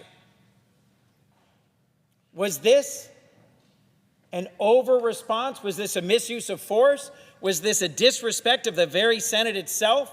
Is this a moment when, as our founders who wrote the Federalist Papers dreamed, my colleagues in the Senate will show their loyalty to the role, to the check and balance, to the independence of the Senate, more than they will show their loyalty to their party and their president, and demand an answer, an apology, and a different path forward? Or is this a moment when all of us will watch this video of our friend, a member of the Judiciary Committee, a representative, a senator of Los Angeles in the state of California, being roughly mishandled and say, too bad. At least it wasn't me. If we answer this moment with silence, we will be damned. And our children and the world will say they didn't really mean it. The members of my family who served in the U.S. military knew that signing on that line meant being willing to give everything. And I believe, and have been told, that they understood that service to be in service of freedom, not in service of any particular president or party, any particular state or moment, but in service of democracy. Democracy is a fragile flower, and around the world, people look to what we do to know what they should do. There are petty, tin pot dictators, authoritarians, and strongmen around the world who will watch this video and be encouraged and think this is the way to silence their critics. I can't imagine a member of this chamber who knows Alex Padilla, who's had the blessing of sitting with him in moments when he's asked questions or engaged in discourse, who thinks of him as anything other than a reasoned, reasonable, mild-mannered senator. But even if he were not, even if he were outspoken, loud, aggressive, annoying, the title senator and the role that we have should entitle him to ask a question at a press conference. If the result is this mistreatment, heaven help us all, and heaven help our democracy. With that, I yield the floor.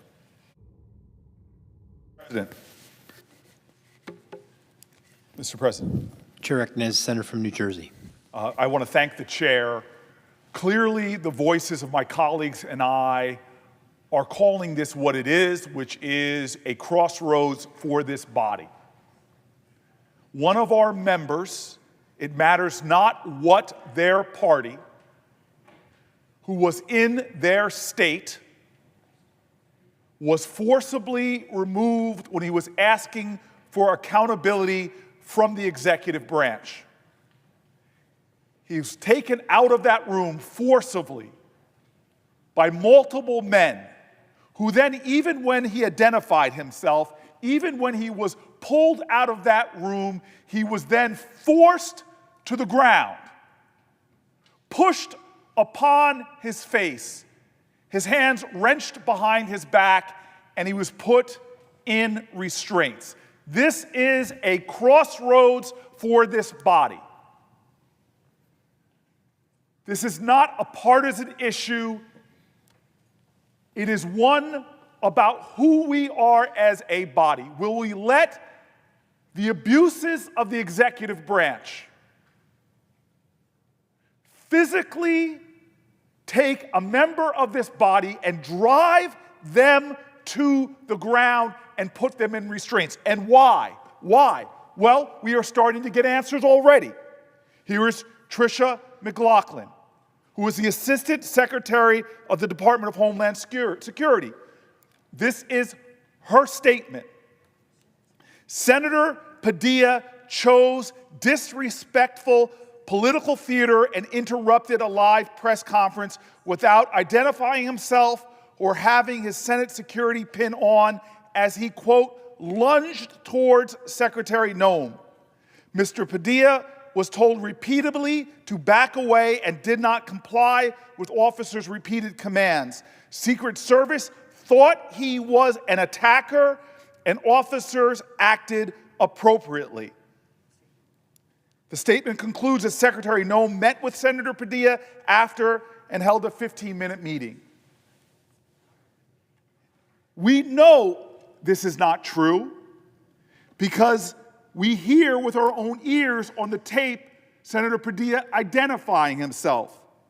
Further, disrespectful political theater is not a justification to remove a United States senator in their own state at a public press conference and violently push them out of the room, drive them to the ground, put them on their stomach, and handcuff them. Disrespectful behavior, this is our democracy.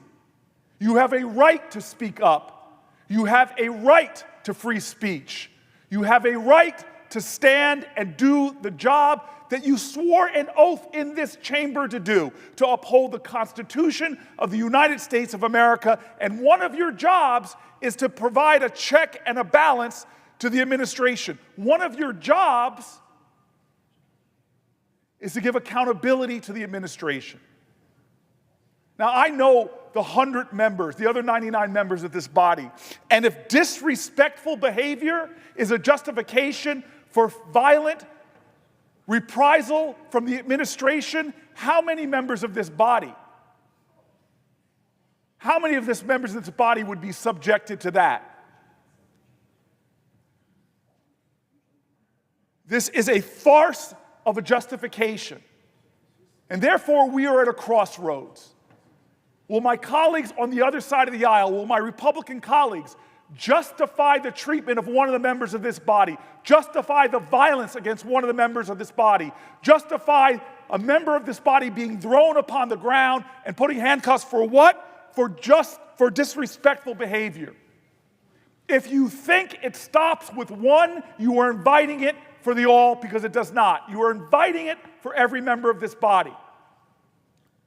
If the Obama administration or the Biden administration said that a senator on the other side of the aisle was being disrespectful and threw that senator violently onto the ground and put him into handcuffs, this body would be full of my colleagues on the other side of the aisle condemning what the Biden Justice Department did or the Obama Justice Department. This should not be about partisanship. This should be about patriotism. This should not be about tribalism. It should be standing up and being a leader in this moment. This is wrong. This violence is wrong. But let me be more personal. I tried to understand why this particularly upset me. And I think my colleague from Delaware spoke to that because of Alex Padilla's reputation in this body, of being a kind and gentle person. We all know him, the goodness and the decency that he has. He is not one of the louder senators. He is not one of the performative senators. He has a reputation, as my colleague from Delaware said, on both sides of the aisle for being a gentle man. But I think what was really hard for me to see was that a member of this body was driven to his knees and made to kneel before authorities. That's what got me. I think when I saw him driven to his knees forcibly, something there got me. You see, we know Alex Padilla's story. It is an unusual story for this body. His family came here as Mexican immigrants. His father was a short order cook. His mother cleaned homes. They did those jobs that don't always come with esteem or respect. They did those jobs in which when people see them, they sometimes look down on them. They did those jobs that are often marginalized despite their dignity. They raised their son to serve. He went to MIT. They raised their son to work hard, to show grit, to rise. And they got to watch their son become a city council person in LA. They got to watch their son ascend to be the Secretary of State for California. They got to watch their son come to this body. And this son of Mexican immigrants who cleaned homes and served food, this man with equal dignity in this body, today was driven violently to his knees, as if made to kneel before the authority of the executive, because he was so-called disrespectful. That should offend the consciousness not just of the other 99 members of this body, it should offend the conscience of this country. Because if you can make Alex Padilla forcibly kneel before this executive, when does it stop? He's a United States senator. And if you could force him to kneel to his knees violently, when does it stop? What does it say to other Americans who want to speak up? What does it say to other Americans that want to exercise their constitutional duty? What does it say to other Americans this weekend when they want to peacefully protest? What does it say to other Americans from humble backgrounds who know poverty? That if a United States senator who stands up to do its job can be made to driven to his knees, violently handcuffed. What does it say? What message does it send?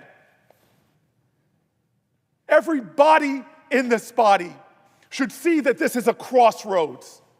They treated a member of the United States Senate violently after he identified himself, dragged him out of a room, threw him upon the ground, and put him in handcuffs. Every member of this body should object to that.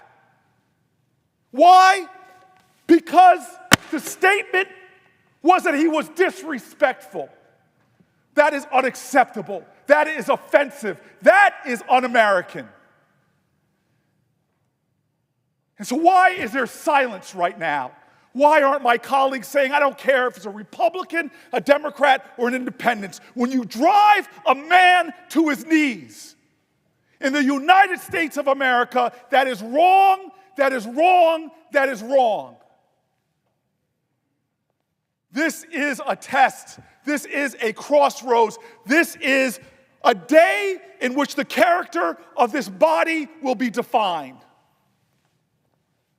Alex Padilla, a man of infinite decency, generosity of spirit, who, whether you disagree with him or not, is so well liked in this body, who today, in a time of understandable outrage in Los Angeles, went to be with his constituents to get answers.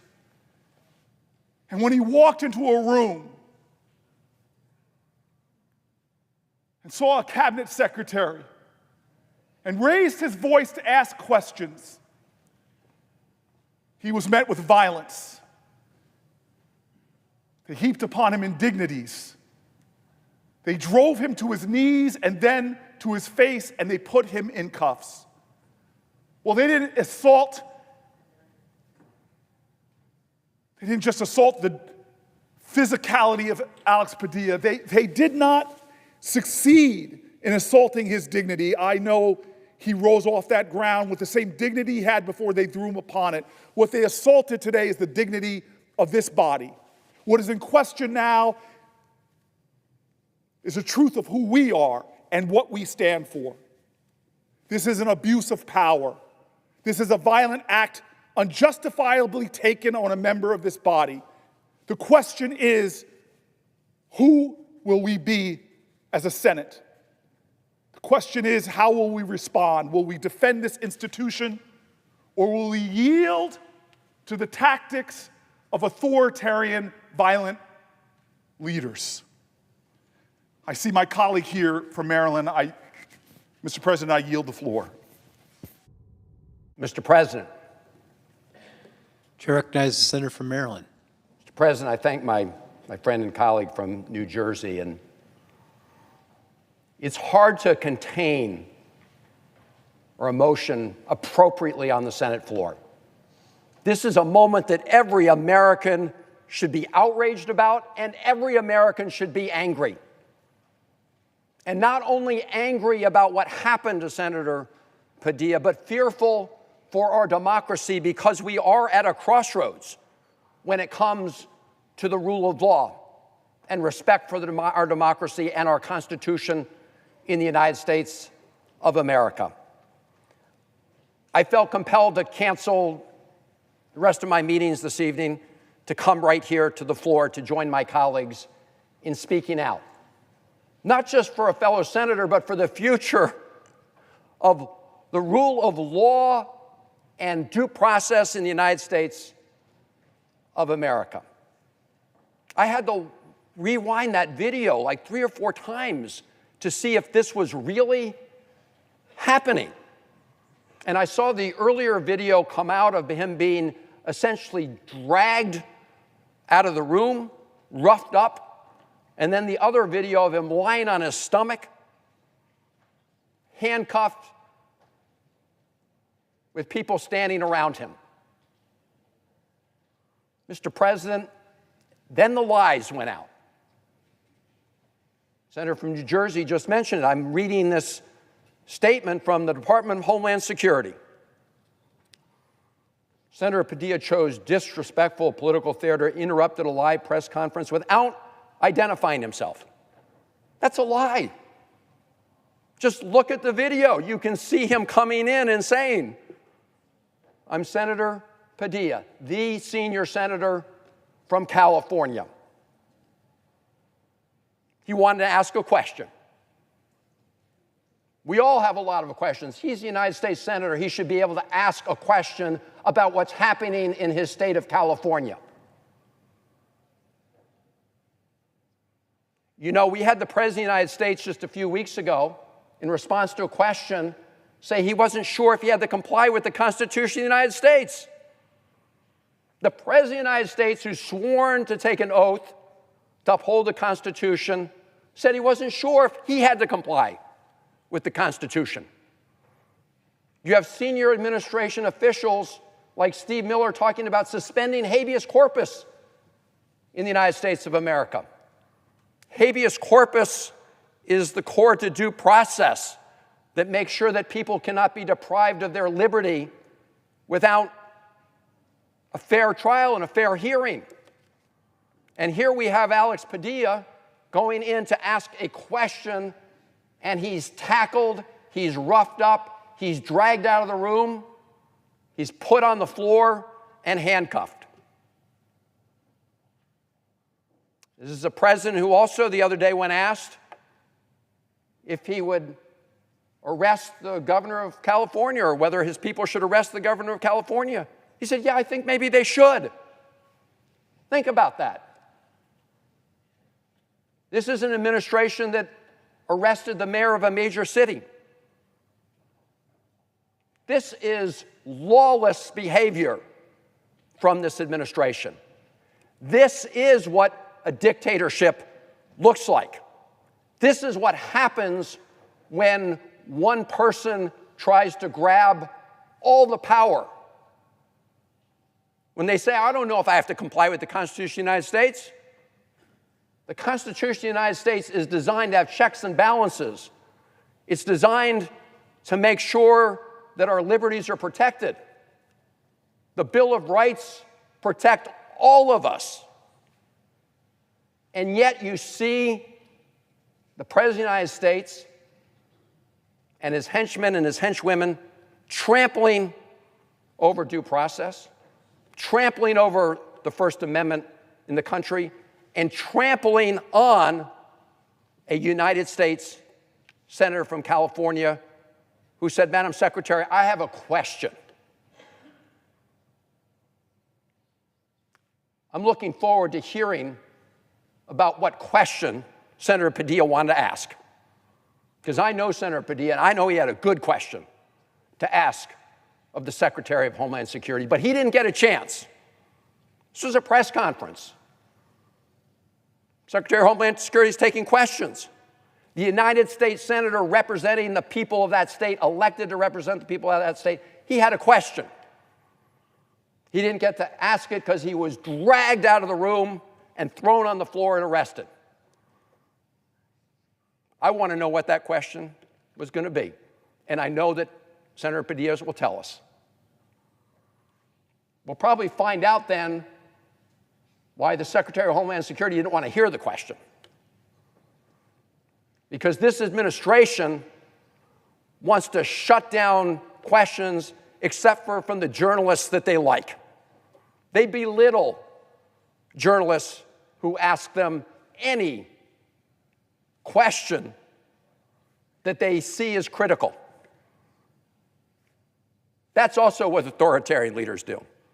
They push aside the people who ask hard but meaningful questions and just call on the people that will ask them the slow ball question.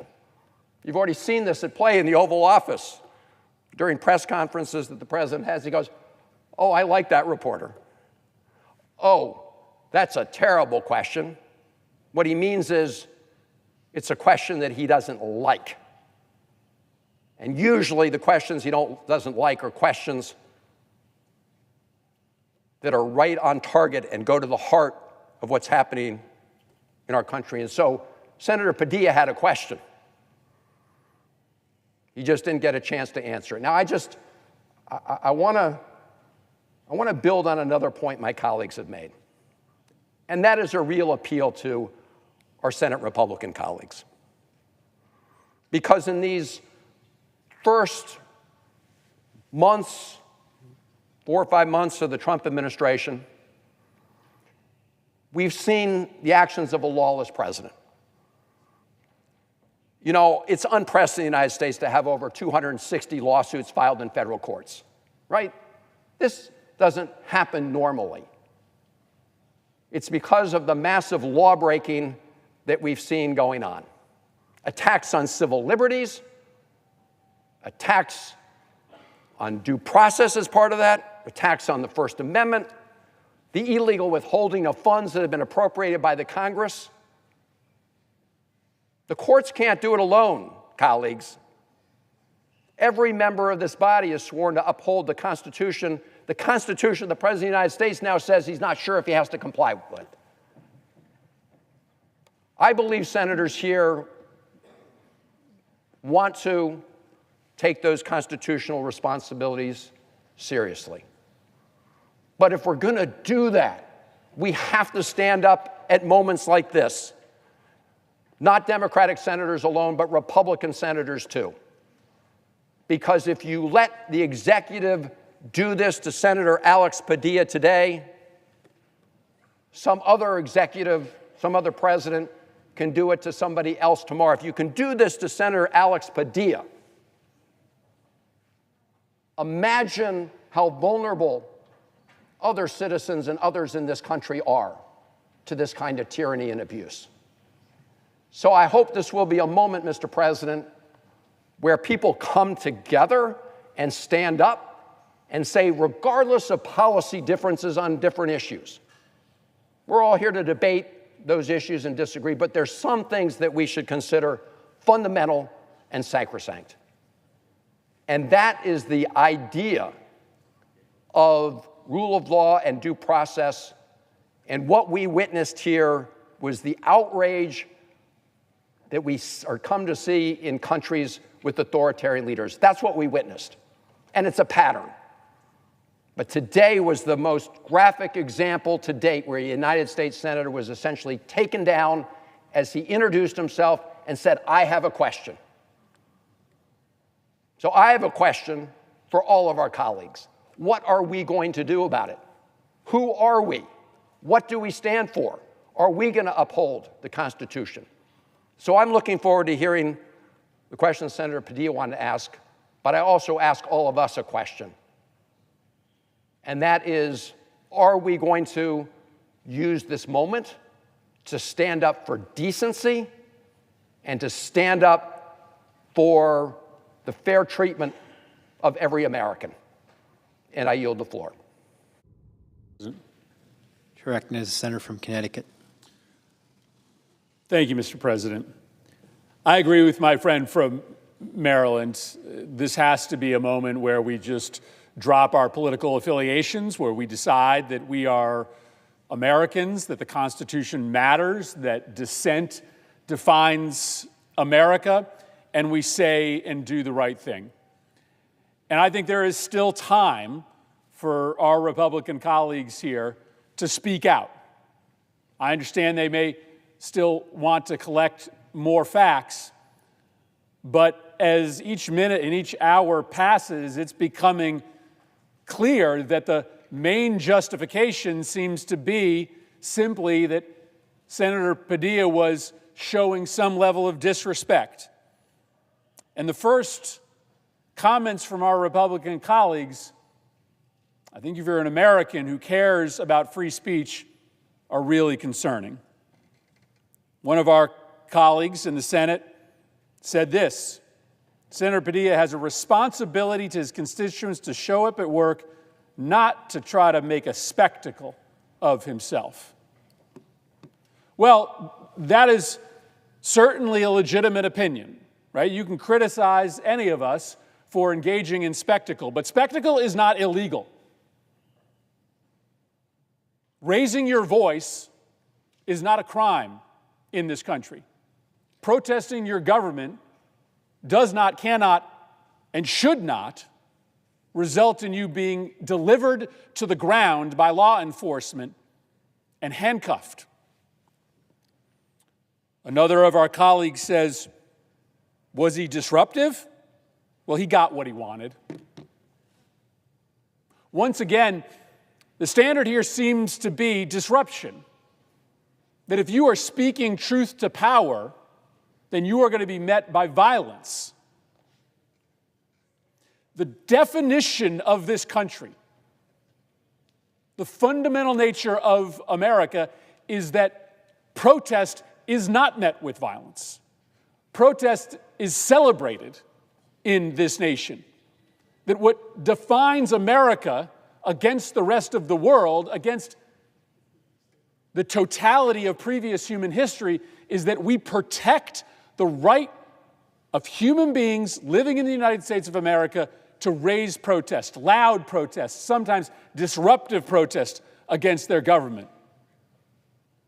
And frankly, we protect that right equally if it is a United States senator or an ordinary citizen with no formal power.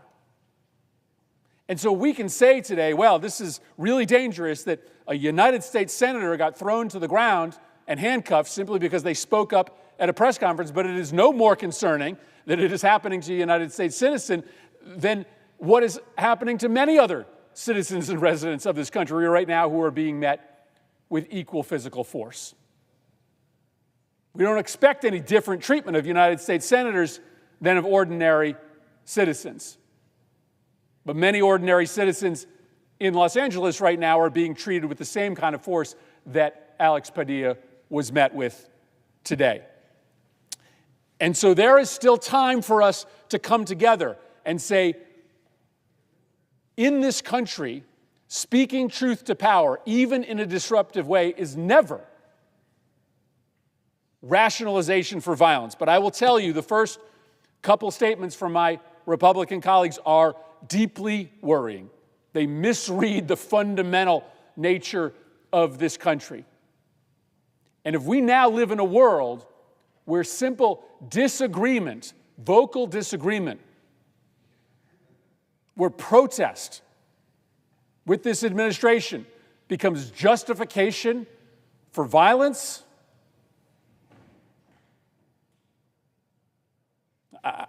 I don't know how you can define that as America any longer.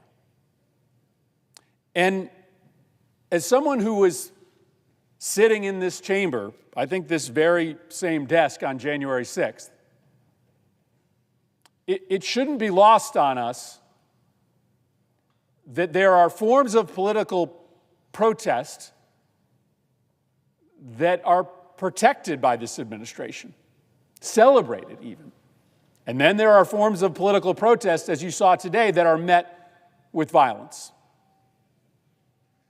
There are individuals out on the street today in America who just a few years ago were in this building or on the outskirts of this building beating the hell out of police officers, viciously, savagely attacking police officers, tasers to the throat, rendering those police officers unconscious, metal poles being hammered onto the heads of police officers. In an exceptional moment, the President of the United States, in celebration of their violence, pardoned them, put them back out on the street, sending the unequivocal message that if you engage in violent protest on behalf of the White House, you get out of jail free. Pair that together with the message that is being received by the American public now on a daily basis, most prominently and visibly today. That if you engage in peaceful protest, Senator Padilla was asking a question. He identified himself as a United States senator. Of the administration, you will be met by violence. You carry out violence on behalf of the White House, you are excused. You lodge normal, protected protest against this White House, you are thrown to the ground and handcuffed, even if you're a United States senator, though it should not matter.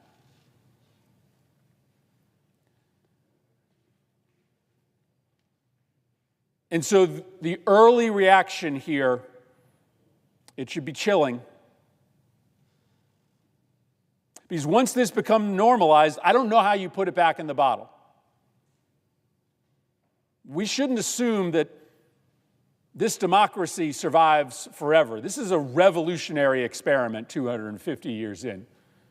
It's fragile. This idea that we govern ourselves, this idea that we respect through rule and force of law people who disagree with us. 0.0001% of humans have ever lived under a system like that in which they decide for themselves the law. Their protest, even against the most powerful people in the country, is protected by law. That idea is unnatural. It is in some ways almost destined to fall apart. And yet, for 250 years, we have not let it fall apart. We have decided that our fealty to that idea of free speech, of protected free speech, even if it rubs up against the ruling elites, the ruling class, the White House, the most powerful people in the country, in an uncomfortable way, will be protected. And so for 250 years, we have together, Republicans and Democrats, decided that that principle of free speech was more important than our political stripes, than loyalty to our party's leader or our party's ideas. And so at some point tonight, a Republican has to come down to this floor. At some point this weekend, some of our Republican colleagues have to speak out. On behalf of this fundamental American idea, on behalf of the United States Senate, on behalf of our colleague. We can still fight on tax policy and immigration policy. We can have big disagreements about the reconciliation bill. It will not harm my Republican colleagues' ability to render argument on the things that matter to them. It's okay for us to agree that what happened to Alex Padilla 2 hours ago crosses a line. It doesn't compromise my Republican colleagues' integrity as Republicans to decide that there is still right or wrong, that not everything is black or white, that 2 + 2 sometimes has to still equal 4. What happened to Senator Padilla should not have happened. He identified himself. It's not true that he didn't identify himself. What happened to him in the room is not justifiable, but certainly what happened to him outside the room isn't justifiable. Once he was removed from the room, being thrown to the ground as he is identifying himself as a senator, being handcuffed, can't be justified. So we're going to hang around on this floor in hopes that at some point, somehow, and I know not all of our Republican colleagues are still in town, speak up on behalf of this basic premise, this basic foundational idea of America, that even when protest rubs you the wrong way, even when you don't like the form or substance of it, that we are no longer the country that we love, the country that we teach our kids about, if we don't find a way to come together to object to protest being met with this kind of violence. I yield the floor.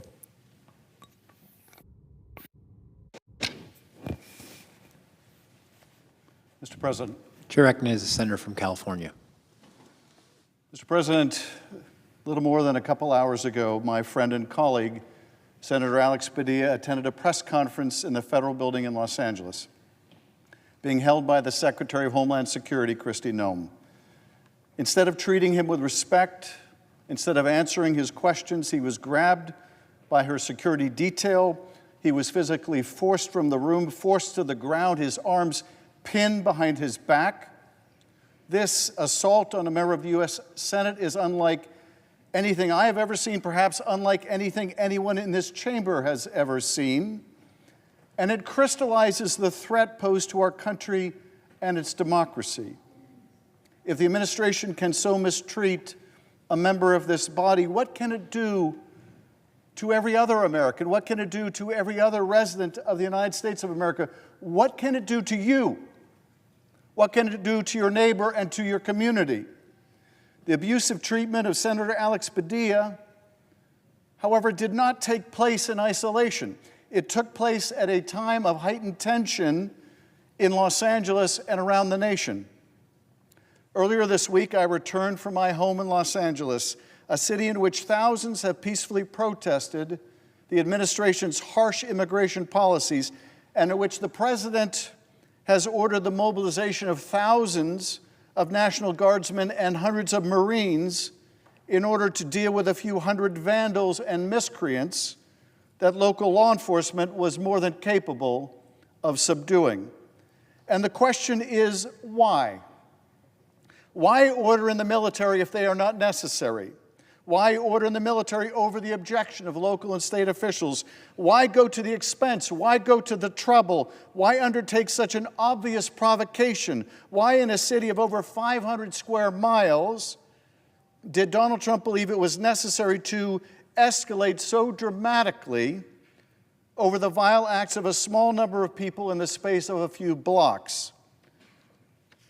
These are some of the questions I imagine that Alex Padilla wanted to ask the Secretary of Homeland Security. But now today we must add one more question. Why would they treat Senator Alex Padilla with such forceful and disgraceful disregard, forcing him to the ground? Why? And the answer involves failure and distraction and disrespect and disregard. Failure of the president's immigration policy, failure of his economic policy, a desire to distract from these failures, disrespect of our military and its role in civil society, and disregard of our democracy and the principles upon which our nation was founded. Let's start with failure, the failure of Donald Trump's immigration policy, the failure in particular of his promise to deport massive numbers of violent criminals, a failure that was inevitable because it was based on a lie, a foundational lie, foundational to his campaign and to his presidency, the original lie of the Trump campaign, the one he spoke as he descended the golden escalator in 2015 and suggested to the American people that most of the folks coming to this country as immigrants and migrants were murderers and rapists and violent criminals bent on doing harm to the American people. That foreign nations had opened their prisons and let out their worst offenders so they could come to the United States and destroy our way of life. It was a big lie. It was an audacious lie, but a lie that the president hoped he could ride a wave of fear that he could in turn ride into office. The truth, of course, is the vast number of people coming to this country are peaceful, hardworking people who want nothing more than an opportunity to get ahead, to enjoy a good life, and to provide for themselves and for their family. The American people understood this, but they also understood that our border was broken, that our system was chaotic, that the immigration itself, the system was itself broken, that asylum cases took too long to adjudicate, and people waiting lawfully to immigrate should be given priority of those who do not. As President Donald Trump promised, his focus would be on the deportation of violent criminals. But he also promised mass deportations, and the only way to square that conflict between the very specific and the very broad was to go back to that original lie, that all immigrants are violent criminals who mean us harm. If you can make the country believe that, you don't have to be targeted in your immigration raids. You don't have to go through the painstaking work of tracking down people with criminal records who don't want to be found. If you believe the lie that all immigrants are violent criminals, then you can do broad immigration sweeps at restaurants or on farms, in garment factories or high school graduations, in random neighborhoods and homes, or at the Home Depot. Just go out there and arrest illegal aliens, the president's deputy chief of staff, a frustrated Stephen Miller, demanded. after berating department officials for the slow pace of their operations. 3,000 arrests a day, the administration insisted on as a new quota, and gone was any pretense of looking for violent offenders. And so the indiscriminate raids and the indiscriminate cruelty began to multiply. People picking up people who show up for immigration appointments or take the oath of citizenship or to take that oath only to deport them. Separating fathers from their sons and daughters, mothers from their children, husbands from their wives. A farm worker who worked in the fields for decades, hard work, backbreaking work, work in the heat and the cold, work during a deadly pandemic when others stayed home, work that most U.S. citizens do not want to do and will not do, chased through the fields that they harvested to be taken away from their families. A mother chased down the street by hooded ICE agents away from her terrified and screaming teenage daughter. Americans did not vote for this, do not want this, and in the midst of this, the American people started to speak out, at first in small ways, in private conversations after the deportation of their neighbors, and then in more public ways, at town halls and in letters to the editor, on social media and in gatherings at their schools. And then as the raids increased in their scope and the scope of their cruelty, by taking to the streets as is our God-given right and also a right given by our Constitution. Some of those protests have taken place in Los Angeles, where Angelenos gathered to speak out against these actions, against the separation of families and the injury to our communities and our economy. And in the midst of these protests, some number of agitators were attracted by the conflict and saw it as an opportunity to vandalize, assault law enforcement, and engage in other reprehensible conduct. Like moths to a flame, every city has these miscreants, and so does Los Angeles. They care not about immigration policy or immigrants or migrants who are affected, and our state and local law enforcement are more than capable of dealing with them, and they did. But amidst the failure of his immigration policies and the backlash, Donald Trump saw an opportunity. His economic policy was in tatters. His tariff wars were not improving our trade with other nations, and instead were prompting the boycott of American goods by close allies like Canada and causing layoffs at American ports, higher prices at Target and Walmart and elsewhere. He had to fend off Amazon plans to include a line item for the Trump tariff tax on each transaction, which would have made it even more obvious to the American people that he was betraying the central promise of his campaign to bring prices down when they are going up. And his big, beautiful bill was in trouble over a big, ugly price tag. Far from reducing the debt or deficit, the bill was revealed to cost taxpayers a whopping $2.4 trillion added to the national debt.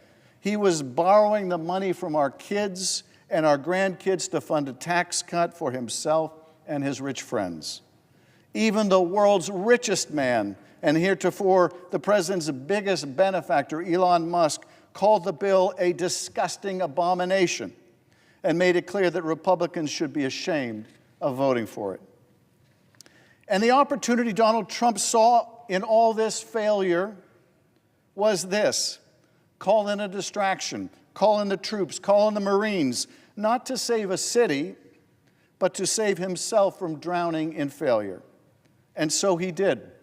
4,000 troops from California's National Guard and 700 from the Marines. And the reaction in Los Angeles, of course, was the one that he desired: escalation, not de-escalation, more conflict, not less, more chaos, and the kind of chaos he thrives on, the kind of chaos where the insurrectionist come president, the man who, on his first day, pardoned hundreds of criminals who beat police officers, could somehow try to reclaim the mantle of a law and order president. It has not worked. It will not work. Americans have a long memory and will not soon forget the images of January 6th, when the president sat calmly in the White House dining room, dining on burgers and fries while our Capitol Police were under assault. And the same man who called in the Guard to handle a comparatively small number of criminals and vandals in LA refused to call in the Guard to stop thousands of them from ransacking this Capitol.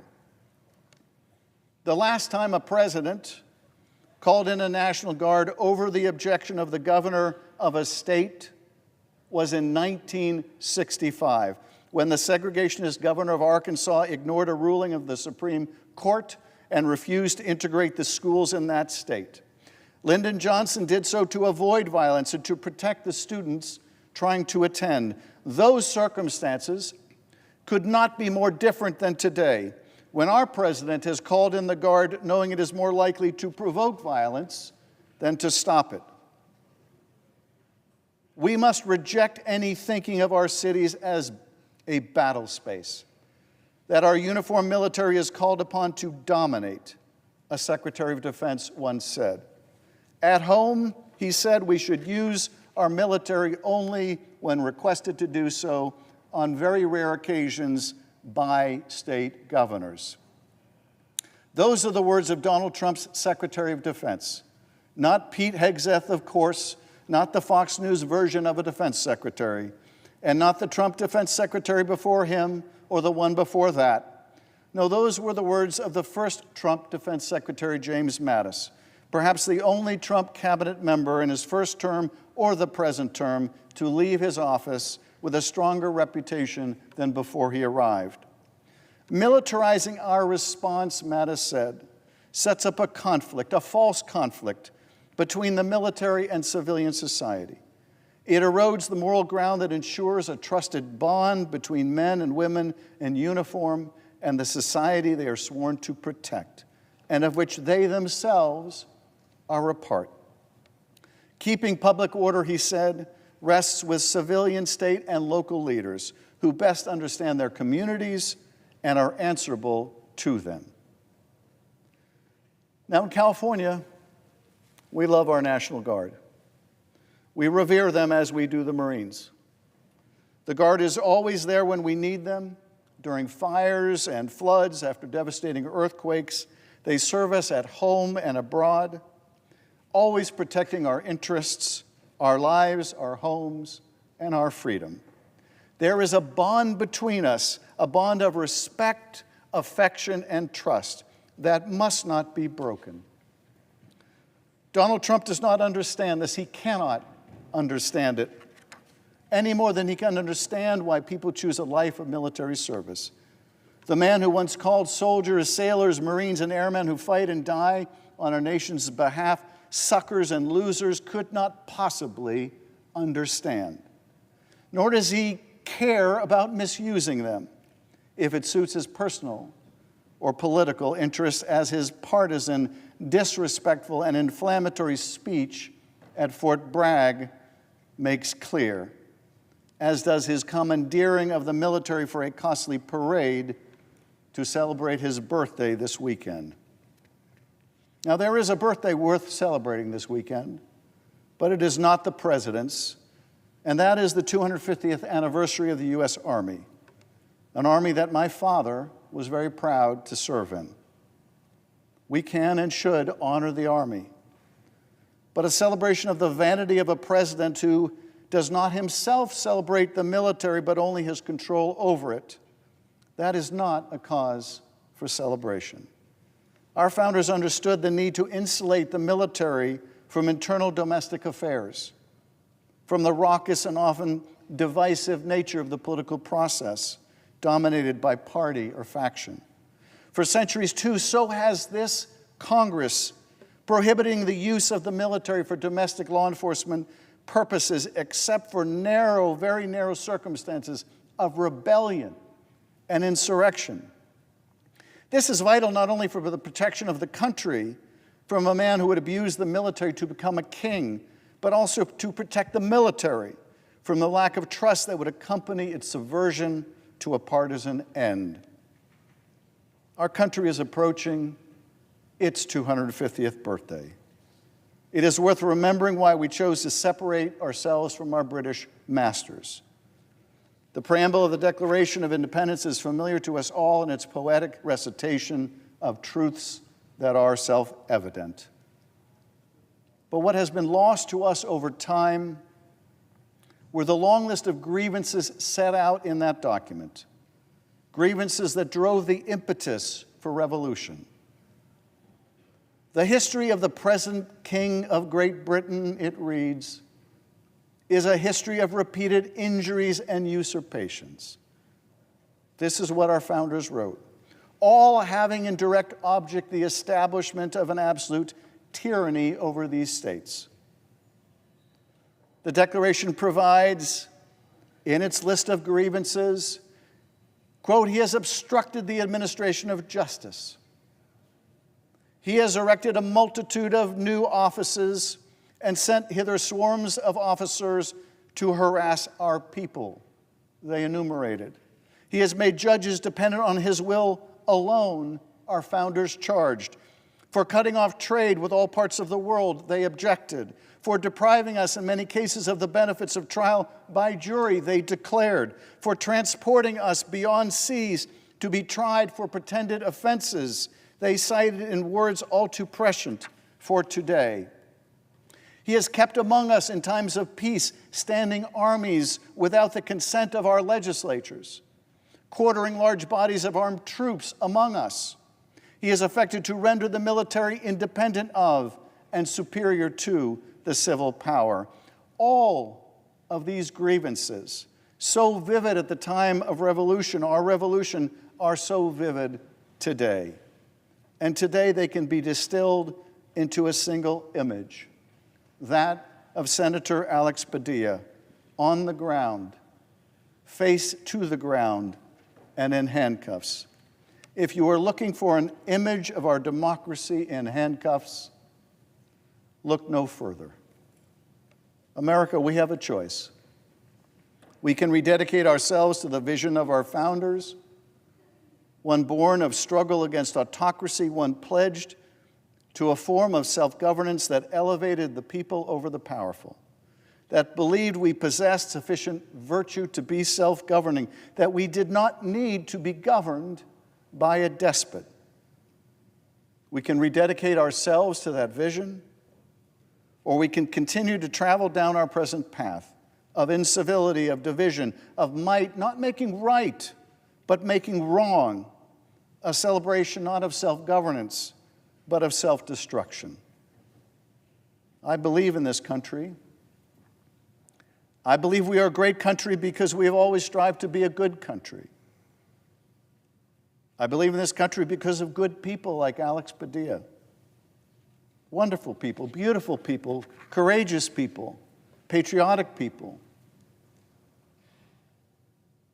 Alex Padilla's story is the story of all of us, the story of what's possible in this country.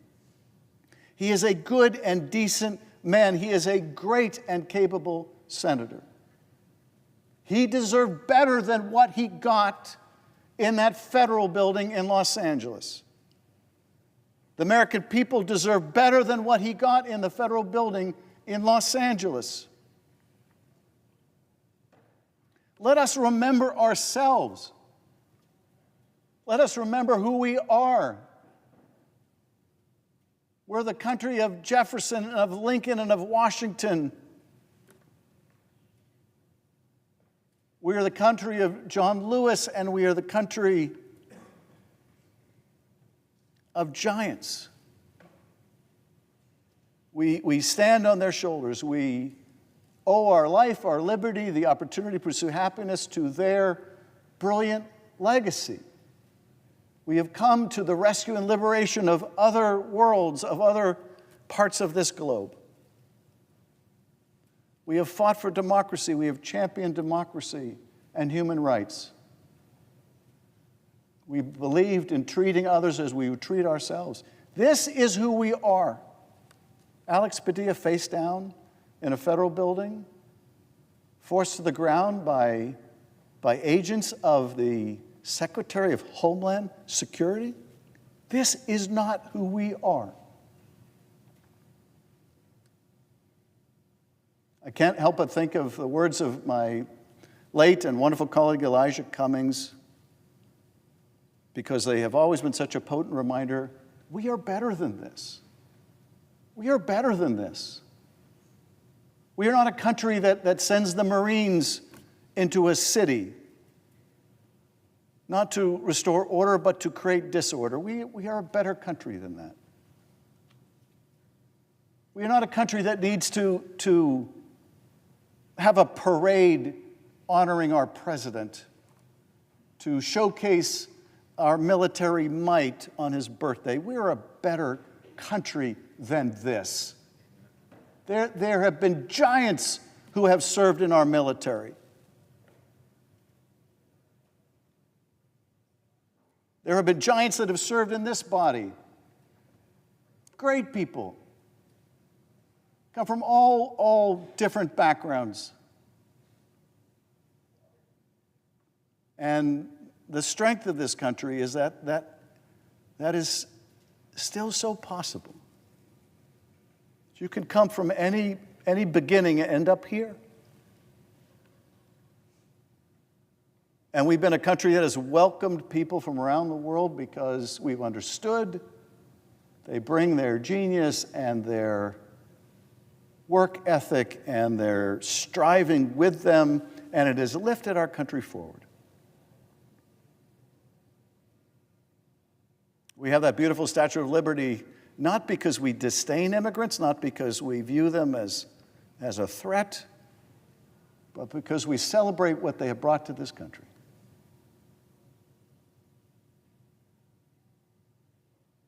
And I think in the last several years, we have forgotten who we are. And every now and then, we just need to step back from the abyss and remind ourselves of where we came from, and that in this greatest nation on earth, what is possible.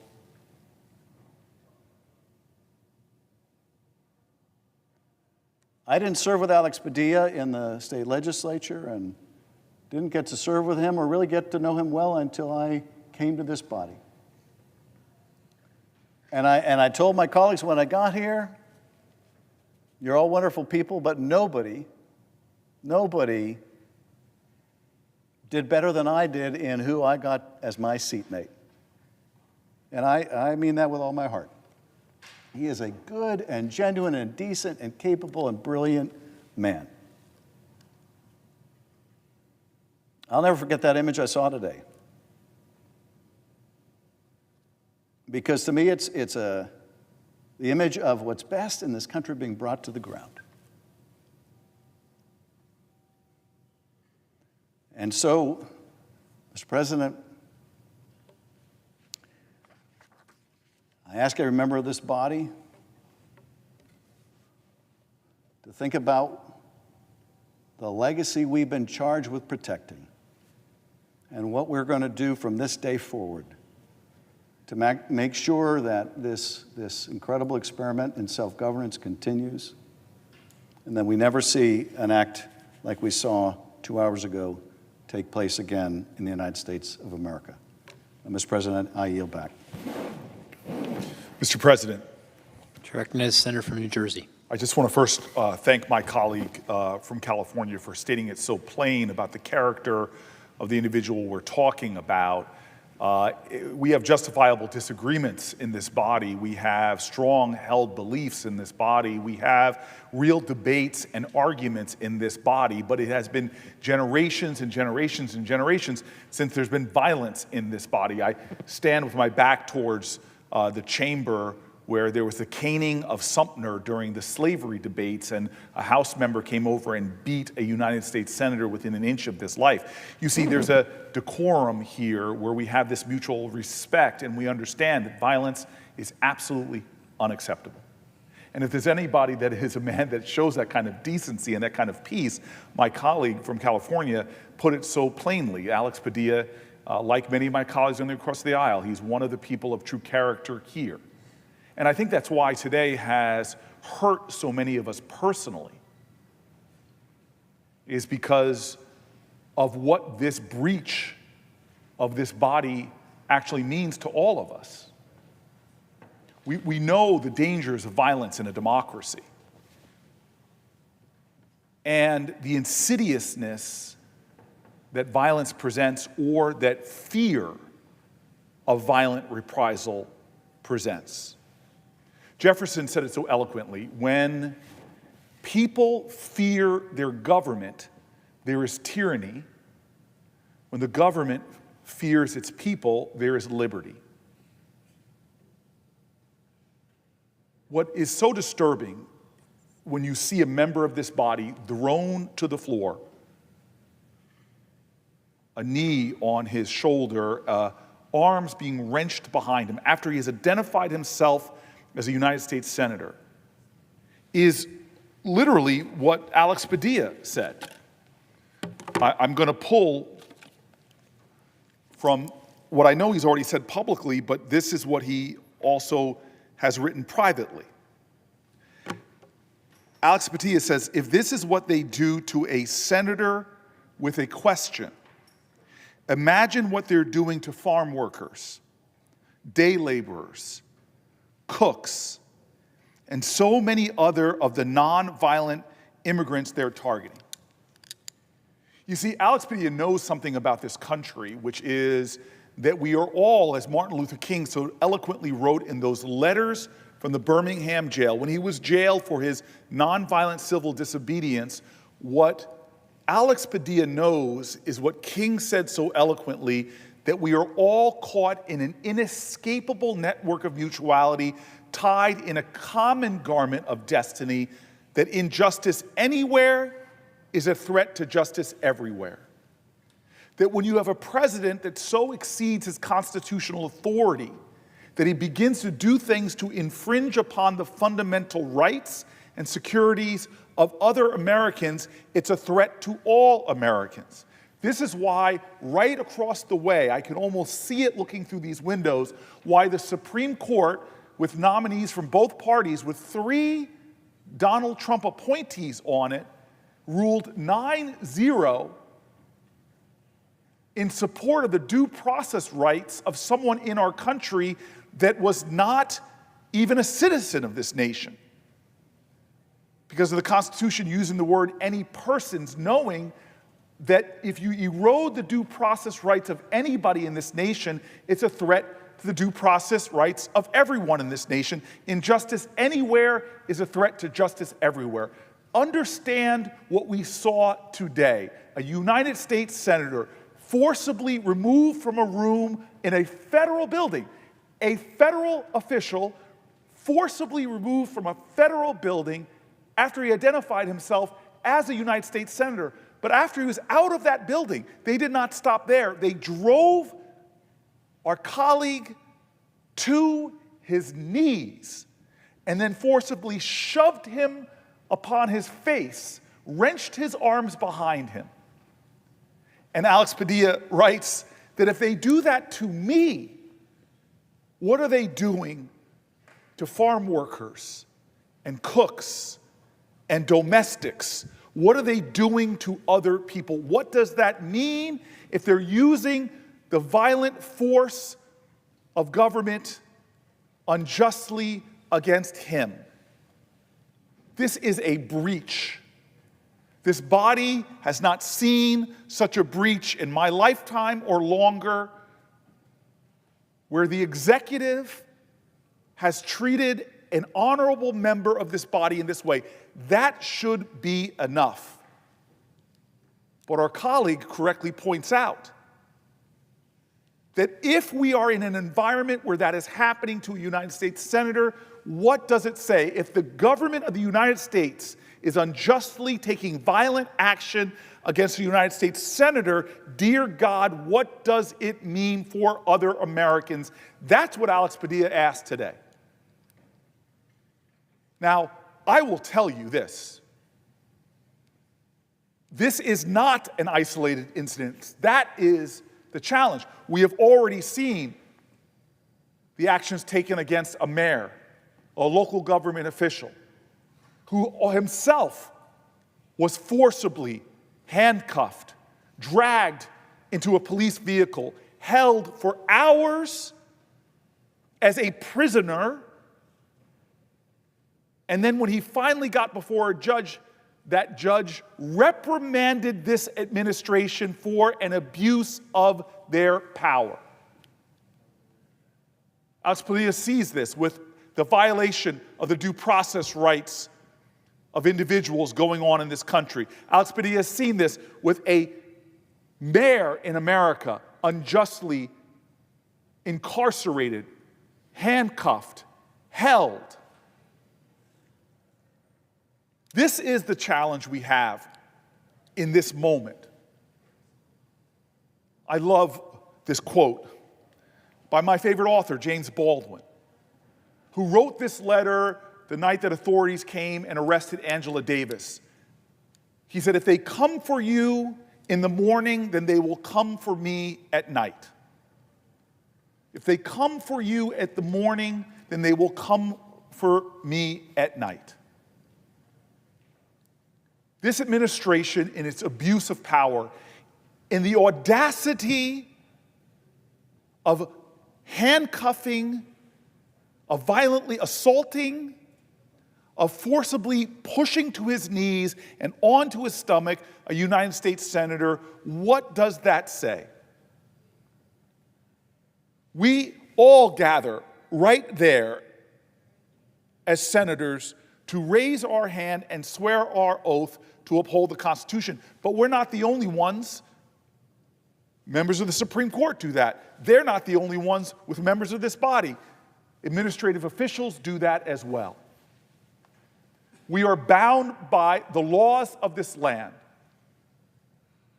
And the terrifying thing for every American should be a government that is not restrained by the law, by a government that misuses its power, and not just its power to use violence unjustly against its citizenry. That's when we slip away from our democratic ideals, from our constitutional principles, and slide towards an authoritarian government that wants to make its people heel before them, kneel before them. That's what I physically saw with my own eyes, a member of this body being driven to his knees for asking a question, for standing up to speak truth to power. What was the response? The response was violence. Being dragged out of that room, being forced to his knees, being thrown prostrate, and being handcuffed. And here is the thing that frustrates me the most. Is this is another day where the lead stories will be about the actions of this administration. We've seen a week where it is violating a tradition that's gone back before I was born, where the federal government should activate federal troops in a community it goes through. In fact, I know the statute, Article 10, Section 12-406,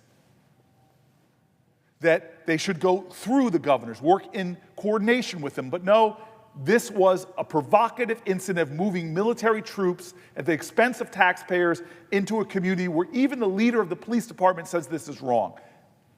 All of this, from the beginning of our week to this unprecedented action of violently removing a United States senator from a federal building, from a room, thrown upon the ground, driven to his knees, and handcuffed, this is all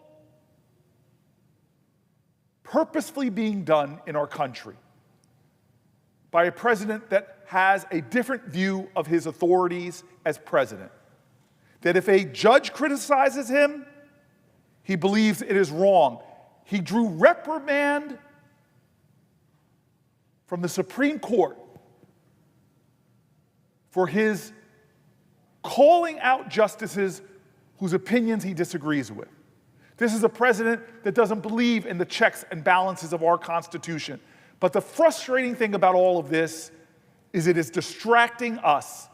This dangerous, violent distraction from the bill that we should be discussing on this floor about the ripping away of health care from millions of Americans, the cutting of food stamps from millions of children, the cutting of services for disabled Americans, the cutting of supports for our senior citizens, this monumental moment, the biggest transfer of wealth from working people in America to millionaires and billionaires, this moment that should be dominating our attention and our focus, this imminent bill that's being debated and discussed here in the Senate right now that has such incredible consequences, putting $2.4 trillion more of debt in our country, raising the energy costs on the average American by hundreds of dollars. This bill that would raise the premiums of people in our nation by hundreds of dollars. This bill that merits debate and discussion because it is so violative of our common values.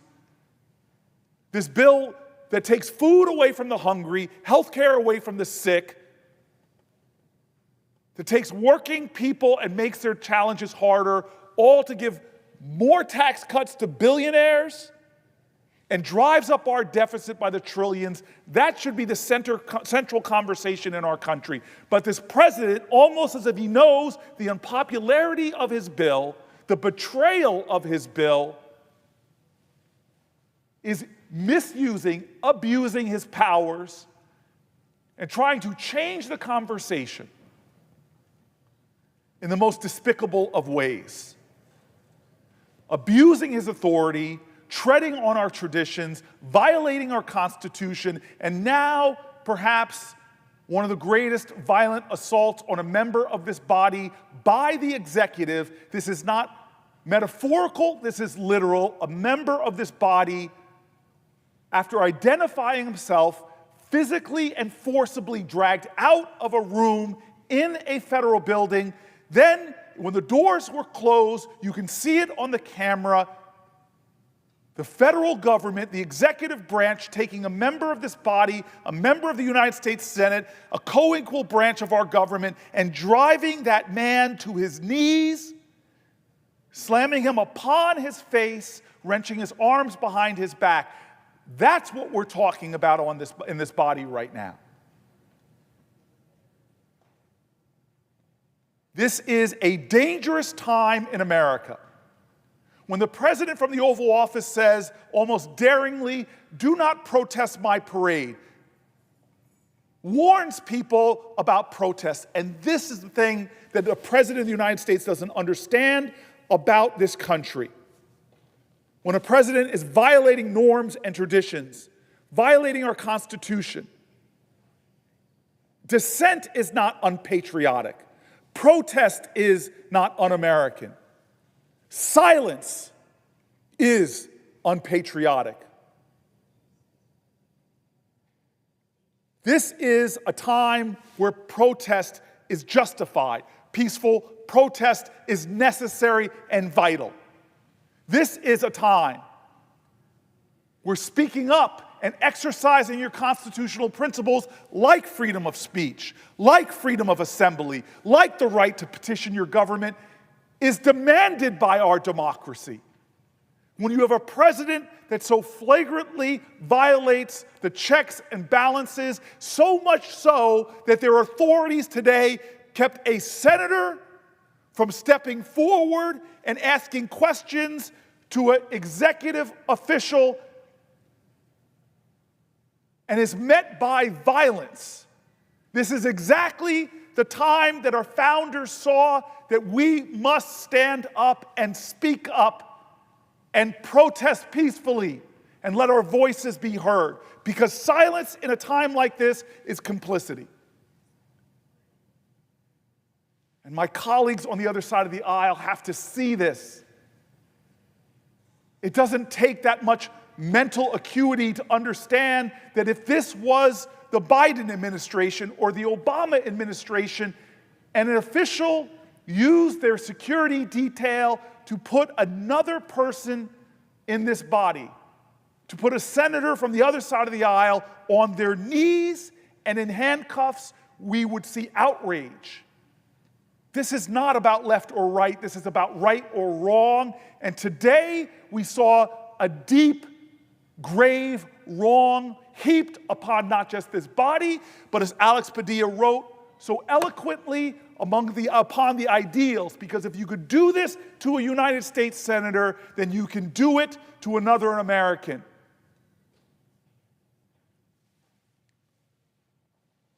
Mr. President, I yield the floor. Mr. President. To recognize the senator from Connecticut. Thank you, Mr. President. Senator Booker and I have now spoken several times on the floor. Senator from California has been here multiple times. We are doing so because we saw the look in our colleague's eyes as he was being violently thrown out of that room. You lost contact with his eyes in the hallway as he was being pushed stomach down onto the ground and handcuffed. One of our colleagues suggested that Senator Padilla got what he wanted. If you saw Senator Padilla's eyes, if you saw Alex's eyes as he was being pushed out of that room, you saw a man who did not expect to be treated that way, who thought that he was coming to register his dissent, his objection to something deeply serious and illegal that was happening in his state. He had a responsibility as a senator to speak truth to power. And so we are here on this floor speaking repeatedly in hopes that at some point some of our Republican colleagues, whether here or in other public statements, will register some degree of concern for what happened to their colleague. We lose our democracy if we lose our ability to dissent. In 1722, in a newspaper started in Boston by the name of the New England Courant, one of the country's first newspapers, a series of essays began to appear that were speaking to some really radical ideas for 1722. This is 20 years before Thomas Jefferson was born. This is 50 years before Thomas Paine wrote Common Sense. This is 1722. And the author's name is Silas Dogood. Silas Dogood writes in the New England Courant, "Whoever would overthrow the liberty of a nation must begin by subduing the freedom of speech, a thing terrible to public traitors." Silence goes on to say, this sacred privilege of free speech is so essential to free government that the security and prosperity and the freedom of speech always go together. And in those wretched countries where a man cannot call his tongue his own, he can scarce call anything his own. In 1722, this was a radical idea. This idea that a tyrant must control the freedom of thought with violence in order to maintain control of the people. The New England Courant was owned by a man named James Franklin, and he probably didn't know that Silas Dogood was a pseudonym for his 16-year-old brother named Benjamin Franklin. That's Benjamin Franklin writing in 1722, 16 years old. Whoever would overthrow the liberty of a nation must begin by subduing the freedom of speech. What happened to Senator Padilla today, it does stand in context. I say again, it does matter that on that day in which violence was used against the United States Capitol as a means to try to upset our democracy, it was cheered on by a president who then pardoned those violent rioters. It stands in the context of the arrest of a mayor in New Jersey and a congressperson seeking to do normal and regular oversight and stands in context with the use of the FCC to try to intimidate and harass news stations that carry coverage unfavorable to the president, and stands in context of the banning of outlets having access to the White House or the Pentagon simply because they don't write things that are favorable to the president or use terms that are favorable to the president. If we lose our democracy, it's not likely that there's going to be this one moment, this one day, this one fight. It won't be like other revolutions where the Parliament building gets burned down or a coup occurs. No, it will be that over time the message has been sent that if you speak up against the government, there is a price to be paid, and that price involves violence. But if you use violence on behalf of the government, it will be excused. And so, why we are still on this floor tonight is, sure, we have immense respect for our colleague, and I believe he has respect across the aisle. Senator Padilla is a decent human servant who doesn't deserve to be treated that way. We're here because he's our friend and our colleague. But we are also here because too many in this body take for granted that this democracy is natural, that it is just going to hang around no matter the threats. The effort that this administration is undergoing to excuse and normalize violence when it happens in advancement of the administration's political priorities, and then to suppress nonviolent speech in a multitude of ways. When it objects to this administration's priorities, it sends a message to the public about what you can get away with and what you can't get away with. Now, I don't think this will be the result. I don't think the American people will be bullied into silence. I do not believe they will watch that clip of Alex Padilla being forced to the ground and handcuffed and decide to stay home. No, I think, in fact, the opposite will likely happen. I think more Americans will be out there protesting this government. I think more Americans will decide to be present this weekend to stand up for the right of free speech. But if that were to be the case, it would be the exception to the historical rule.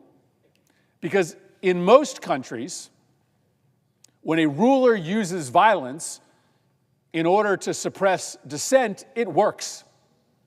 People decide that they don't want to risk the fate of Alex Padilla. They don't want to be on the ground with their hands forced behind them and put into handcuffs. They stay home. And they just let the tyranny wash over their community and their country. We're not there yet. I don't mean to exercise hyperbole. What I seek to say is that we should not take this democracy for granted. And that there can be, history tells us there often is, a deep impact when violence is used against those who are protesting the regime. It becomes normalized.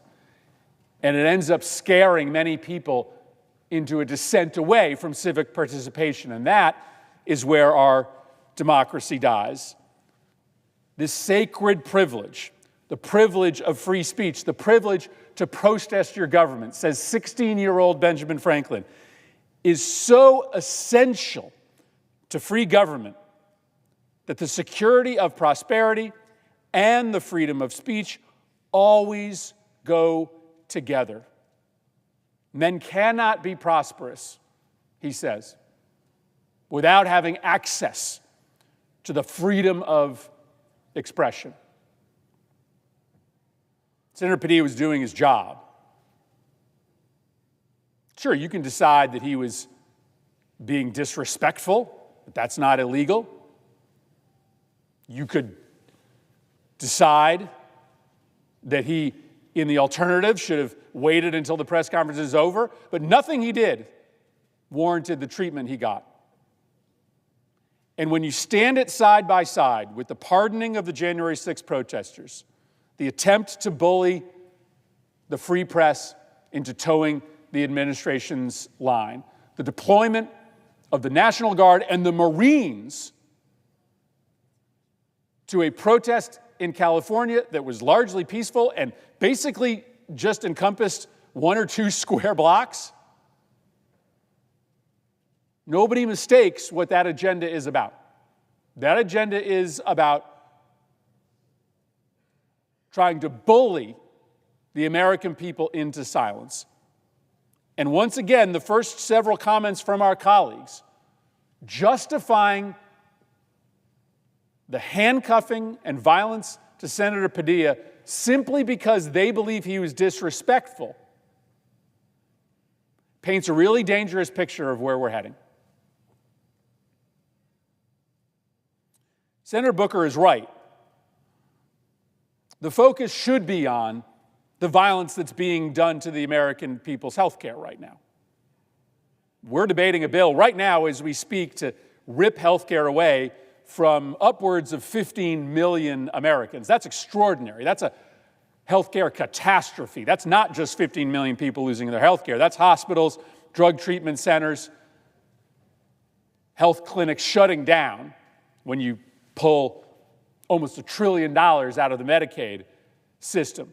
There's a new budget analysis today that shows that the poorest 30% of the country, 40% of the country, will be poorer after this bill passes, just so that the richest 10 or 20% can get a massive new tax cut. In fact, the richest people in this country will get an average $270,000 tax cut.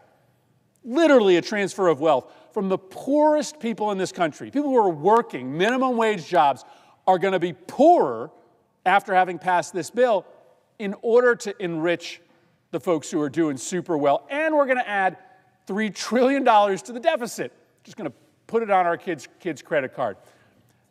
That's maybe the most unpopular major piece of legislation that has ever come before the United States Senate.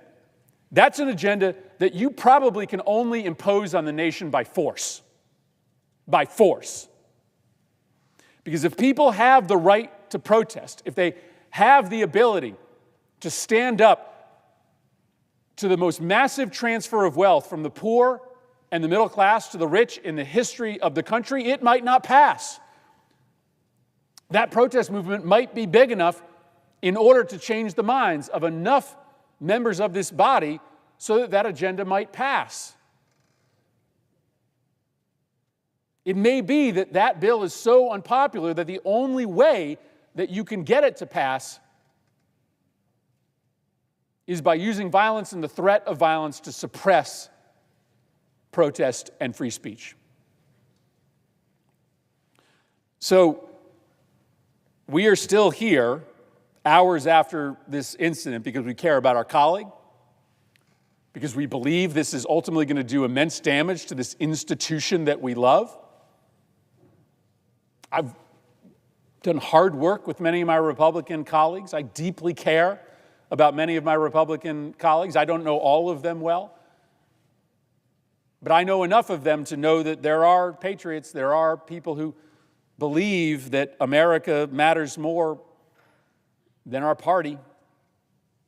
I showed that video to several of my Republican colleagues as we were leaving the chamber today. I saw their jaws drop. I know their human reaction to what they saw, but I also know that there is a tendency in this version of the Republican Party to circle the wagons around one message, that if Democrats say X, then Republicans have to say Y. That doesn't have to be the case every time. It just doesn't. There can be true things, and a true thing is this. That was an excessive, impermissible amount of force that was used on Senator Padilla today. We can say that together. Even if you agree with the president on his decision to deploy the National Guard, even if you hate every single one of those protesters, even if you don't like Senator Padilla, which is hard, because he's a freaking hard guy not to like. But even if you believe all those things, you can say that what happened today is not all right. And that the White House should admit that there should be an apology, and that there should be protocols set in place to make sure that if a United States senator shows up to a public event, he didn't bust into a private meeting. This was a press conference designed to be public, to transmit public information. He wanted to make sure that that was accurate information. Maybe you don't like the way that he did it, but what he did is not illegal. What he did does not deserve that treatment. We can decide that that's wrong. We can recognize the danger to this concept of free speech defended in 1722 by a 16-year-old Benjamin Franklin is serious enough for us to speak together with one voice. So my Republican colleagues may think that we are belaboring the point, but this is an important moment for the Senate and for the nation. I yield the floor.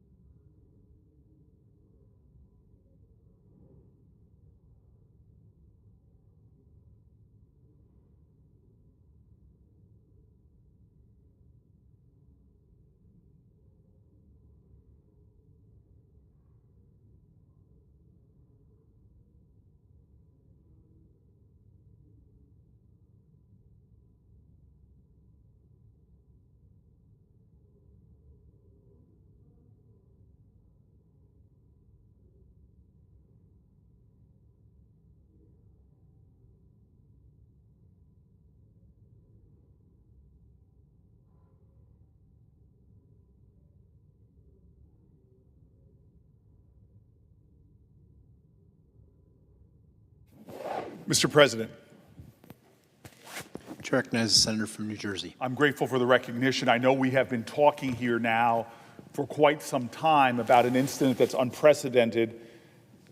I would imagine in generations here that a United States senator today in a federal building going to ask questions to a federal official in the executive is forcibly handled, identifies himself as a U.S. senator, then pulled out of the room, doors close, and then as we saw from another camera, forcibly driven to his knees, then thrown upon his face with his arms wrenched behind him and handcuffed.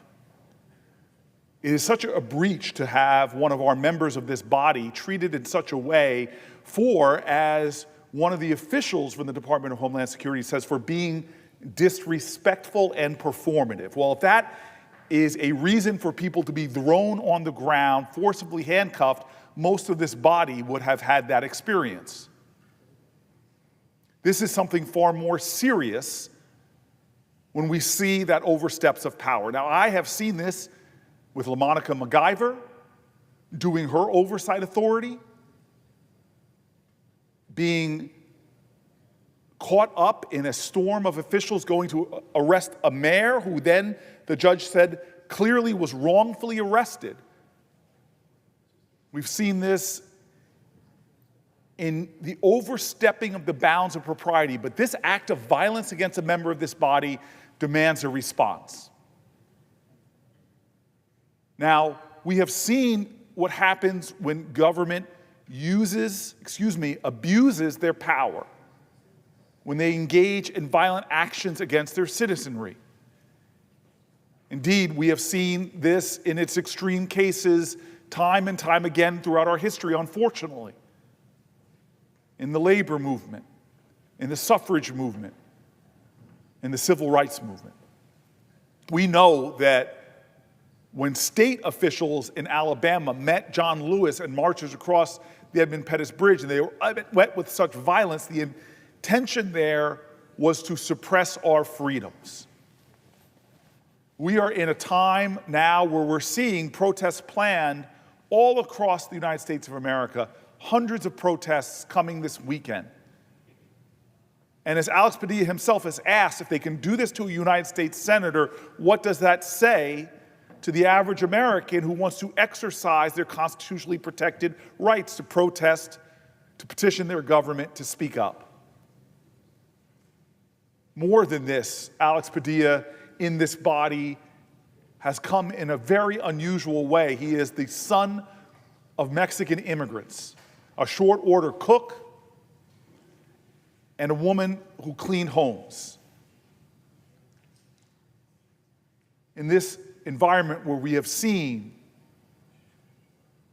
our immigration enforcement officials not going after criminals or gang members or people that are somehow threatening us, but going to separate families, taking away a mother from her children, taking away people dropping off their kids at school, going to work sites or places like Home Depots where people stand and looking for work, going after agricultural workers.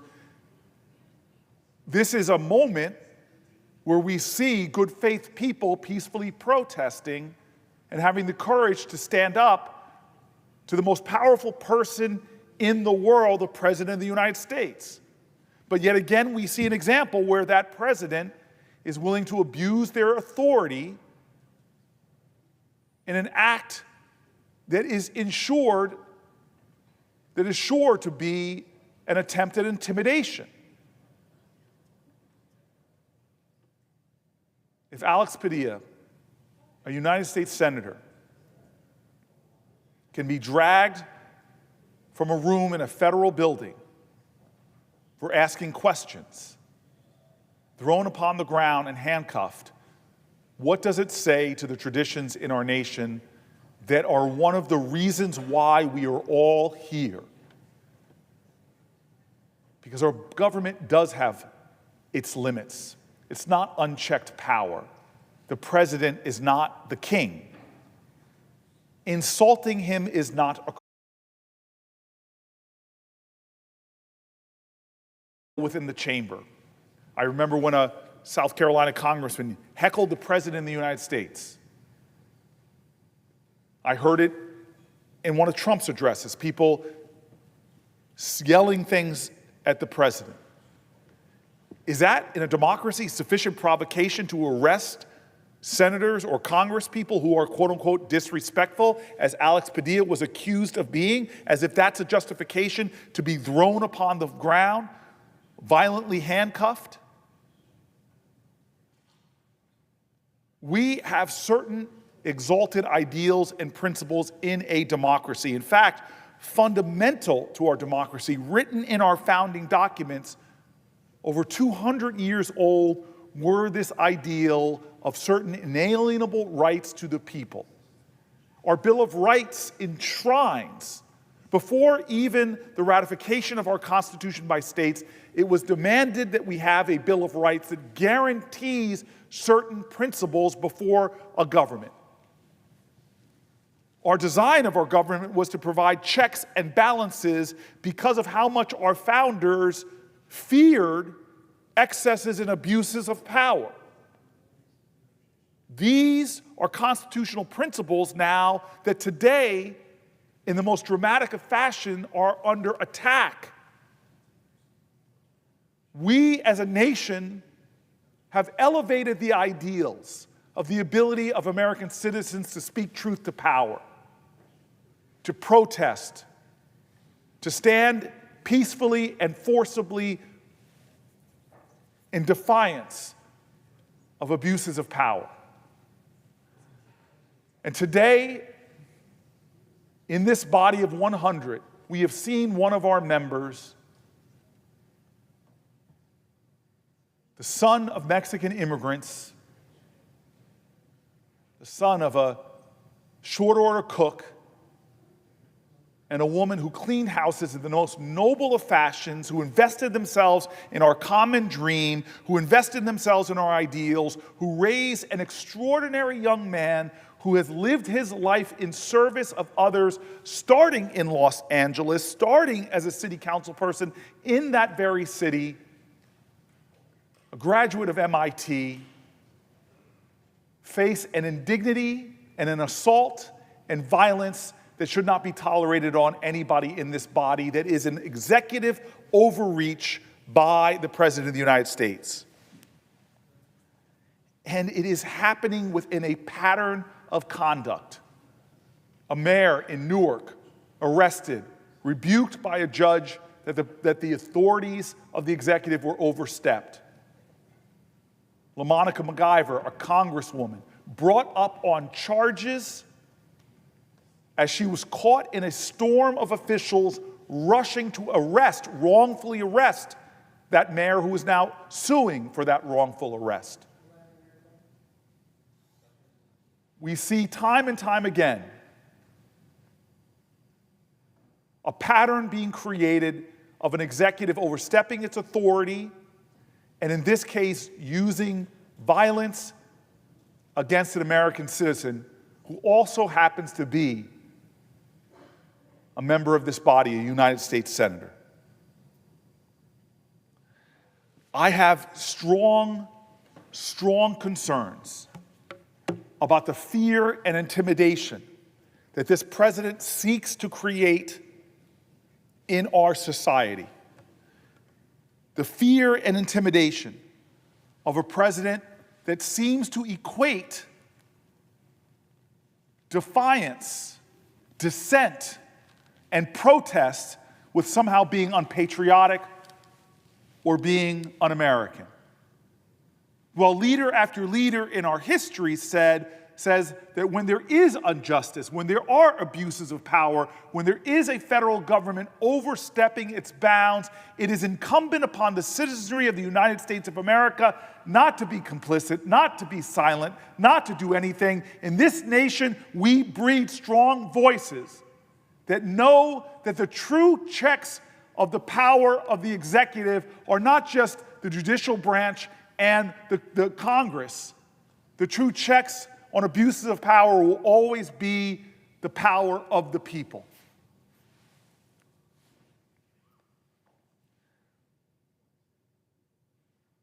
I believe that our founders spoke to this. I believe that there are extraordinary words from our past, and I'd like to read some of them. Power tends to corrupt, and absolute power corrupts absolutely. This is a quote that so guided our framers that the President of the United States is not a king. The great difficulty lies in this: you must first enable the government to stand for justice. In Federalist number 51, James Madison talked about the urgency of the people to check the power of the executive. Here's Jefferson: the abuse of power is not a new thing.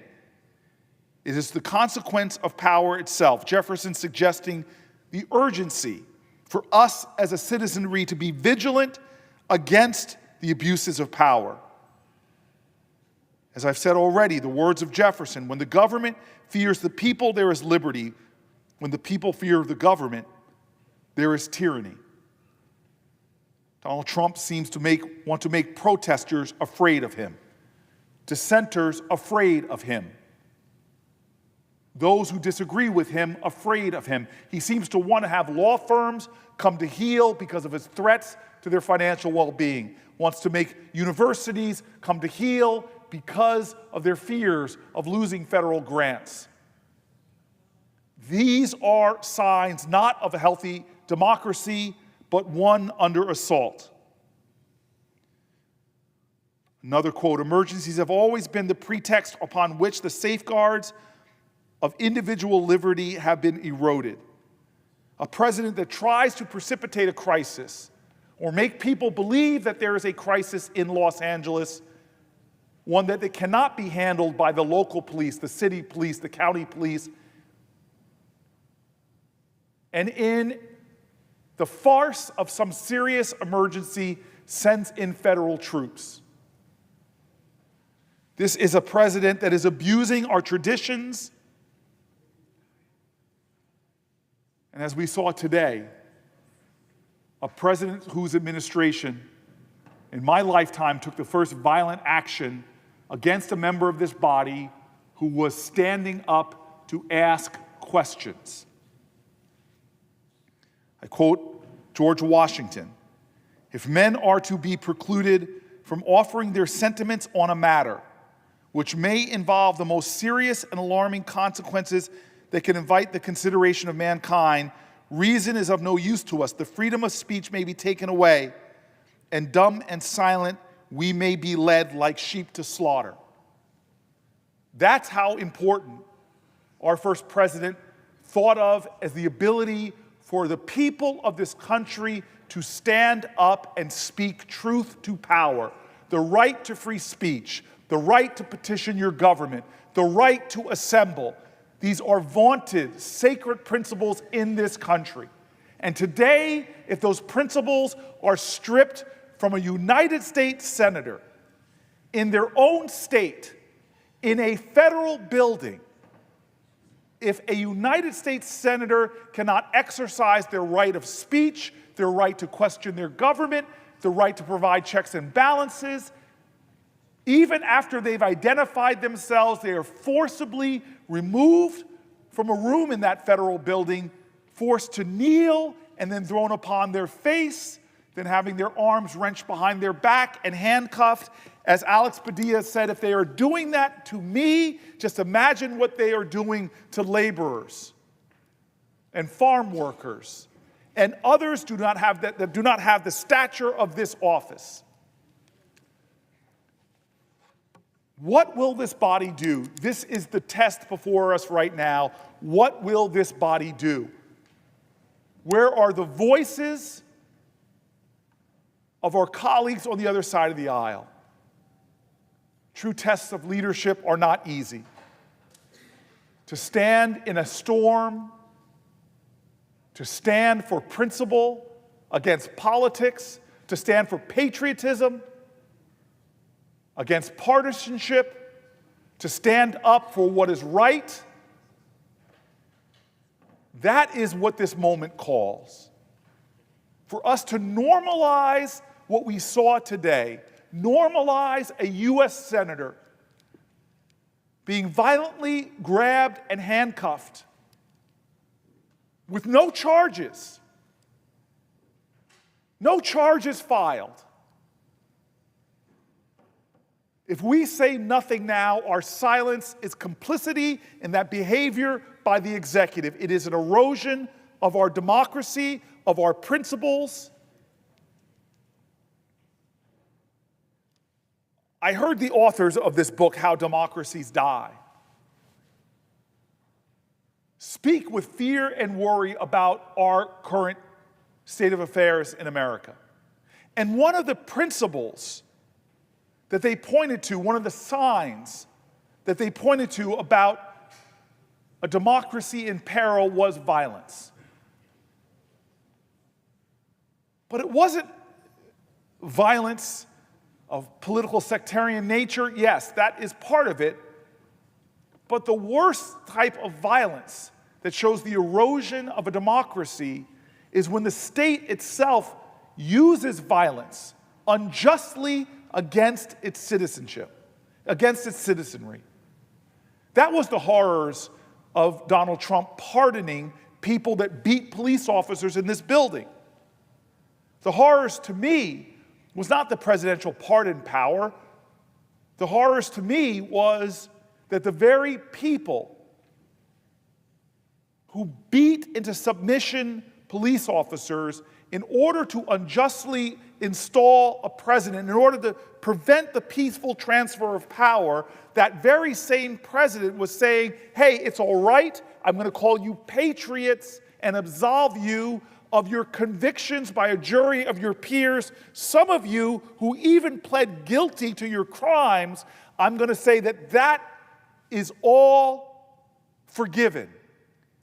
The danger in that is a president saying that if you commit violent acts to my benefit, in this case, to unjustly install me in my position, then that is okay. It is encouraging violence within our society that erodes our democracy as a whole. This is the crisis we're in. This is a moment that is a test of this body. This is a crossroads in this body.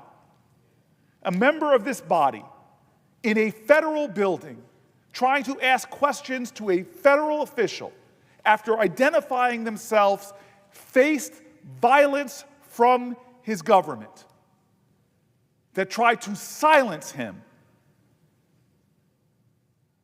as he tried to ask a question. This has precipitated for us a greater question. Are we a vibrant democracy that protects our fundamental rights, that checks power from abuse, that demands that no one is above the law, whether it be any American citizen, and especially those who serve in public office? What will our democracy be tomorrow? Will we normalize this kind of violence, this kind of attack on a member of this body by the administration for the sin that they themselves have said is just disrespectful behavior? Asking a question at a press conference. This is a day of great challenge and great trial. This is a test of this body. How will we respond in this moment? Will this body simply allow the administration to continue in this manner, this pattern and practice that they are establishing, where the rights of American citizens to speak truth, to protest, to speak up, to call out, to question, to be in dissent, are those sacrosanct principles? Or will we allow them to be violated even when it is a member of our own body? At the end of the Declaration of Independence, these brave men who saw the abuses of power of a king, those revolutionaries who gave birth to this great democracy, those imperfect geniuses who grappled with the great ideals of their time that set up a nation not ruled by kings and queens, not a theocracy where there is some divine right of someone to rule over us, decided to vest the power in this nation with the people and created a government organized around the principle of the suspicion of concentrations of power, and created 3 branches of government to provide checks and balances, and then gave to the people of the United States of America certain fundamental rights. The First Amendments to our Constitution, enshrining those rights that have allowed generation after generation to use them to make our nation more perfect, to speak up to the wrongs and the ills of government, to challenge leaders who had gotten corrupt and had gone wrong. Generation after generation standing on the principles of our Constitution. And here we are in 2025, where those ideals are being tested, where that Constitution is being strained, where a member of this body speaking up and asking questions at a time of trial in his community is not met with answers to his questions, but is met with violence. That is wrong. But when wrongs continue, or as our founders called them, usurpations of our inalienable rights, when those go unchecked, when such actions go unanswered, it paves a road towards tyranny. And in our day and age, it is signs of our weakening commitment to democracy. Our founders knew something so well. And as they pledged themselves to break with a king, to break with a central, powerful person, to break through a world where you must go before the dear leader and bow in submission, where the vicissitudes and the whims of an individual leader wreak havoc with a community, those people who broke with that course of human events and established this nation, they knew one thing for sure, that if we were to make this nation work, we had to make an unusual commitment to each other. They ended that Declaration of Independence with that commitment. We must mutually pledge to each other our lives, our fortunes, and our sacred honor. There was no honor in what happened to one of our members today when he was taken violently and driven to his knees. There is no honor in what happened today when an American standing up to ask questions to a person in authority was met with violence. There is no honor in what happened today when a member of our body was thrown into handcuffs. There is no honor in that. But where we can show honor, where we can honor our traditions, is in not being silent in the face of something going wrong. The truth of the matter is, our nation has seen wrongs before, but the way we dealt with them is by having others stand up and call them out to help us to correct course. When those marchers were met with violence on the Edmund Pettus Bridge, that was not the end of the story. The end of the story happened days later when they made it over that bridge, when they got to their destination, when they presented their grievances to their government, when this body itself, hearing from the people, passed new laws and legislations to protect the people and their rights, in this case, their voting rights. Bad things happen, mistakes are made. Power seeks more power. Our country is not bereft of demagoguery or hate or powerful people that wanted to suppress dissent, of people who equated opposition with being un-American. We have seen that all. But so far, we have seen people in those times having the courage to stand up and stand against it, to call it out, to demand redress, to fight for justice. This is a moment that demands that tradition. This is a moment that demands not just people on one side of the political aisle, not just one party. It demands us coming together and pledging a deeper, more sacred honor, that we will defend this democracy, that we will uphold the Constitution, and stand together united against anyone, especially using violence that tries to suppress the fundamental rights of another American, and especially the senior United States Senator from the great state of California. Mr. President, I yield the floor.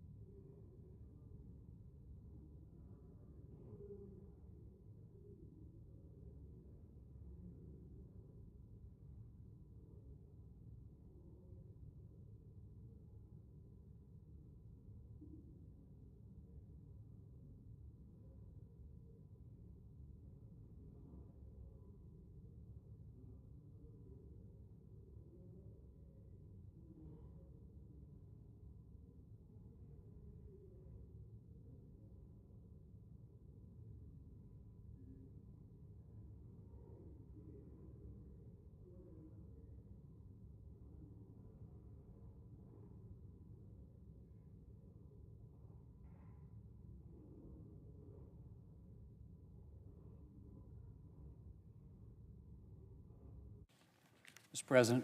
Chair recognizes the Majority Leader. Mr. President, I move to proceed to executive session to consider calendar number 145. Questions on the motion? All in favor say aye. Aye. All opposed, no. The ayes appear to have it. The ayes have it. The motion is agreed to. Clerk will report the nomination. Nomination, Department of Health and Human Services, Gary Andres of Virginia to be an Assistant Secretary. Mr. President, I send a cloture motion to the desk. The clerk will report. Cloture motion, we the undersigned senators, in accordance with the provisions of Rule 22 of the Standing Rules of the Senate, do hereby move to bring to a closed debate on the nomination of Gary Andres of Virginia to be an Assistant Secretary of Health and Human Services, signed by 17 senators as follows. Mr. President, I ask consent that reading the names be waived. Without objection. And I move to proceed to legislative session. The questions on the motion? All in favor say aye. Aye. All opposed, no. The ayes appear to have it. The ayes have it. The motion is agreed to. Mr. President, I move to proceed to executive session and consider calendar number 98. The questions on the motion? All in favor say aye. Aye. All opposed say no. The ayes appear to have it. The ayes have it. The motion is agreed to. The clerk will report the nomination. Nomination, Federal Communications Commission, Olivia Trustee of Maryland to be a member. Mr. President, I send a cloture motion to the desk. The clerk will report. Cloture motion, we the undersigned senators, in accordance with the provisions of Rule 22 of the Standing Rules of the Senate, do hereby move to bring to a closed debate on the nomination of Olivia Trustee of Maryland to be a member of the Federal Communications Commission, signed by 17 senators as follows. Mr. President, I ask consent to reading the names be waived. Without objection. And I move to proceed to legislative session. The questions on the motion? All in favor say aye. Aye. All opposed, no. The ayes appear to have it. The ayes have it. The motion is agreed to. Mr. President, I move to proceed to executive session and consider calendar number 99. The questions on the motion? All in favor say aye. Aye. All opposed, no. The ayes appear to have it. The ayes have it. The motion is agreed to. The clerk will report the nomination. Nomination, Federal Communications Commission, Olivia Trustee of Maryland to be a member. Mr. President, I send a cloture motion to the desk. Clerk will report. Cloture motion, we the undersigned senators, in accordance with the provisions of Rule 22 of the Standing Rules of the Senate, do hereby move to bring to a closed debate on the nomination of Olivia Trustee of Maryland to be a member of the Federal Communications Commission, signed by 17 senators as follows. Mr. President, I ask consent to reading the names be waived. Without objection. And I ask unanimous consent that the Senate resume legislative session being a period of morning business with senators permitted to speak therein for up to 10 minutes each. Without objection. Mr. President, I have 5 requests for committees to meet during today's session of the Senate. They have the approval of the majority and minority leaders. Duly noted. Mr. President, I ask unanimous consent that the Committee on Banking, Housing, and Urban Affairs be discharged from further consideration of S-1467 and the Senate proceed to its immediate consideration. The clerk will report. S-1467, a bill to amend the Fair Credit Reporting Act and so forth and for other purposes. Mr. President, I ask... Without objection, the committee is discharged. The Senate will proceed to the motion. Mr. President, I ask unanimous consent that the bill be considered read a third time and passed, and the motion to reconsider be considered made and laid upon the table. Without objection. Mr. President, I ask unanimous consent the Senate proceed to consideration of S-Res 278 submitted earlier today.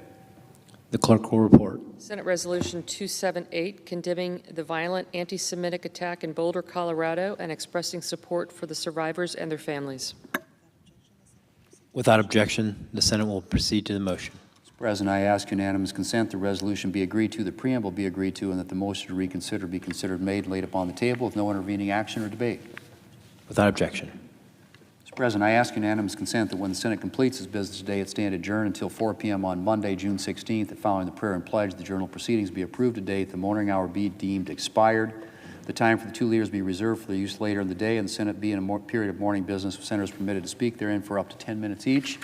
Further, notwithstanding Rule 22, the cloture motions filed on June 12th ripen at 5:30 p.m., and the Senate vote on the motion to invoke cloture on executive calendar number 145, Gary Andres. Without objection. Mr. President, if there is no further business to come before the Senate, I ask that it stand adjourned under the previous order. The Senate stands adjourned until 4 p.m. on Monday.